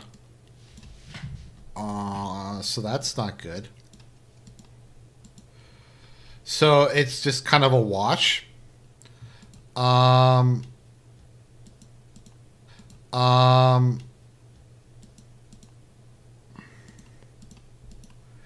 It's looking like the Conservatives lost a seat in New Brunswick, so I guess it was just the same exact same results.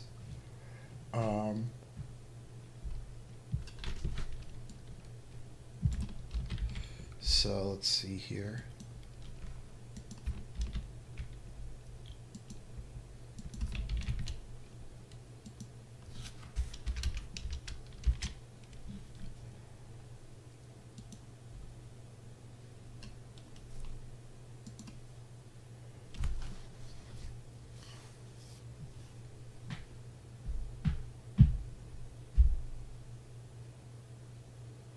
I pulled a Keno Casino. What do you mean?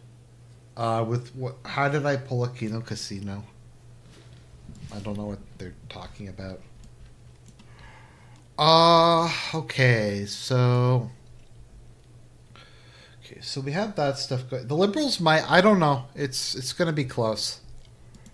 It's gonna be close. Okay, so nothing happened in the East Coast.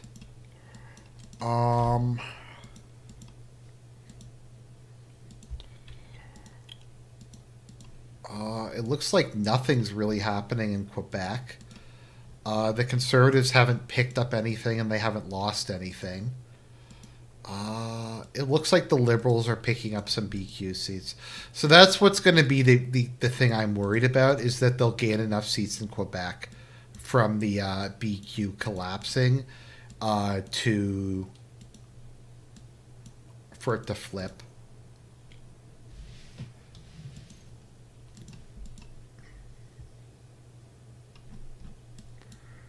Let me see. Is all of Ottawa red? I think Ottawa's entirely red to begin with, so I don't think it's really going to change things that much there.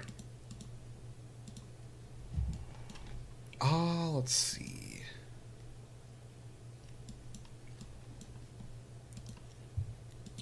Let's look at Eastern Ontario.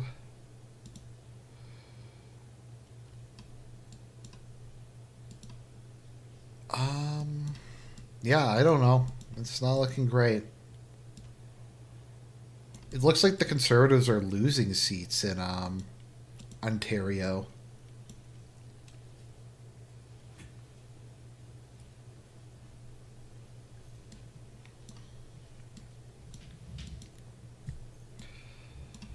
I don't know. It's still early. It's not looking good.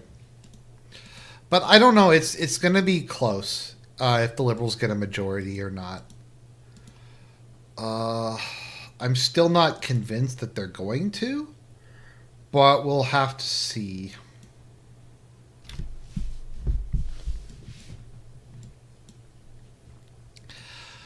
I don't know. It's just there's a lot of them that are very close. I mean, actually, to be fair, if we look at the total, the totals are pretty close. All that's really left to come in is, well, Interior BC, which will go Conservative. And then, let me just see here. 21.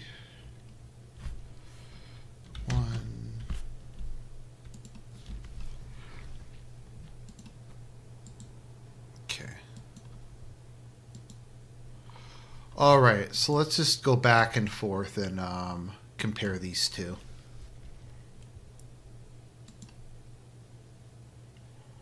So it's looking like the Conservatives might... Oh, maybe they took that one in a by-election. Because it says that the Conservatives won that in 2021.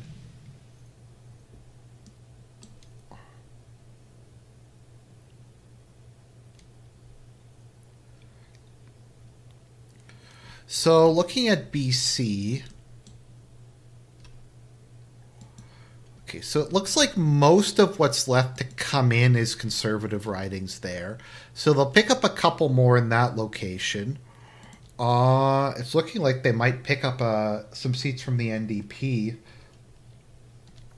I don't know. It's going to be tricky.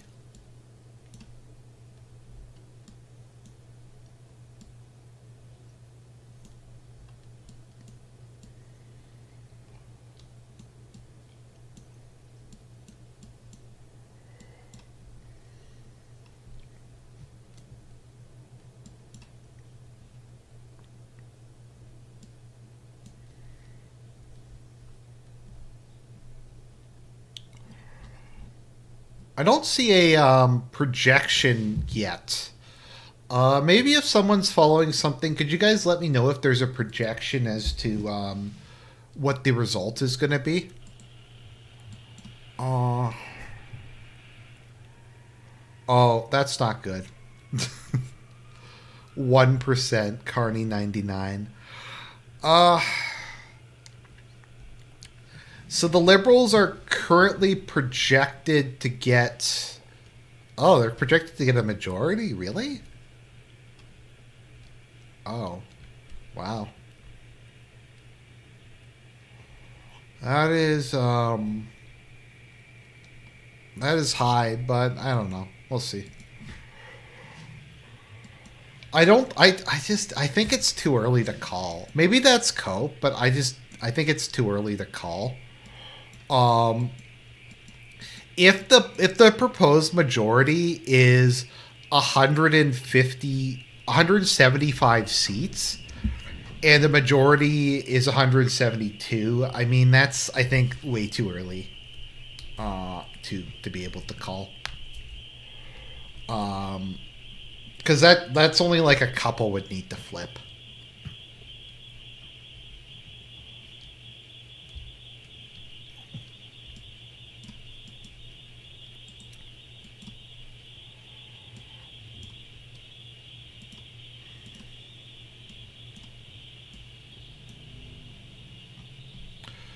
Okay, let's just go through the ridings that have been called and see what what they were. Liberal hold.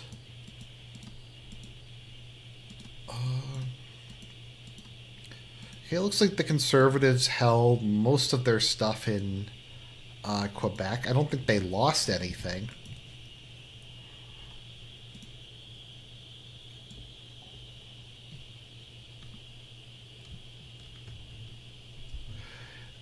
Yeah, I don't get why they're calling for a Liberal majority. I mean, it's definitely possible, but I don't see why it's like it's likely or why it's certain. Because if the majority is 172 and they're projected to get 175, that's extremely close. So,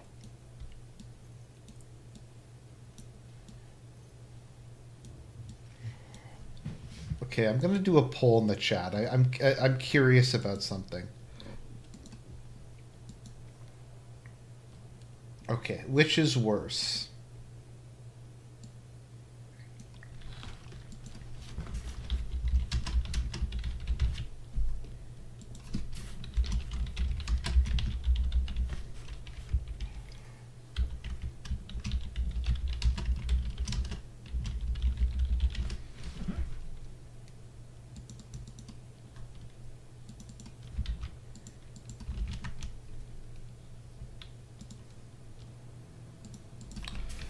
Okay, I'm curious to see what chat says. Which is worse, if the Liberals win an outright majority, or if there is a NDP Liberal coalition? So, place your bets.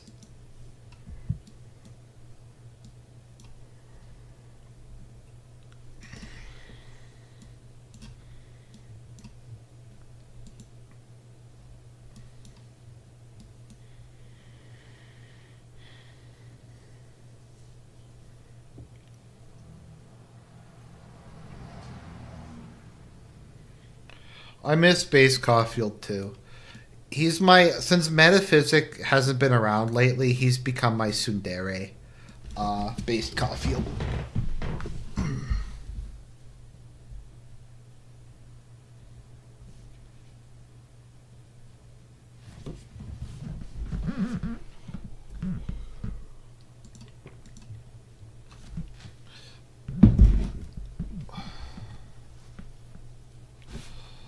I mean, the problem. So, an NDP Liberal coalition would probably have an election sooner, but the meantime will be worse.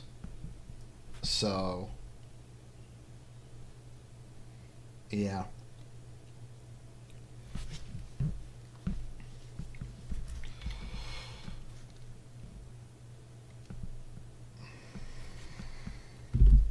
Is that guy like Beltagese? Sure. Sure. Beltagese is more of a Yandere, though, isn't he?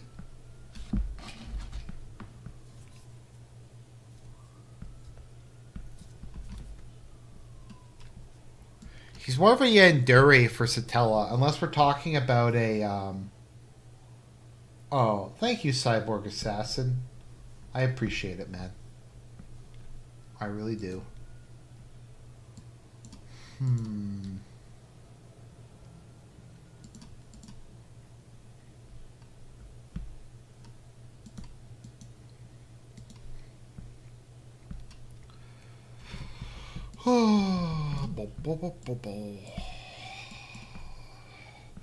It would be nice if I could call this before I went to bed. I don't want to stay up too late. I'll do like in maybe another hour. And if it's not resolved by then, it won't be resolved tonight, probably. Oh, let's see here.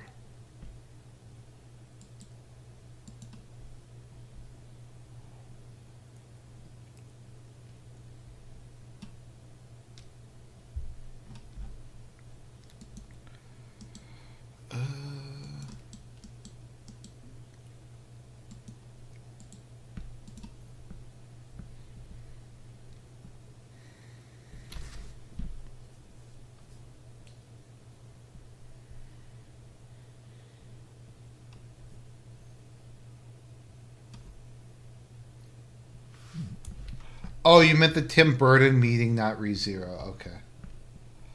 Yeah, I don't know. I have very tsundere feelings towards ReZero. There's a lot of parts of it I really like. There's a lot of parts of it I really dislike. So, um, okay, I think a lot of aspects of the concept are good. I just think the problem is it if it has a choice between character progression, like just the story advancing and misery porn, and making it harder for Subaru, I feel like it always picks the latter. Is how I would describe it.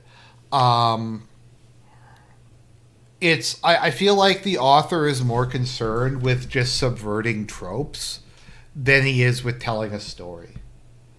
Um, so I don't know if you guys feel. I just feel like, yeah. Once again, if the author is, if he has a choice between subverting expectations or putting Subaru through shit, or nerfing Subaru, he will always pick that option. Like it's got a lot of things going for it. Like I like a lot of the characters. It's just really weird. I think that's the other thing about ReZero. It's just really fucking weird. I have not played any of the Yakuza games. I mean, I don't know. Like, do people like ReZero because of like the waifus? Like, oh no, I've done multiple reviews of ReZero. It's like some of my most downvoted videos. The most downvoted video of all time was when I shit on Nier Automata, and I maintain Nier Automata is garbage. But I don't know. I've tried watching ReZero, I think 3 times. There's a lot of aspects of it I like, but there's a lot of things that are really bad about it.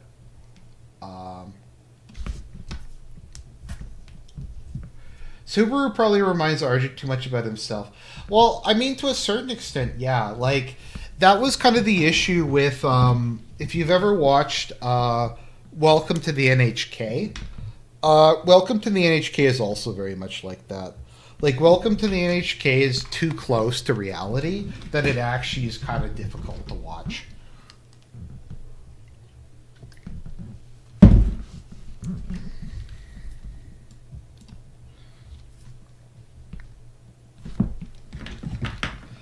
Like, it's just, I empathize too much with the characters in it, and it was actually kind of, like, painful.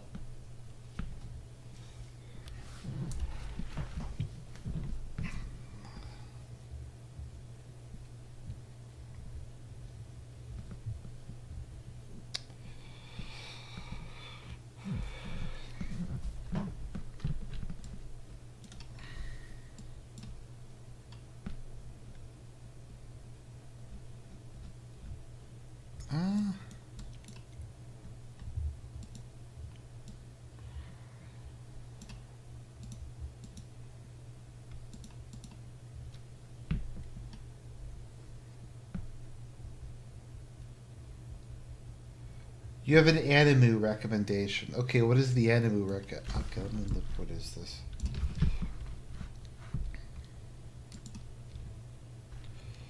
There's a lot of like anime that I think like look like they might be good, but it's just everything's a harem now, and I don't want to watch harems.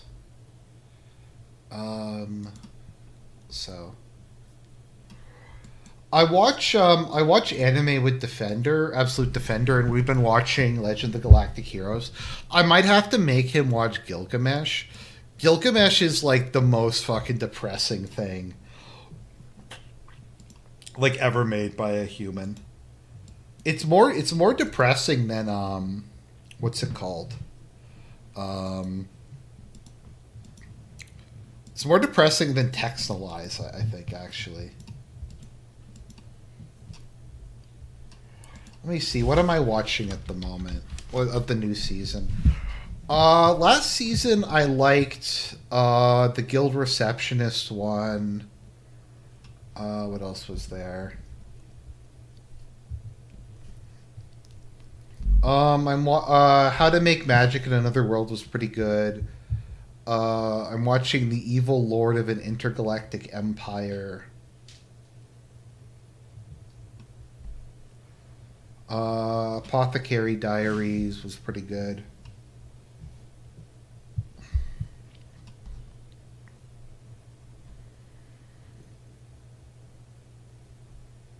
Welcome to the NHK was an emotional tour de force. Like, Welcome to the NHK is very like it hits very hard. Oh no, it's way more depressing. No, the most depressing anime ever made, is Rent a Girlfriend. Rent a Girlfriend is the most depressing anime ever made. More so than Berserk, more so than ReZero, more so about like Rent a Girlfriend makes Berserk look like a lighthearted comedy. I'm so hyped. I think that Tatami Galaxy. I actually added that to my list today. Something recommended that to me. There's just a lot of animes I don't have that much to say. Like, I feel like if I can't really do what I consider a good review, then I shouldn't review it. Like, for the Big O, for instance, I just didn't have that much really to say about it.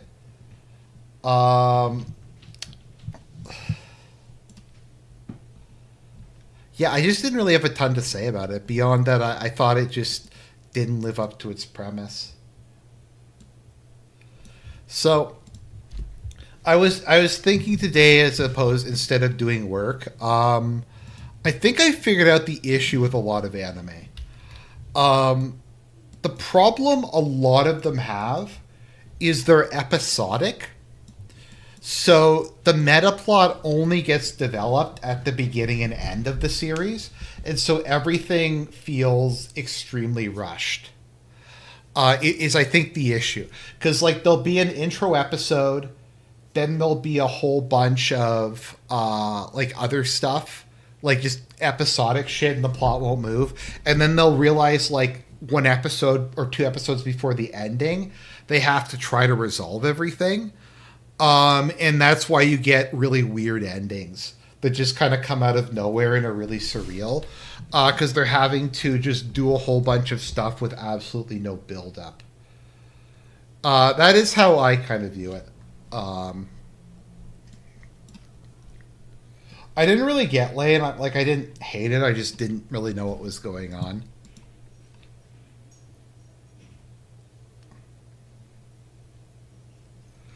Oh, Rent a Girlfriend. I try to remember what are some other stuff I've seen. I was disappointed by the vending machine one because it was actually like passable.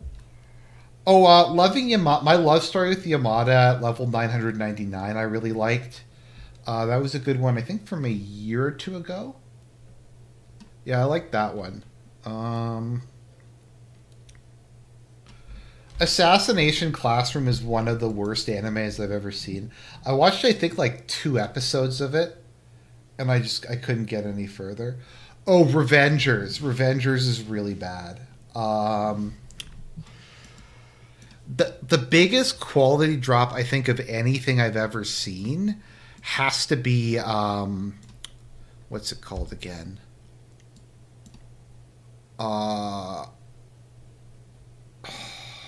Our Promised Neverland. Our Promised Neverland had like an amazing season 1. And then season 2 is just complete and total garbage. I just find Overlord really, I don't know if nihilistic is the right term. I just feel it lends too well. Like it leans too much into every character basically being a sociopath. And unlikable. Like the only character I liked in I didn't mind Albedo. But I liked what's his name? Sebas? I never did a review of Promised Neverland, but like season 1 of Promised Neverland was like 9 out of 10. And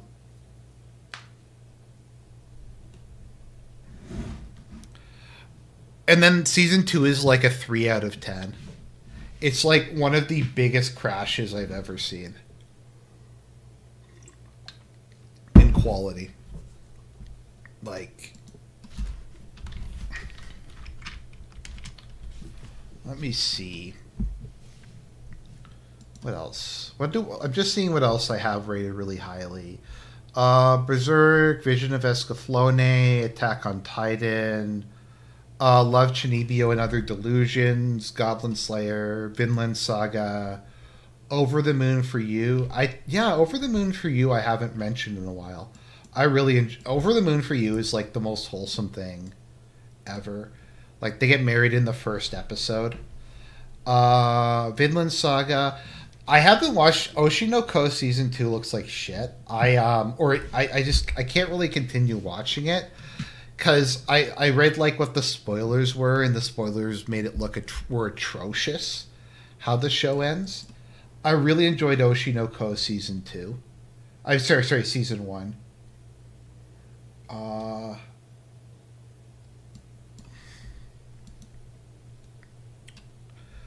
I didn't review Hyoka. Hyoka was really good.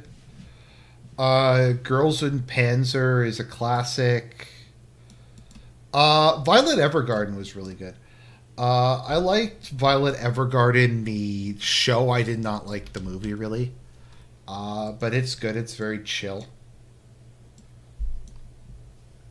Taisho Air Fairy Tale was good. Oh, Shadow's House.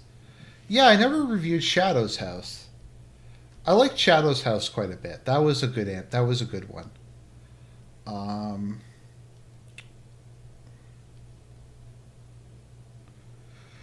Code Geass is something I have extremely mixed feelings about.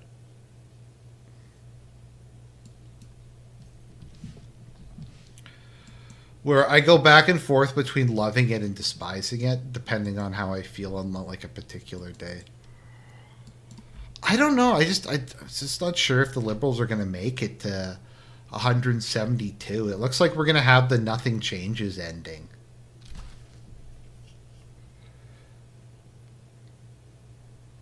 I want to point out that currently the BQ and Conservatives have more seats combined than the Liberals.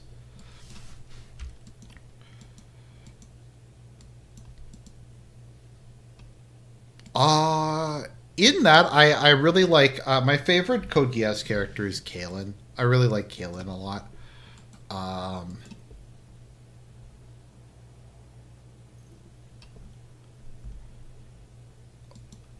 Lelouch is kind of interesting. The ending is kind of like a liberal version of the Golden Path. So, I don't know. I know they're probably going to make Polyev resign, and then we're going to have another leadership election. I'll probably join the Conservative Party again just so I can vote in the leadership election. I don't know what they're going to do. They'll probably pick some, like, more left-wing person because they think that they won, that they were moderate. I don't know.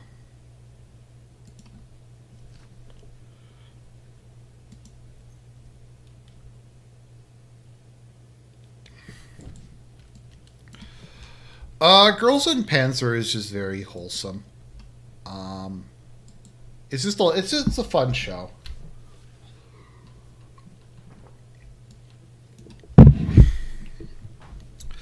I kind of feel that the Conservatives shouldn't axe their leader every time they lose. I feel like what they're constantly like throwing their leader under the bus is doing is it prevents them from really building up a bench. Yeah. My only disappointment is I'm a Kalen Lelouch shipper, and C2 obviously won, so.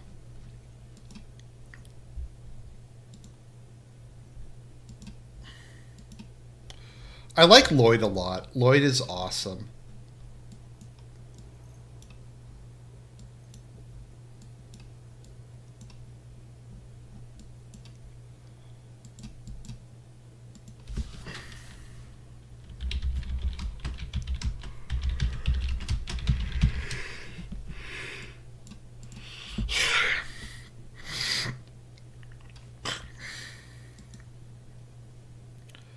I don't know, is it just... It looks like it's not loading. Or maybe it just won't let it load because... Okay, well, let's see here.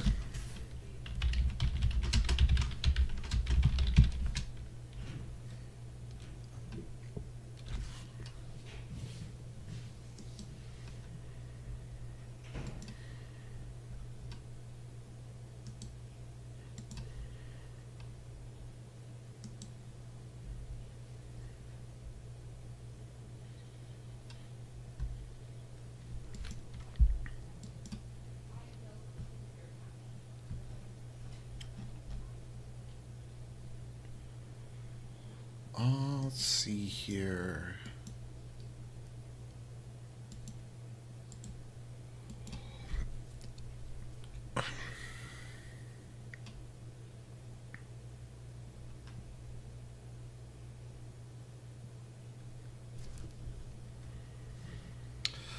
I don't know. It's still like the BQ will hold the balance of power. Okay, so it looks like the situation's not that bad. So if Polymarket is correct, the Liberals will not have enough seats to form a coalition with the NDP. So okay, so here we go. Okay, it's back up and going. Okay, I don't know. This is closer than I thought it was going to be.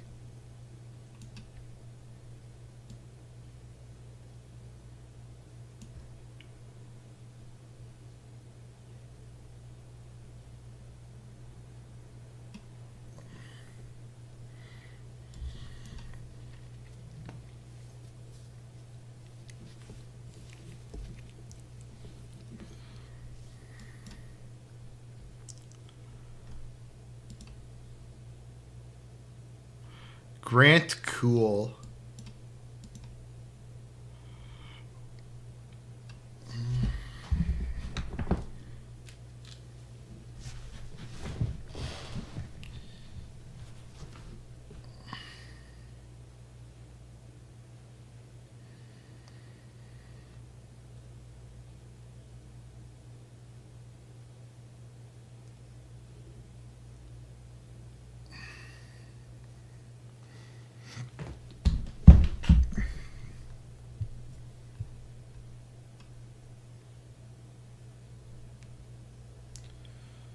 Interesting. Okay, so I don't know. We'll see. It's still pretty early. Well, I don't know if it's early, but there's still a lot of votes to be counted. It sounds like the Conservatives are doing better than expected.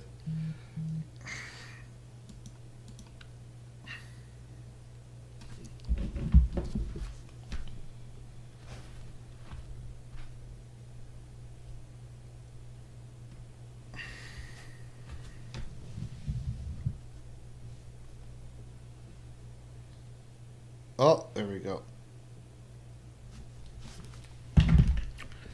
Okay, we got more coming in. Uh-oh. Oh, maybe we'll have an NDP Green Liberal coalition. Oh. Oh, that would be bad. Oh, well. Let's see what Polymarket is at.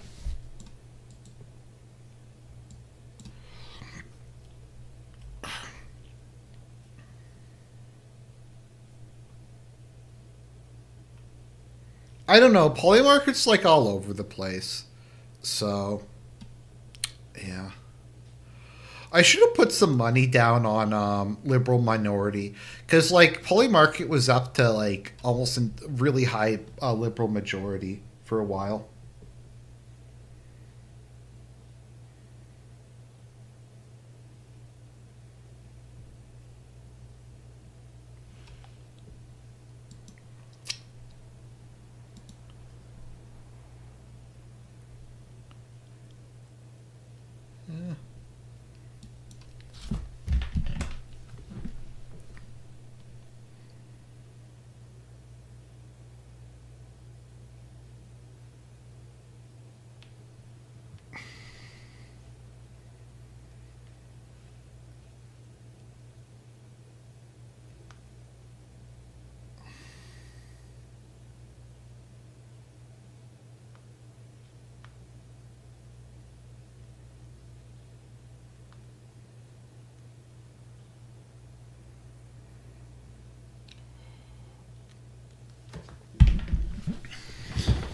The BQ isn't a right wing party.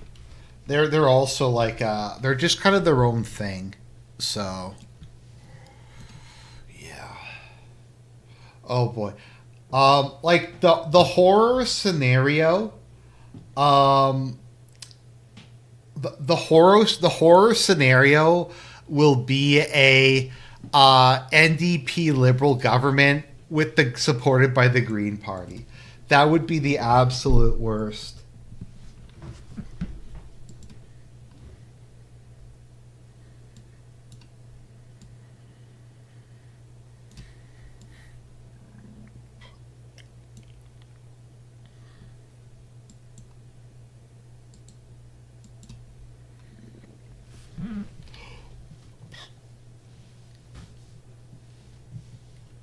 Okay, now they're up. Now the Liberals. Okay, I'm gonna stop looking at Polymarket because Polymarket is just all over the place, and they just radically change 1 second to the next. No, the Conservatives aren't. I just what he. Okay, I just yeah. I know they are a right wing party. Sorry, um, but I was just correcting him. Okay, let's see here.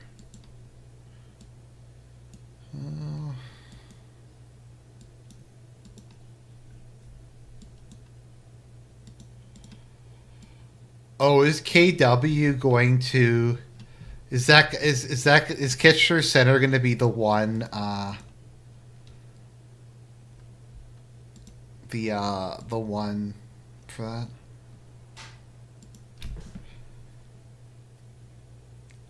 Okay, well, it looks like they might pick up a couple of. I don't know. It's still a lot of these are really close.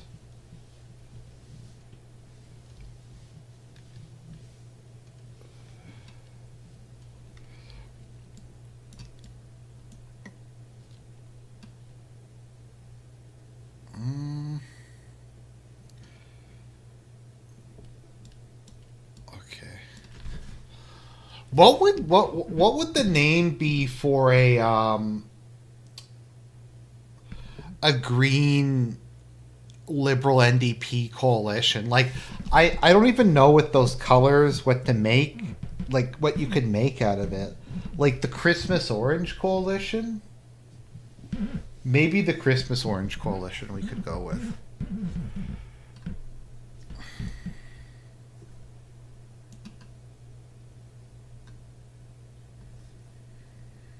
No, the BQ probably won't form a coalition. I mean, so the NDP and Liberals technically aren't in a coalition. They have a supply and confidence agreement, which is similar to a coalition, but the NDP doesn't get any cabinet positions. Reminds me of Surf's video. Christianity is the mother of Bolshevism, national Bolshevism.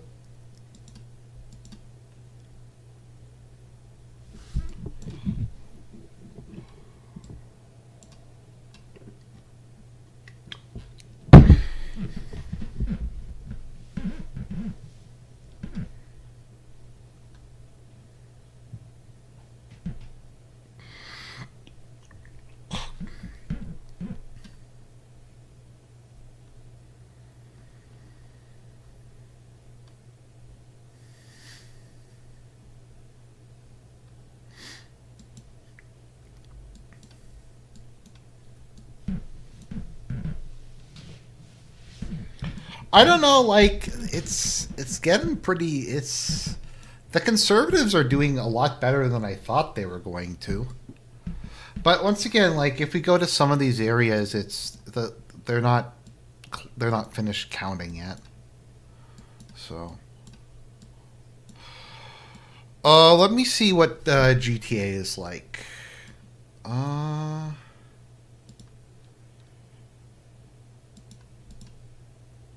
mm,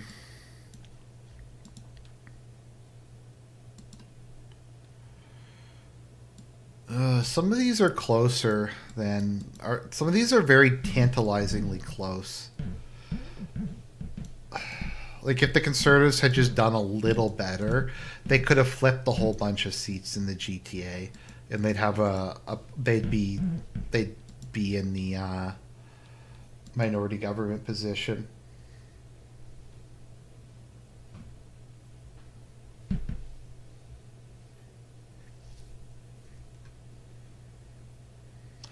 Yeah, but it would need to be yellow for a the traffic light coalition.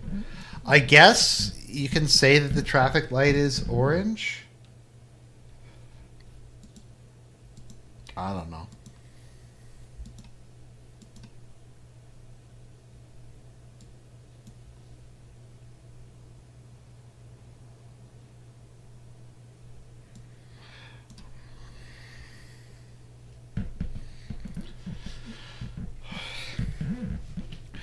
Probably what will happen is we will just get a like completely dysfunctional government that will limp along and not achieve anything. Um, and then there'll be a rematch. Honestly, this might be good for the Conservatives because Carney might just fuck up really bad.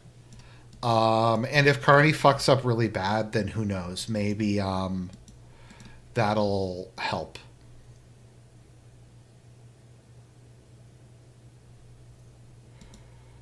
That'll like reduce Carney's popularity. We'll see though who like they get for some of these. Yeah, some of these conservative seats are so close. Some of these seats are so close. Like they could have flipped them.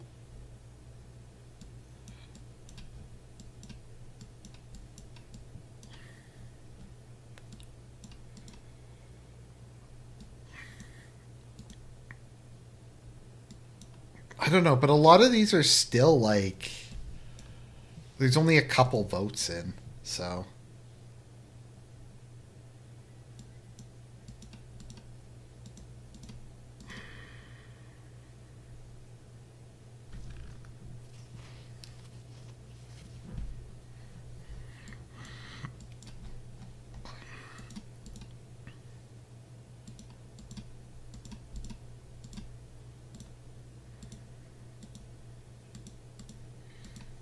I like how the Conservatives are going to probably pick up a seat in in Calgary just when you thought that they were maxed out.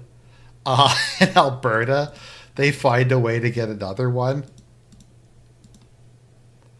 Oh, they might be picking up 2 seats in Alberta. That's hilarious. Maybe 3. Oh wow, it's close.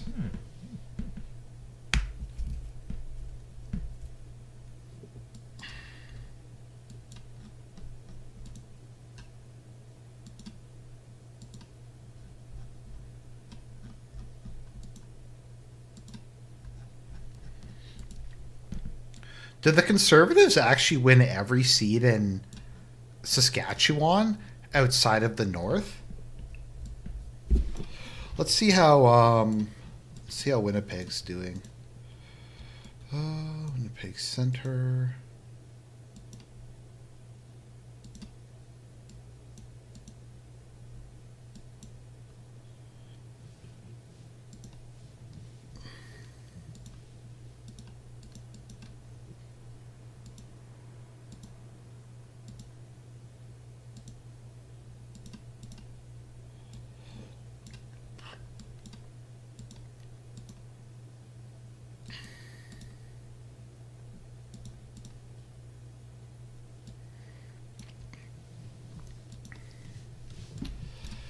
Yeah, I don't know. It's close. This is going to be a nail biter. This is a lot closer than I thought it was going to be. Um,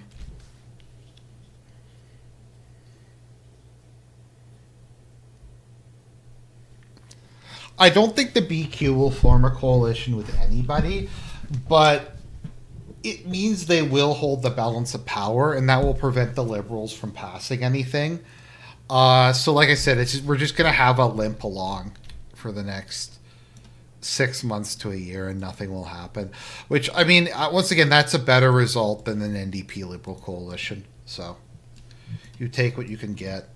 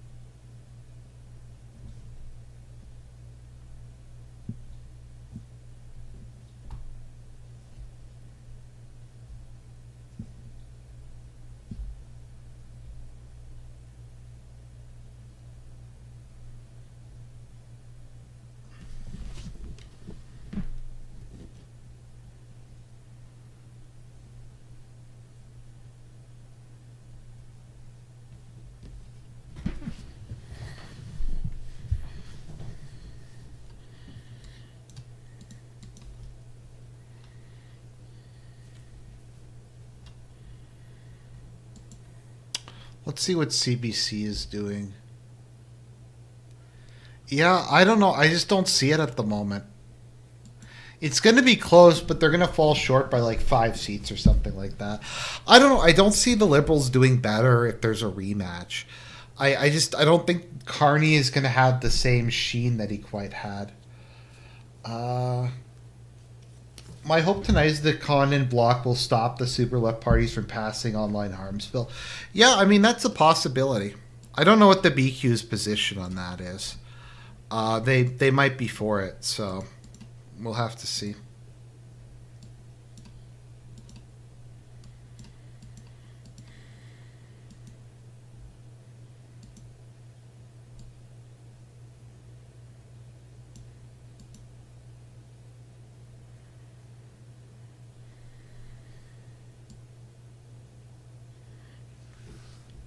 He had a very mediocre sheen, but for whatever reason, the Canadian public loved him.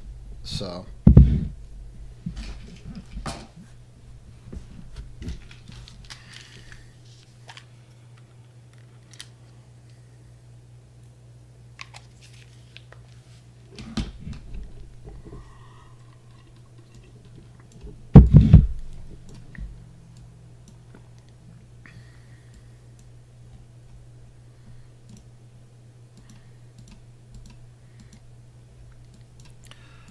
I don't know what's going on. I mean, the Conservatives and Liberals are are almost tied at the moment.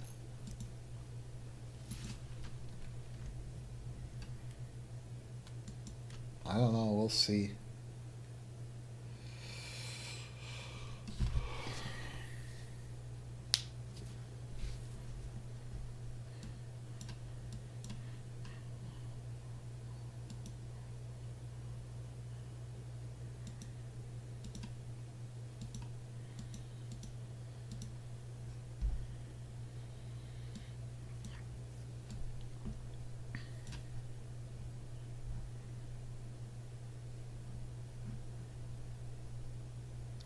Conservative majority calling it now.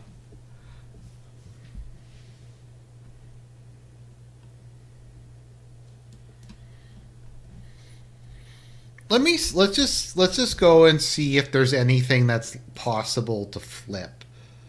Okay. This one might. Grand Lake is like 50 votes off, so that's possible.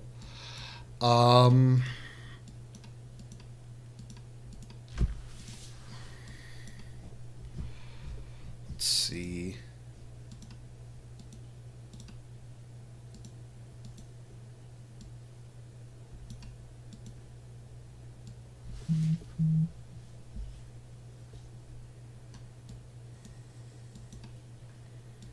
Oh shit! Oh, whoa, buddy! What the heck? They're 2 off?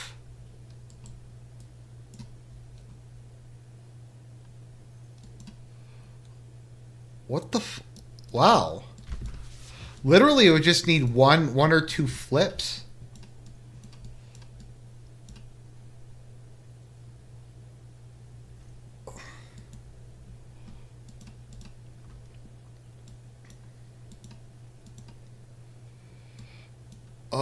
Or I don't know. It looks like some of the ones in I don't know if some of the Vancouver ones will what'll happen there.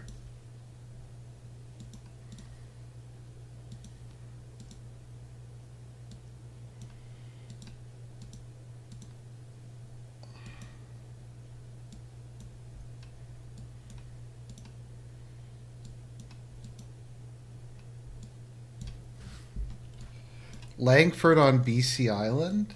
On Vancouver Island?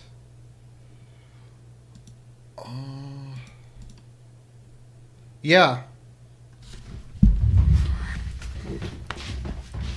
Fox called it for Carney. I don't know how you can really call it, though. Like, to me, it's probably going to be Liberals, but it's not like it's 100%. At the moment, I would say. Let's see what I'll go back and see what Polymarket is saying again.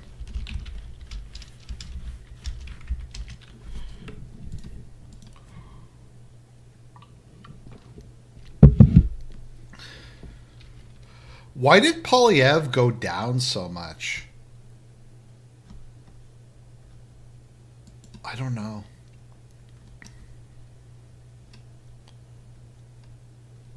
Why are the Liberals projected to get 183? I don't know. I'm just not going to look at Poly. Poly market doesn't make any sense.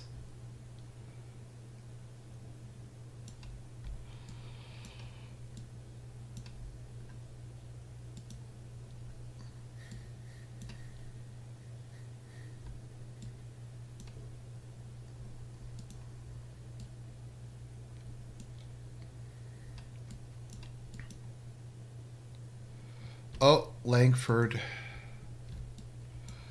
I have the song War from Rocky IV stuck in my head at the moment. I can't put it on.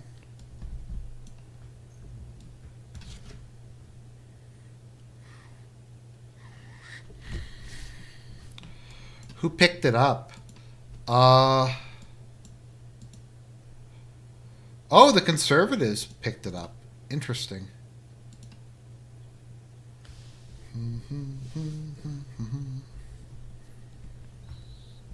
I don't know. Fortifying elections is fairly hard in Canada.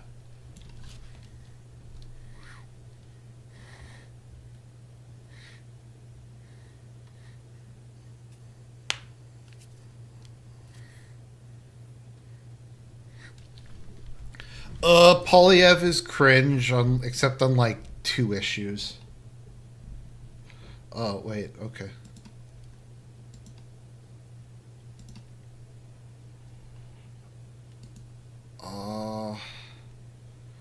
Breaking block majority. Yeah, that's good, Constantine. Is it? I don't know.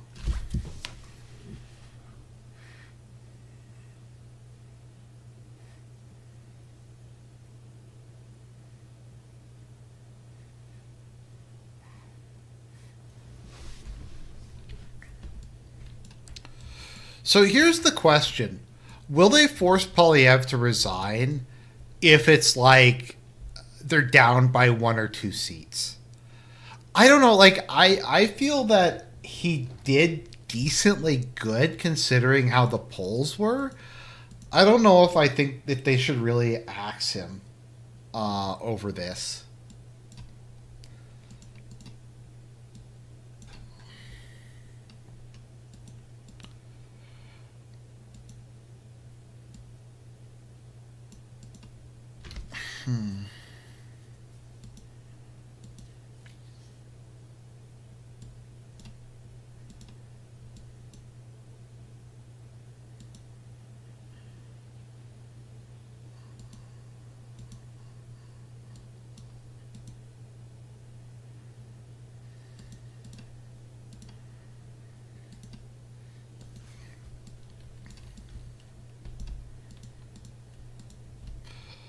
Yeah, Kelowna switched at the last minute.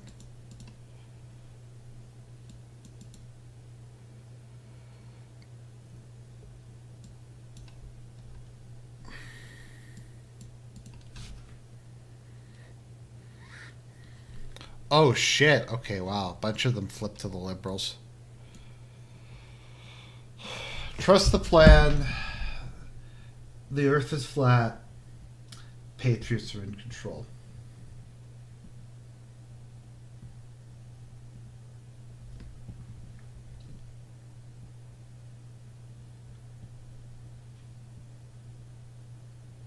Patriots are in control.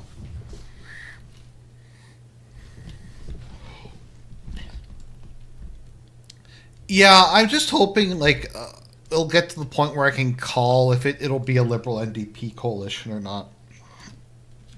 Is kind of what I'm hoping for.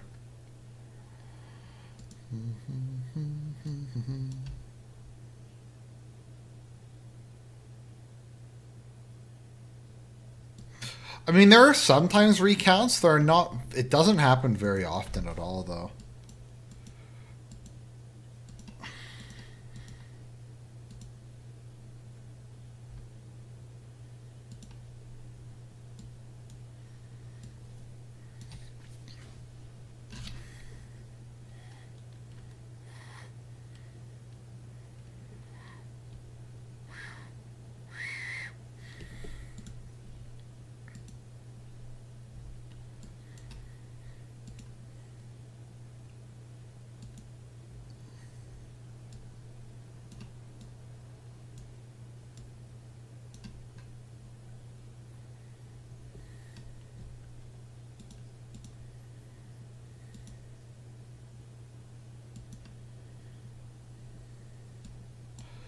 I don't know. This is kind of a mess. Uh, it's kind of all over the place where stuff is yeah.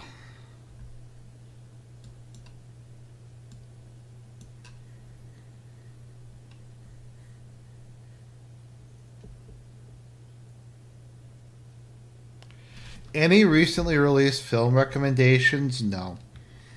I went to see Until Dawn, and I thought it was okay. I just didn't have enough really to say to make a video about it.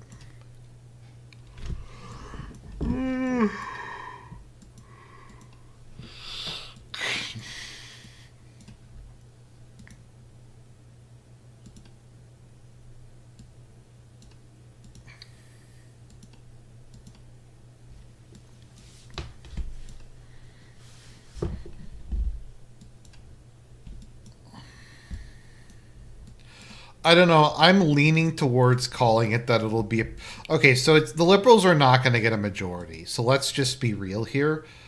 Whether or not they get a coalition government, I'm not sure. But I really doubt at this point they're going to win a majority government.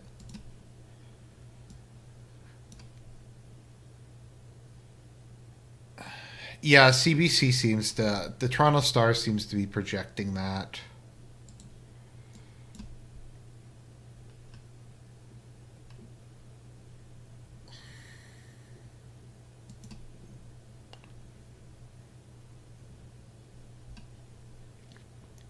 So I think liberal majority is just out of the cards. I don't think that's possible. I don't know if that's even really possible at this point in time.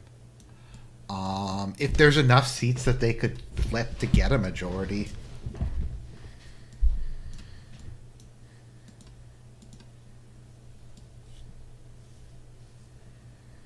Well, I have to go to work tomorrow, so...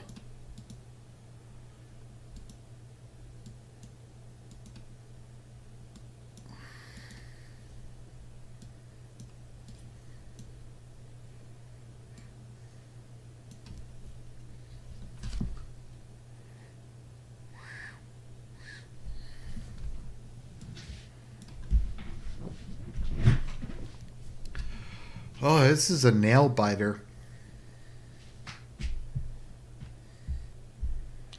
At the moment, and I'm not going to call it just yet, it's looking like we're not going to have a coalition government.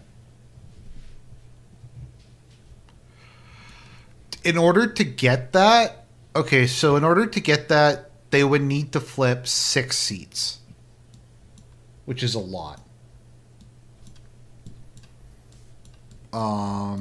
Well, I don't know if it's a lot, but it's a fair number. Like, I'm just not sure where they can pick them up. I think everything is pretty much called in Ontario. Oh no, Brampton South. Okay, no, there's Brampton South and Brampton West.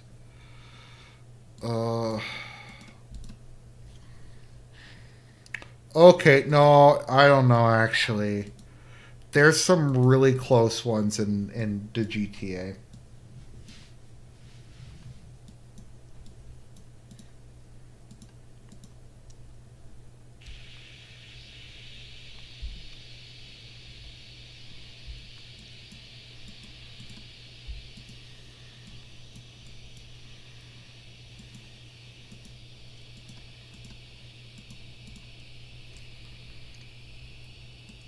Okay, yeah, I don't know. There's a lot of really close ones in Ontario that the Liberals very well could pick up.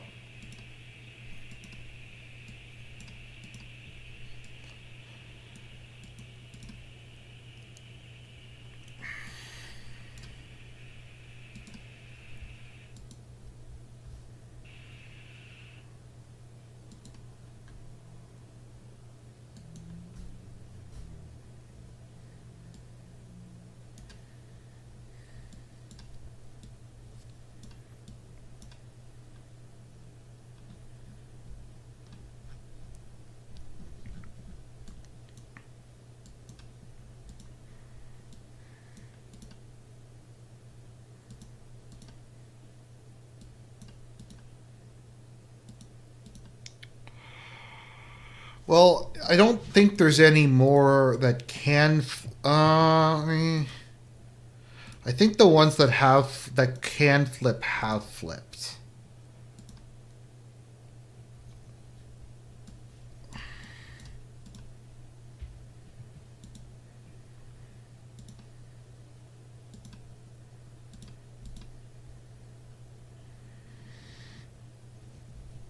Yeah, Brampton North, like, because a lot of these are only off by like a couple dozen votes. So.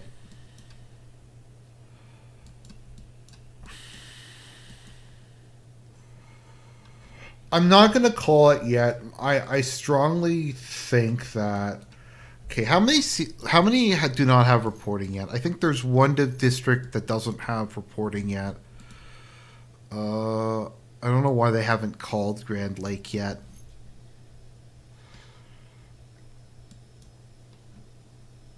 But no, I don't think a liberal majority is possible at this point in time. So that's something.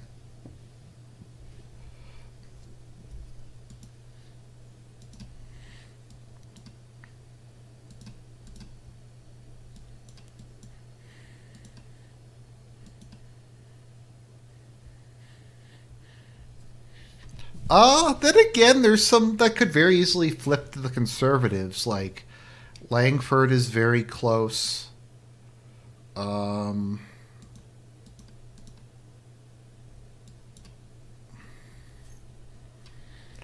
Okay, so let's see here. Newfoundland is split. Nova Scotia was a disaster. PEI was a disaster. New Brunswick was like okay, I guess. Saskatchewan was a blowout. Alberta was a blowout. Ontario is still up in the air.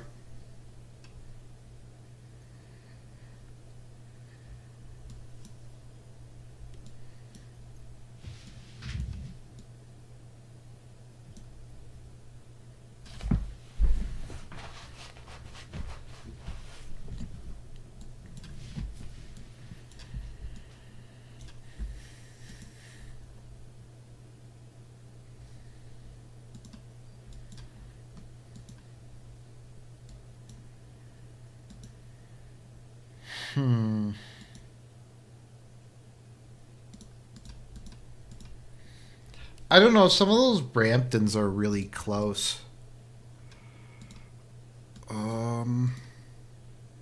Eglinton Lawrence is very close. I don't know why they haven't called Markham yet.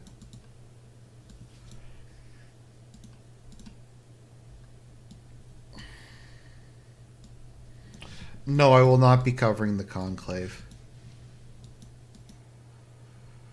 Oh, that's going to be a nail biter there.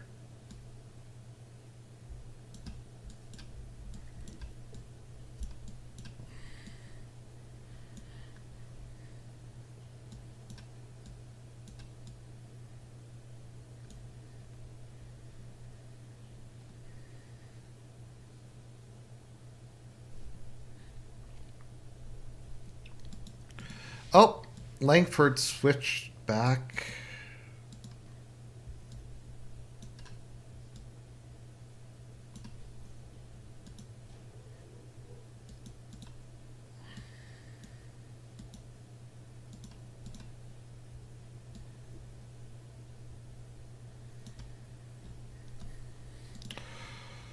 Uh, oh, okay. Looks like Port Moody is flipping. Okay, Richmond Center might. Okay. All right. Vancouver might come through.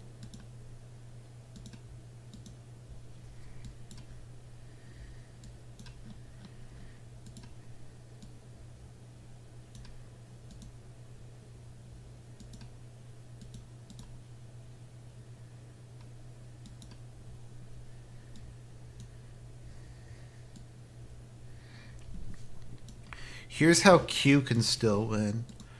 What party would Q be? I guess, like, maybe PPC?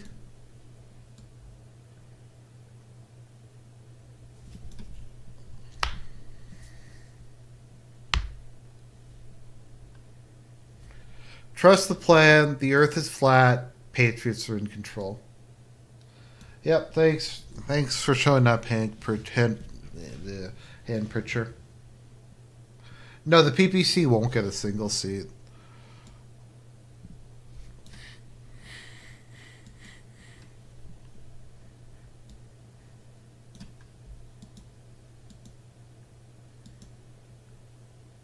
Oh, shit.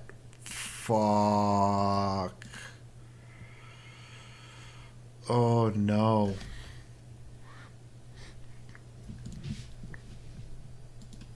That's not good.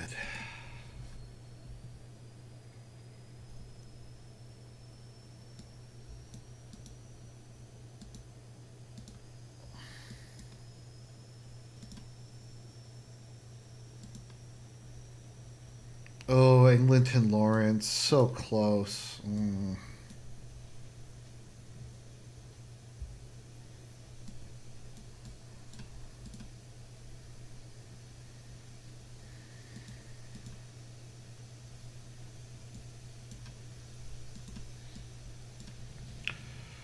Like, what are they calling a minority government?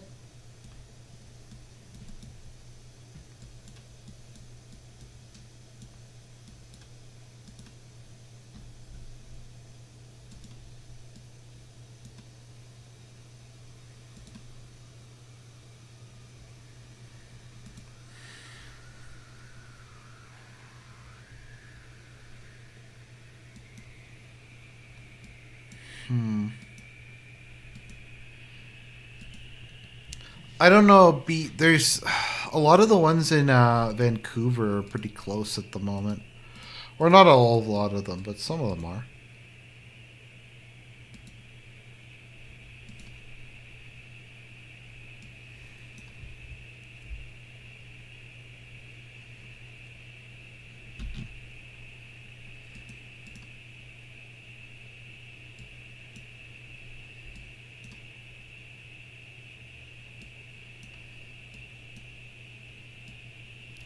Oh, okay, that's my heater. Okay, that's my heater. Okay, it's still like 0 degrees here, so that's what that is.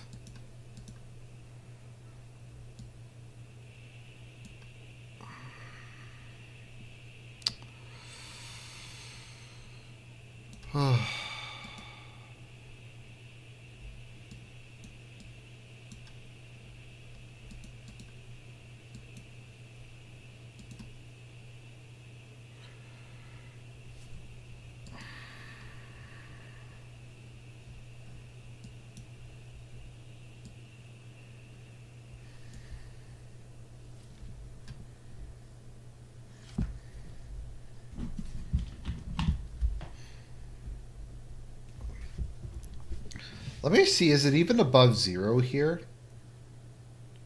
It's -1 here. I don't know what -1 is in freedom units. Um,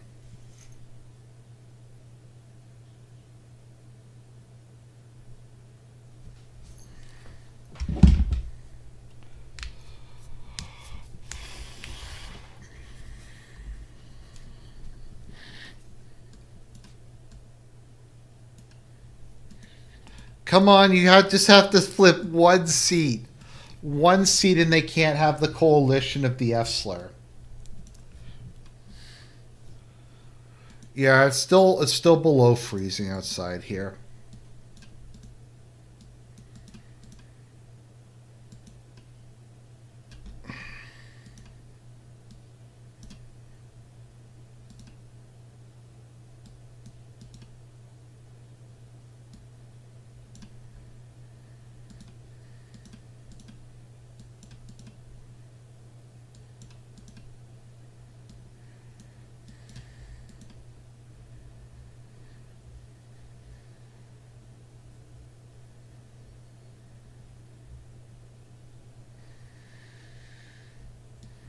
Oh, Brampton South flipped blue?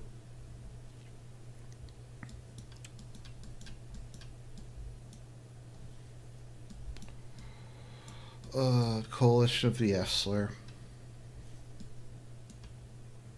Have I heard of Synthetic Man? No, that's I'm not sure about that.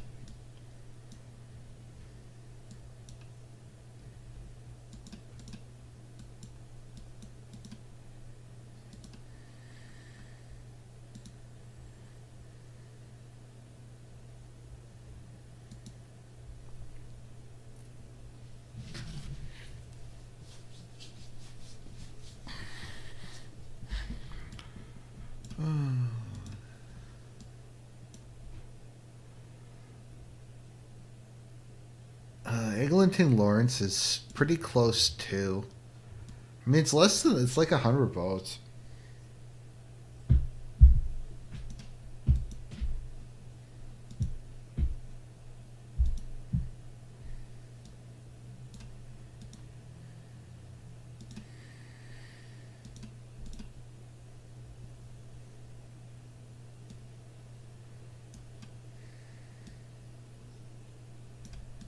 Mm-hmm.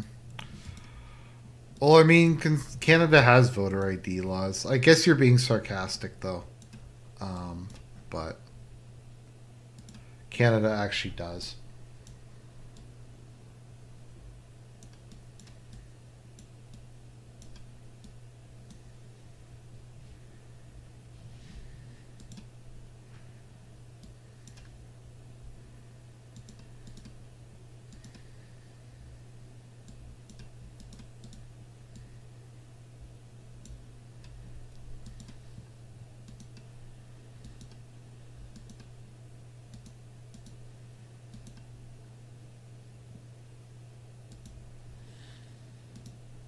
Hmm.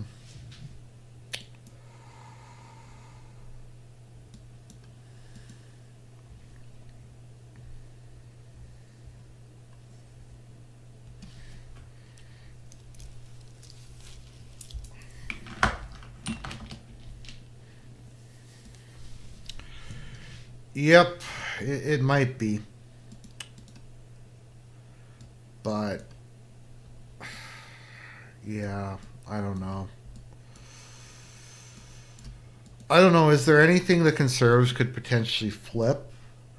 I guess Langford will probably have a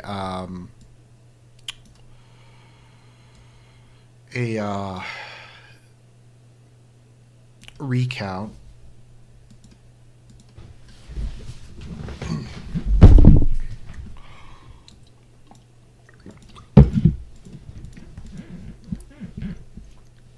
The question is, who resigns tonight? Does Carney resign? Because he did fail to get a majority.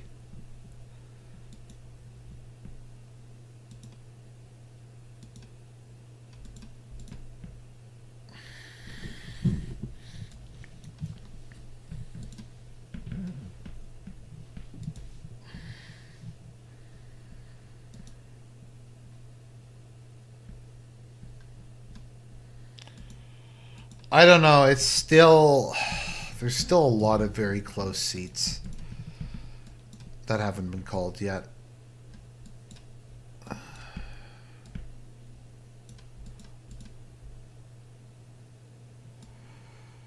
Sault Ste. Marie could still flip.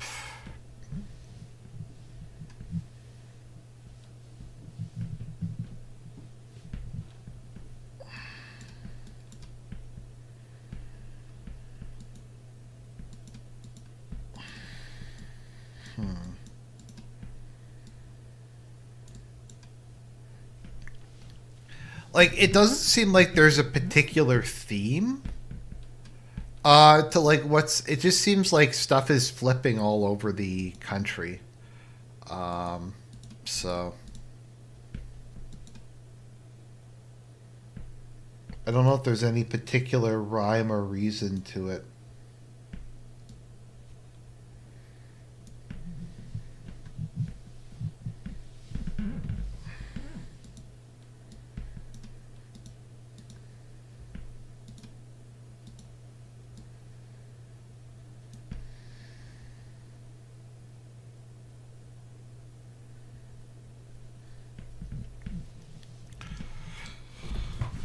Well, Jason, what we're trying to figure out is if the Conservatives if the Liberals will have enough seats for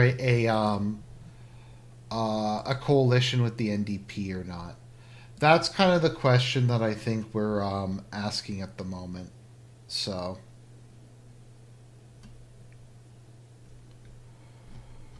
Oh.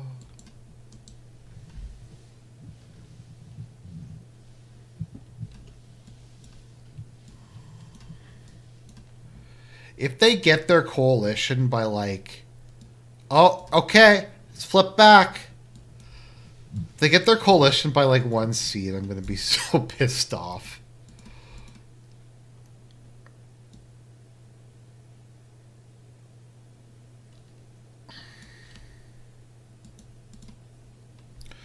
Let's see what CBC is saying.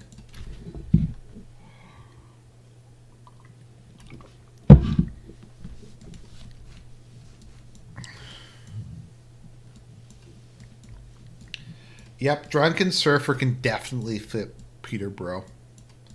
That is his purpose.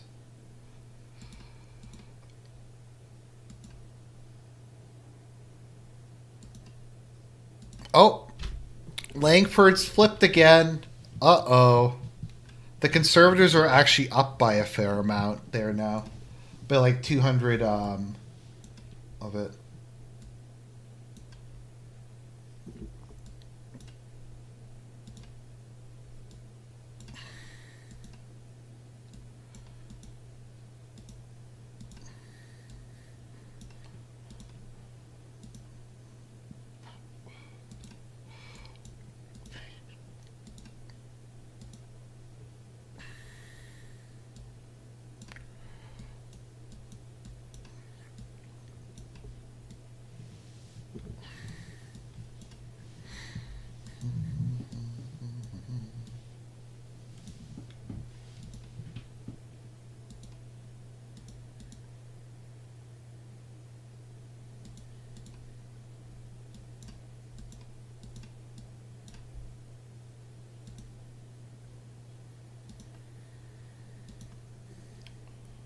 Sorry if I'm being Ethan Ralph. Like, it's been like 6 hours. And I'm kind of tired, but I'll at least give another 10 minutes. So we'll see.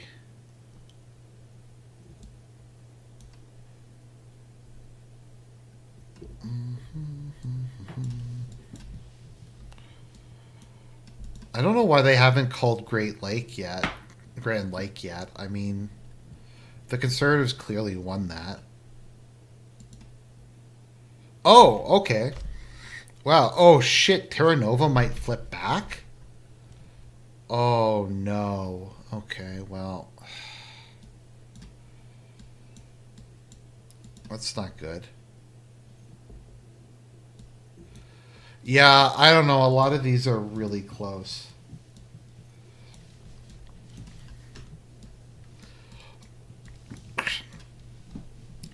Chat, who has less showmanship, Ethan Ralph or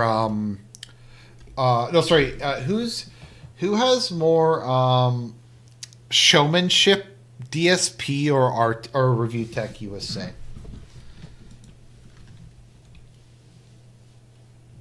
That is the question.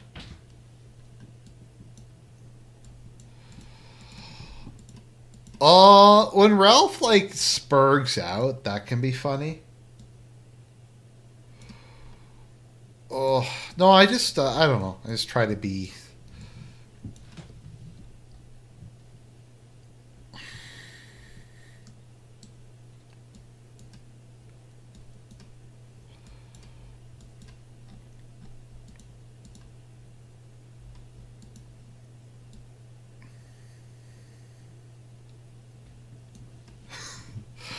I kind of loved it. Like, so honestly, the review tech segments are probably my favorite segments on Kino Casino.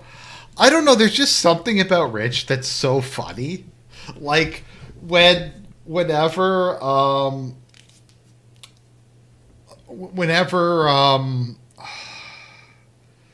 like he's just stoned and there's just complete silence and Andy goes, "I'm not pausing the clip." It's just that Dickers is so low energy. I didn't even know that sloth maxing was a thing until I was exposed to Dickers. Like, the Dickers lolcow tech talk was really funny. Oh, I don't know. I love the Dickers ones. No, but he burps into it and he takes his shirt off. I mean, what's his name? RTU is way more disgusting because he like takes his shirt off for some reason, and he had like his ex-wife or his like ex-girlfriend like shave him on stream, which is one of the most fucking disgusting things. But I don't know. It's hard. It's rough.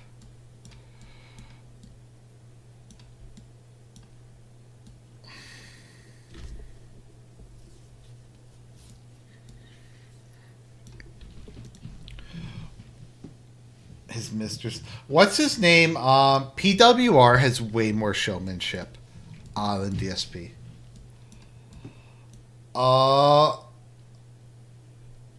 PWR.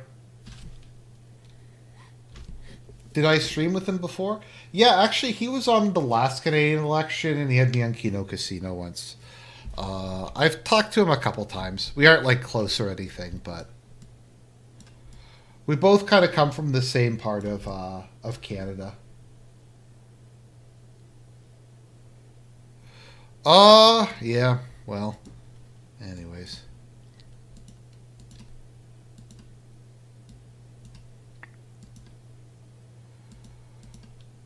Oh.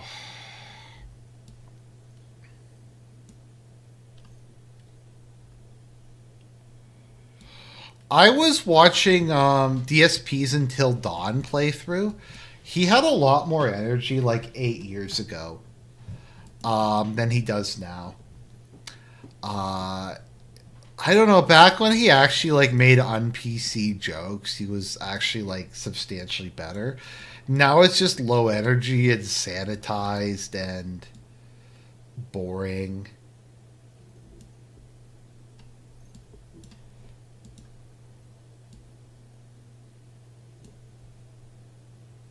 Did you ever notice I had 4chan going down? Like people told me that.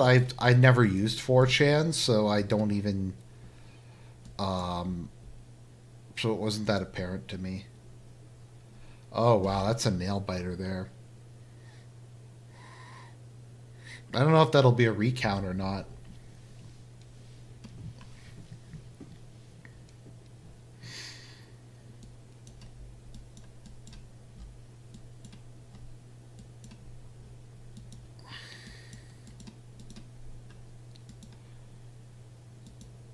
Sloth maxing. I didn't even know that sloth maxing was a thing until I was exposed to Dickers.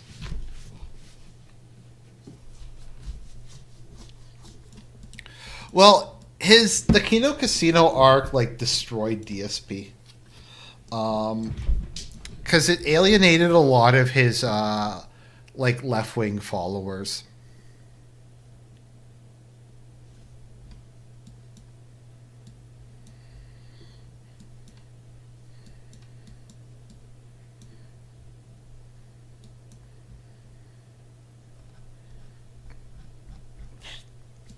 Do we have the popular vote yet? No.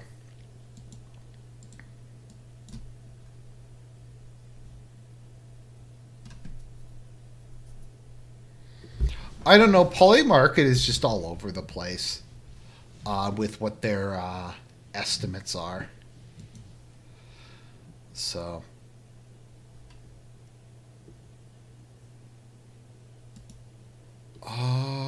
BC, Manitoba.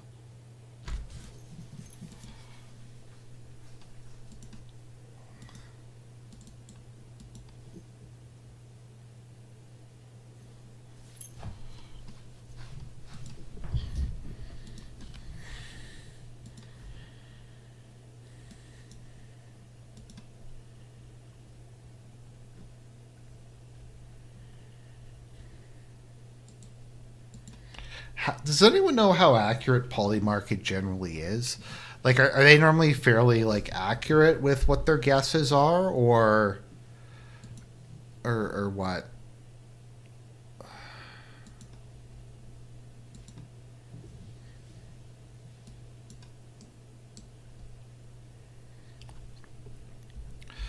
I mean, the keto, because like Phil fucked it up. Like, if Phil had have gone back to being like old Phil, um,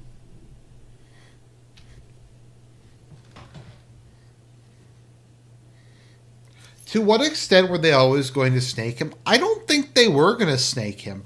I think that they wound up doing that because he was just such a boring like asshole, and because he was such an unlikable person.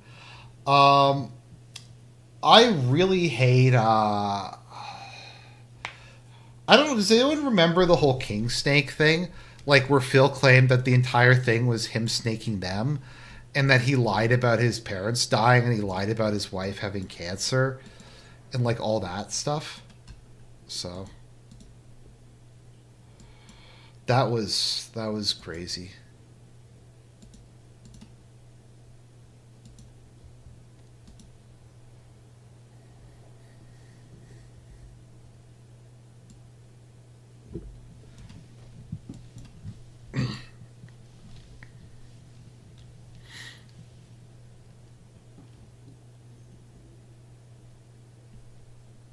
And then he like pretended that that never happened, but that was fucked. I mean, that was a cope. Okay, either that was a cope or I don't know.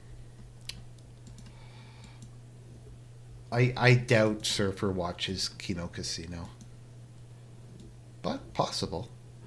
Let's see, Port Kells. Oh wow, okay, that one can flip easy. It's close. It's close. The king snake goes after its prey. Kind of reminds me of that whole like. Does anyone remember Can't Stump the Trump? The centipede is a nimble navigator. Let me see if I can find that.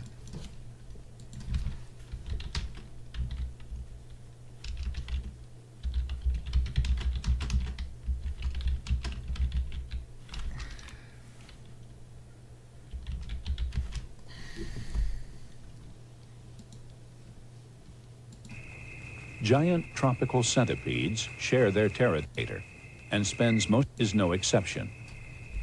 Despite its impressive length, it's a nimble navigator and spends most of its life patrolling the ground for food. Okay, there we go.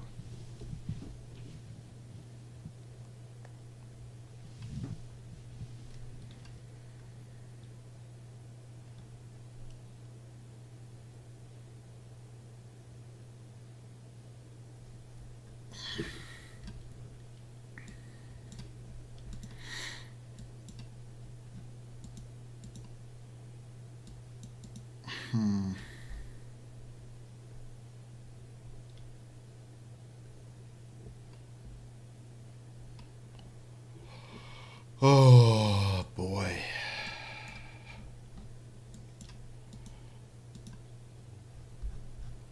Just kind of clicking around at this point. We're just waiting to see how the last couple ones go. So.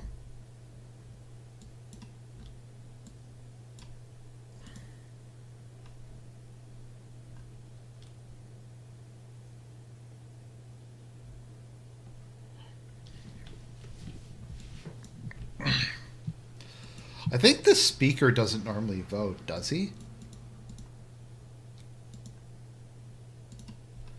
So I don't know how that affects the majority or the government.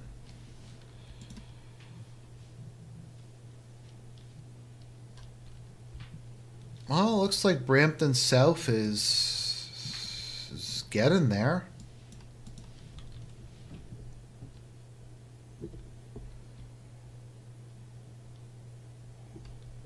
I mean, we're pretty close to the F-Slur cult. Like, we're one seat away from it.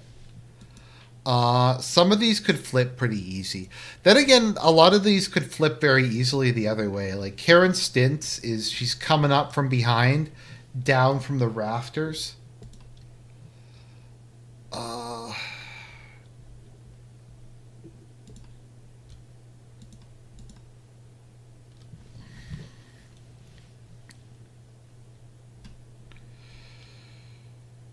yeah. I don't know. I feel like most of the flip seats. No, but no. Then there's like, I don't know. I was gonna say most of them look like if they're gonna flip, they're gonna flip liberal, but there's a lot of them that could flip conservative.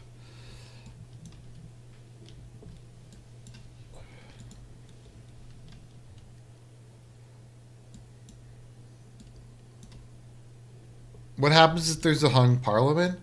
Carney will continue as prime minister, and then nothing will happen, probably. Oh, Montreal. Okay, Montreal might change.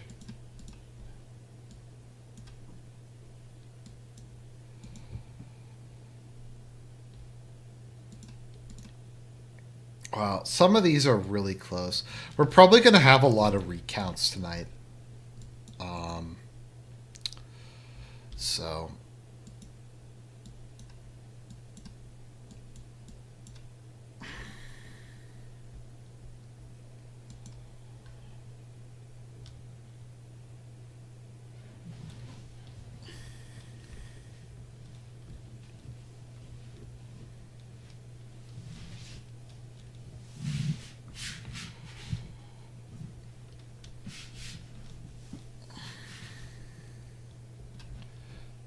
what's the popular vote? Liberals up 0.8 or something? Something like that.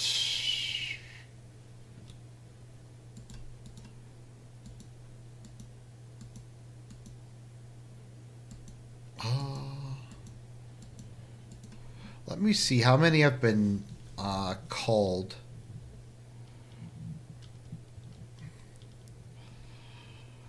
I don't know. It's looking like the Electoral coalition is going to be down by one seat. Terra Nova the Peninsulas is like really close.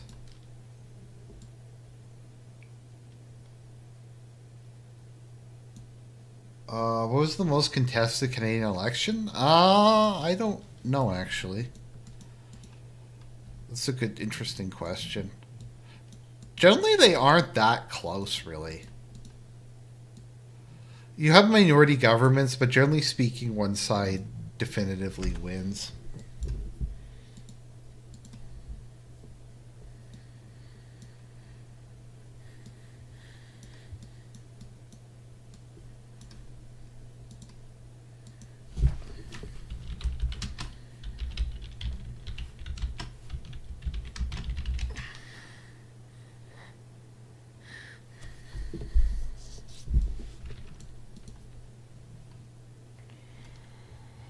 Oh, let's see what Charista says.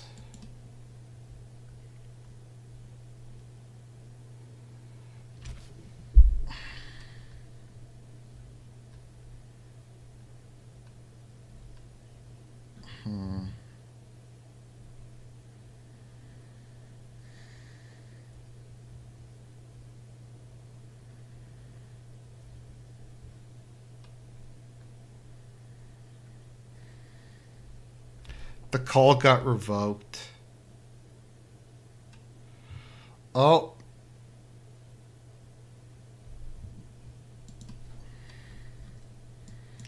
Let's see here.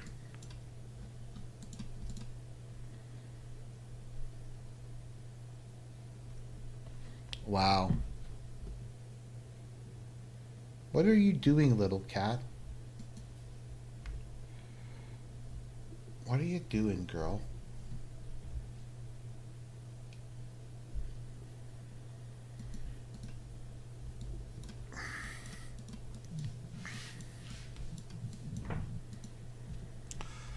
Well, I have to run and do something. I'll be back in like, if people are still here in like 5 minutes, I'll be back.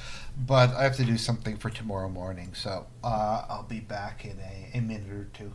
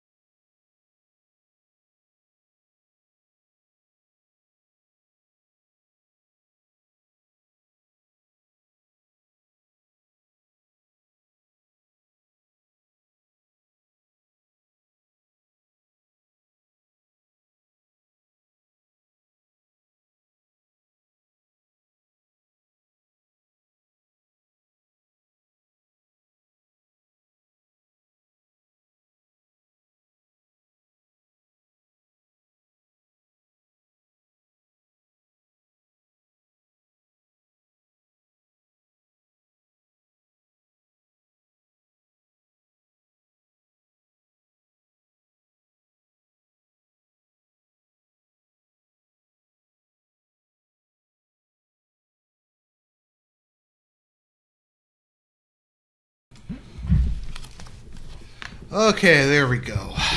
Right. Okay, let's see here. I'll go for maybe like another 5 minutes or so.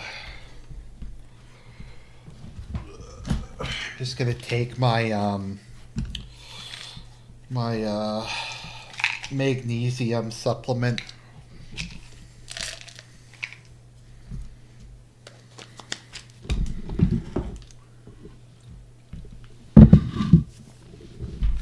Just so I can go to bed after this.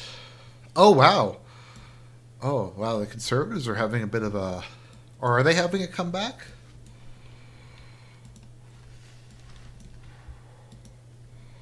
Surprised they haven't called some of these yet. Uh,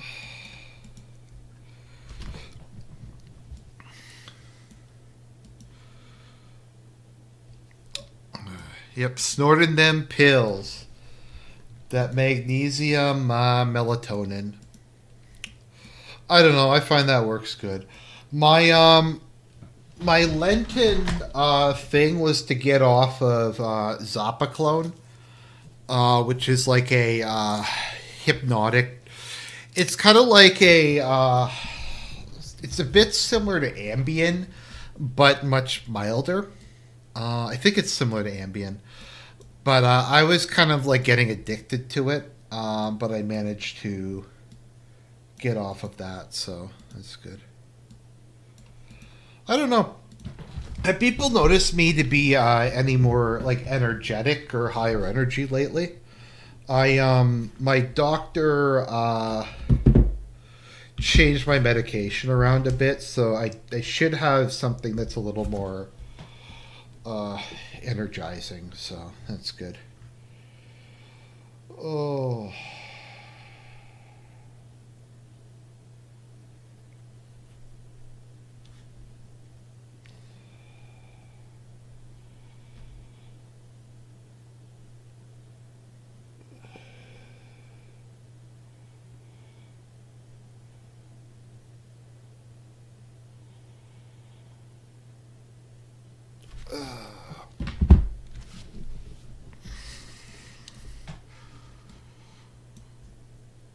Okay, so we're it looks like we're gradually getting out of the danger zone with regards to the yeah, to the coalition. I find magnesium is good. Like you can get at just any drugstore like magnesium melatonin mix. And I just find that works pretty well for like sleep. Um, as my doctor said, it's just like vitamins, so it's you can just take it whenever. It's not like it's in a chemical or something weird.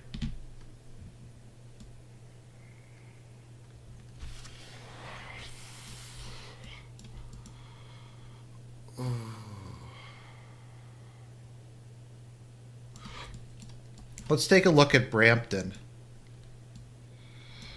Uh, oh, it's so close in Eglinton Lawrence. Come on, Karen Stintz, you can do it.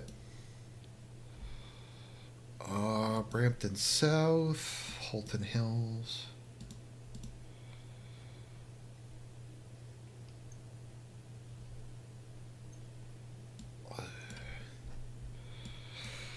Well, you do what you can.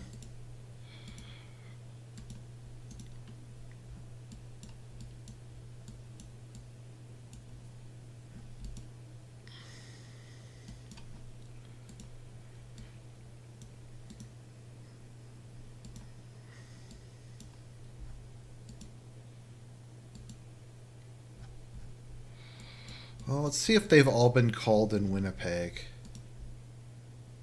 Yep, they've all been called.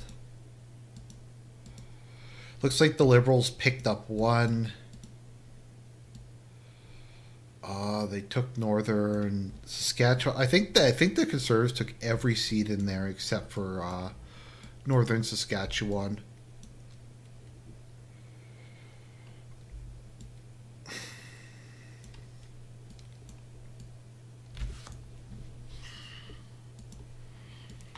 Just hopefully winter will end sometime before like June. It's still like below zero here most of the time. Oh.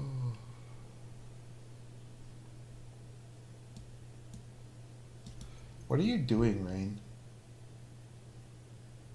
I don't know. She's just kind of staring, dangling her head off of the table.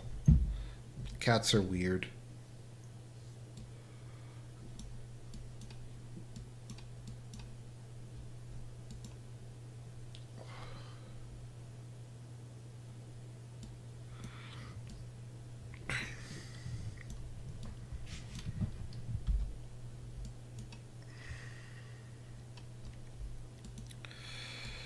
So the only real seats that can flip to Liberals... Okay, it looks like that one's fairly... Really just Brampton South looks like the only one that can potentially flip to the Liberals. It's not impossible Eglinton could flip to Conservatives. Wow, that's coming down to like 40 votes. That's rough, man. Wow, Kelowna is getting closer.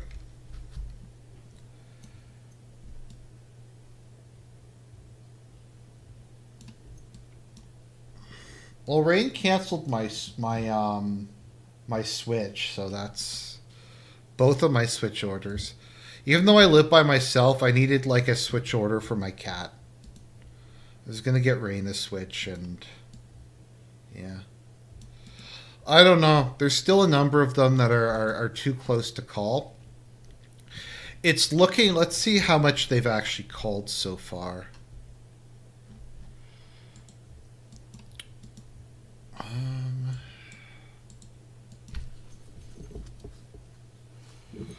No, it's a Liberal minority. I think it's pretty much decided at this point in time that it's going to be a Liberal minority. It's looking like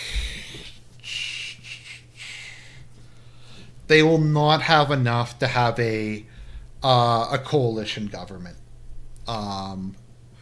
It's looking like the NDP, Greens, and Liberals will only have like 169 seats, which is 172 short of forming a government. So the Bloc Québécois will hold the balance of power in the federal government.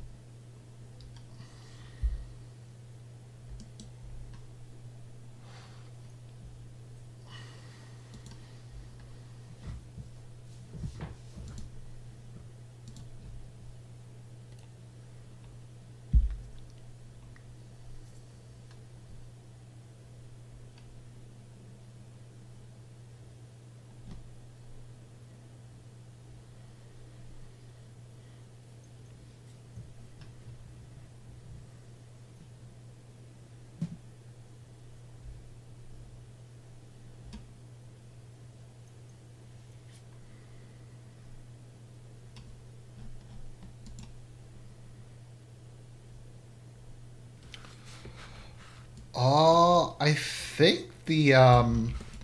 think the Online Harms Act has expired. Actually, I don't think it actually got passed.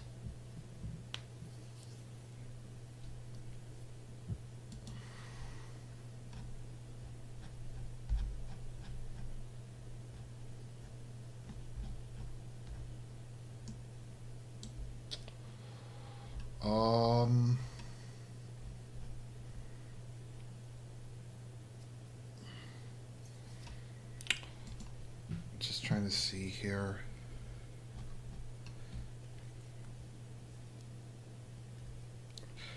Just trying to find this. Okay.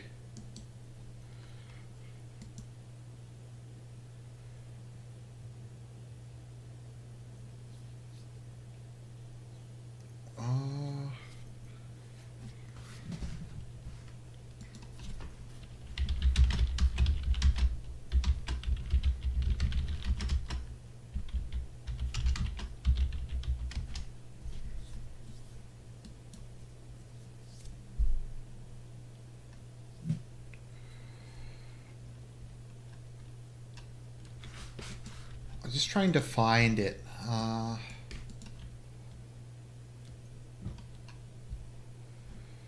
Okay, let's see here. I don't know. This is very confusing as to whether this actually passed or not.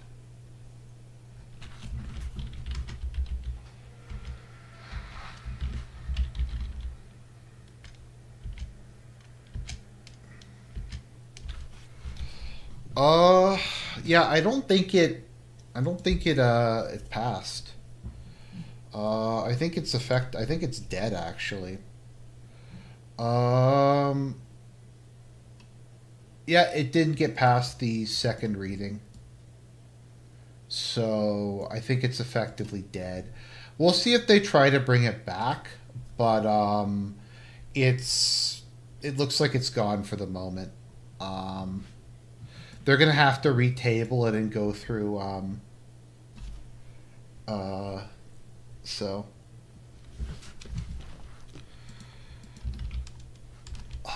As far as I can determine,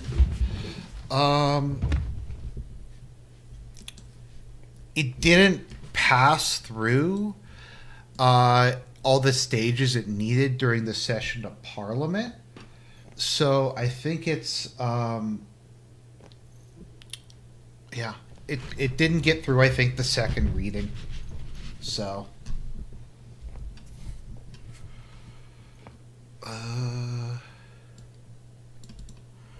yeah, it didn't reach the vote.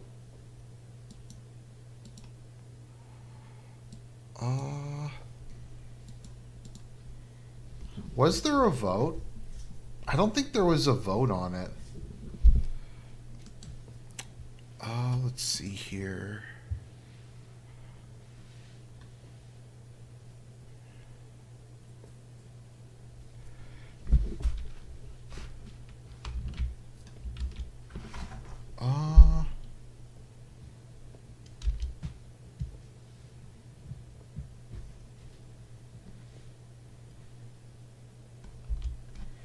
Just trying to see what the BQ said about this. Because I don't know what their position is. Yeah, okay, it looks like it failed. It didn't even get out of second reading. So, I don't know if they'll really be able to bring this back. I don't think it's high on the priority list. And it'll have to go through everything again. So I think we're okay for the moment. We will see how it goes.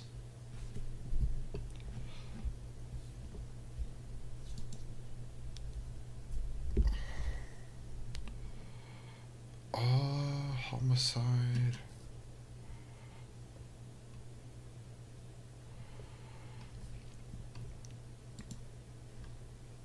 Do the Conservatives ever vote in favor of, like, liberal bills? Like, if it's something they think is good, is there ever something that they'll vote for? I don't know. So,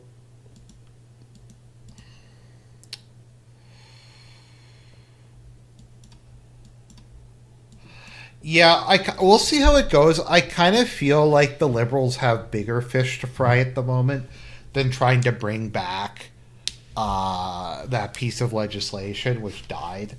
So I think we're good for the moment, but yeah. So My understanding is if a bill doesn't, the bloc allegedly likes part one of the bill, but isn't part one like relating to,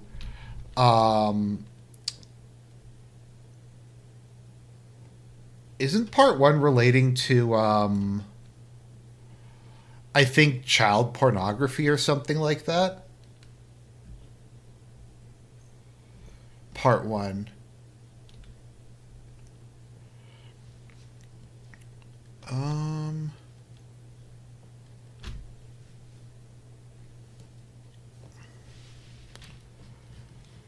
Yeah, I think that's related to, part one is related to, like child pornography or something like that. Yeah, okay.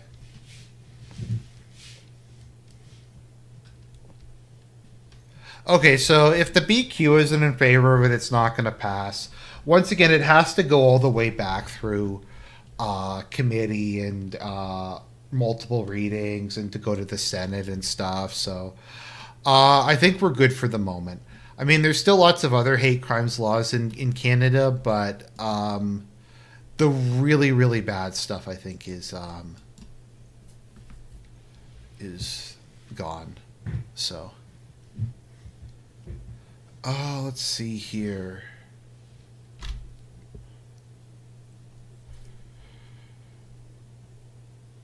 Prediction scoreboard.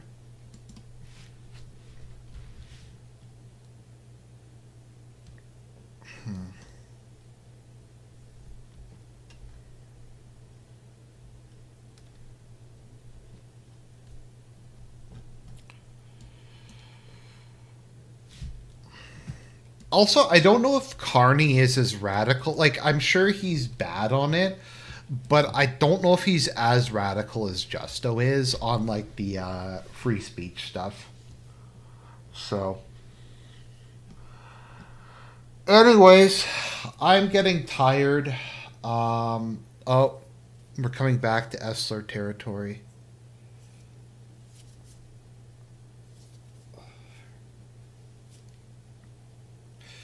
Yeah, I don't know. I think it might just be like too late, and just podcasts have just become too much a part of the state. But anyways, I'm gonna head off to bed, guys. God bless you all. We'll see what happens tomorrow, but I need to get to bed soon because I have work in the morning. But no liberal majority. That's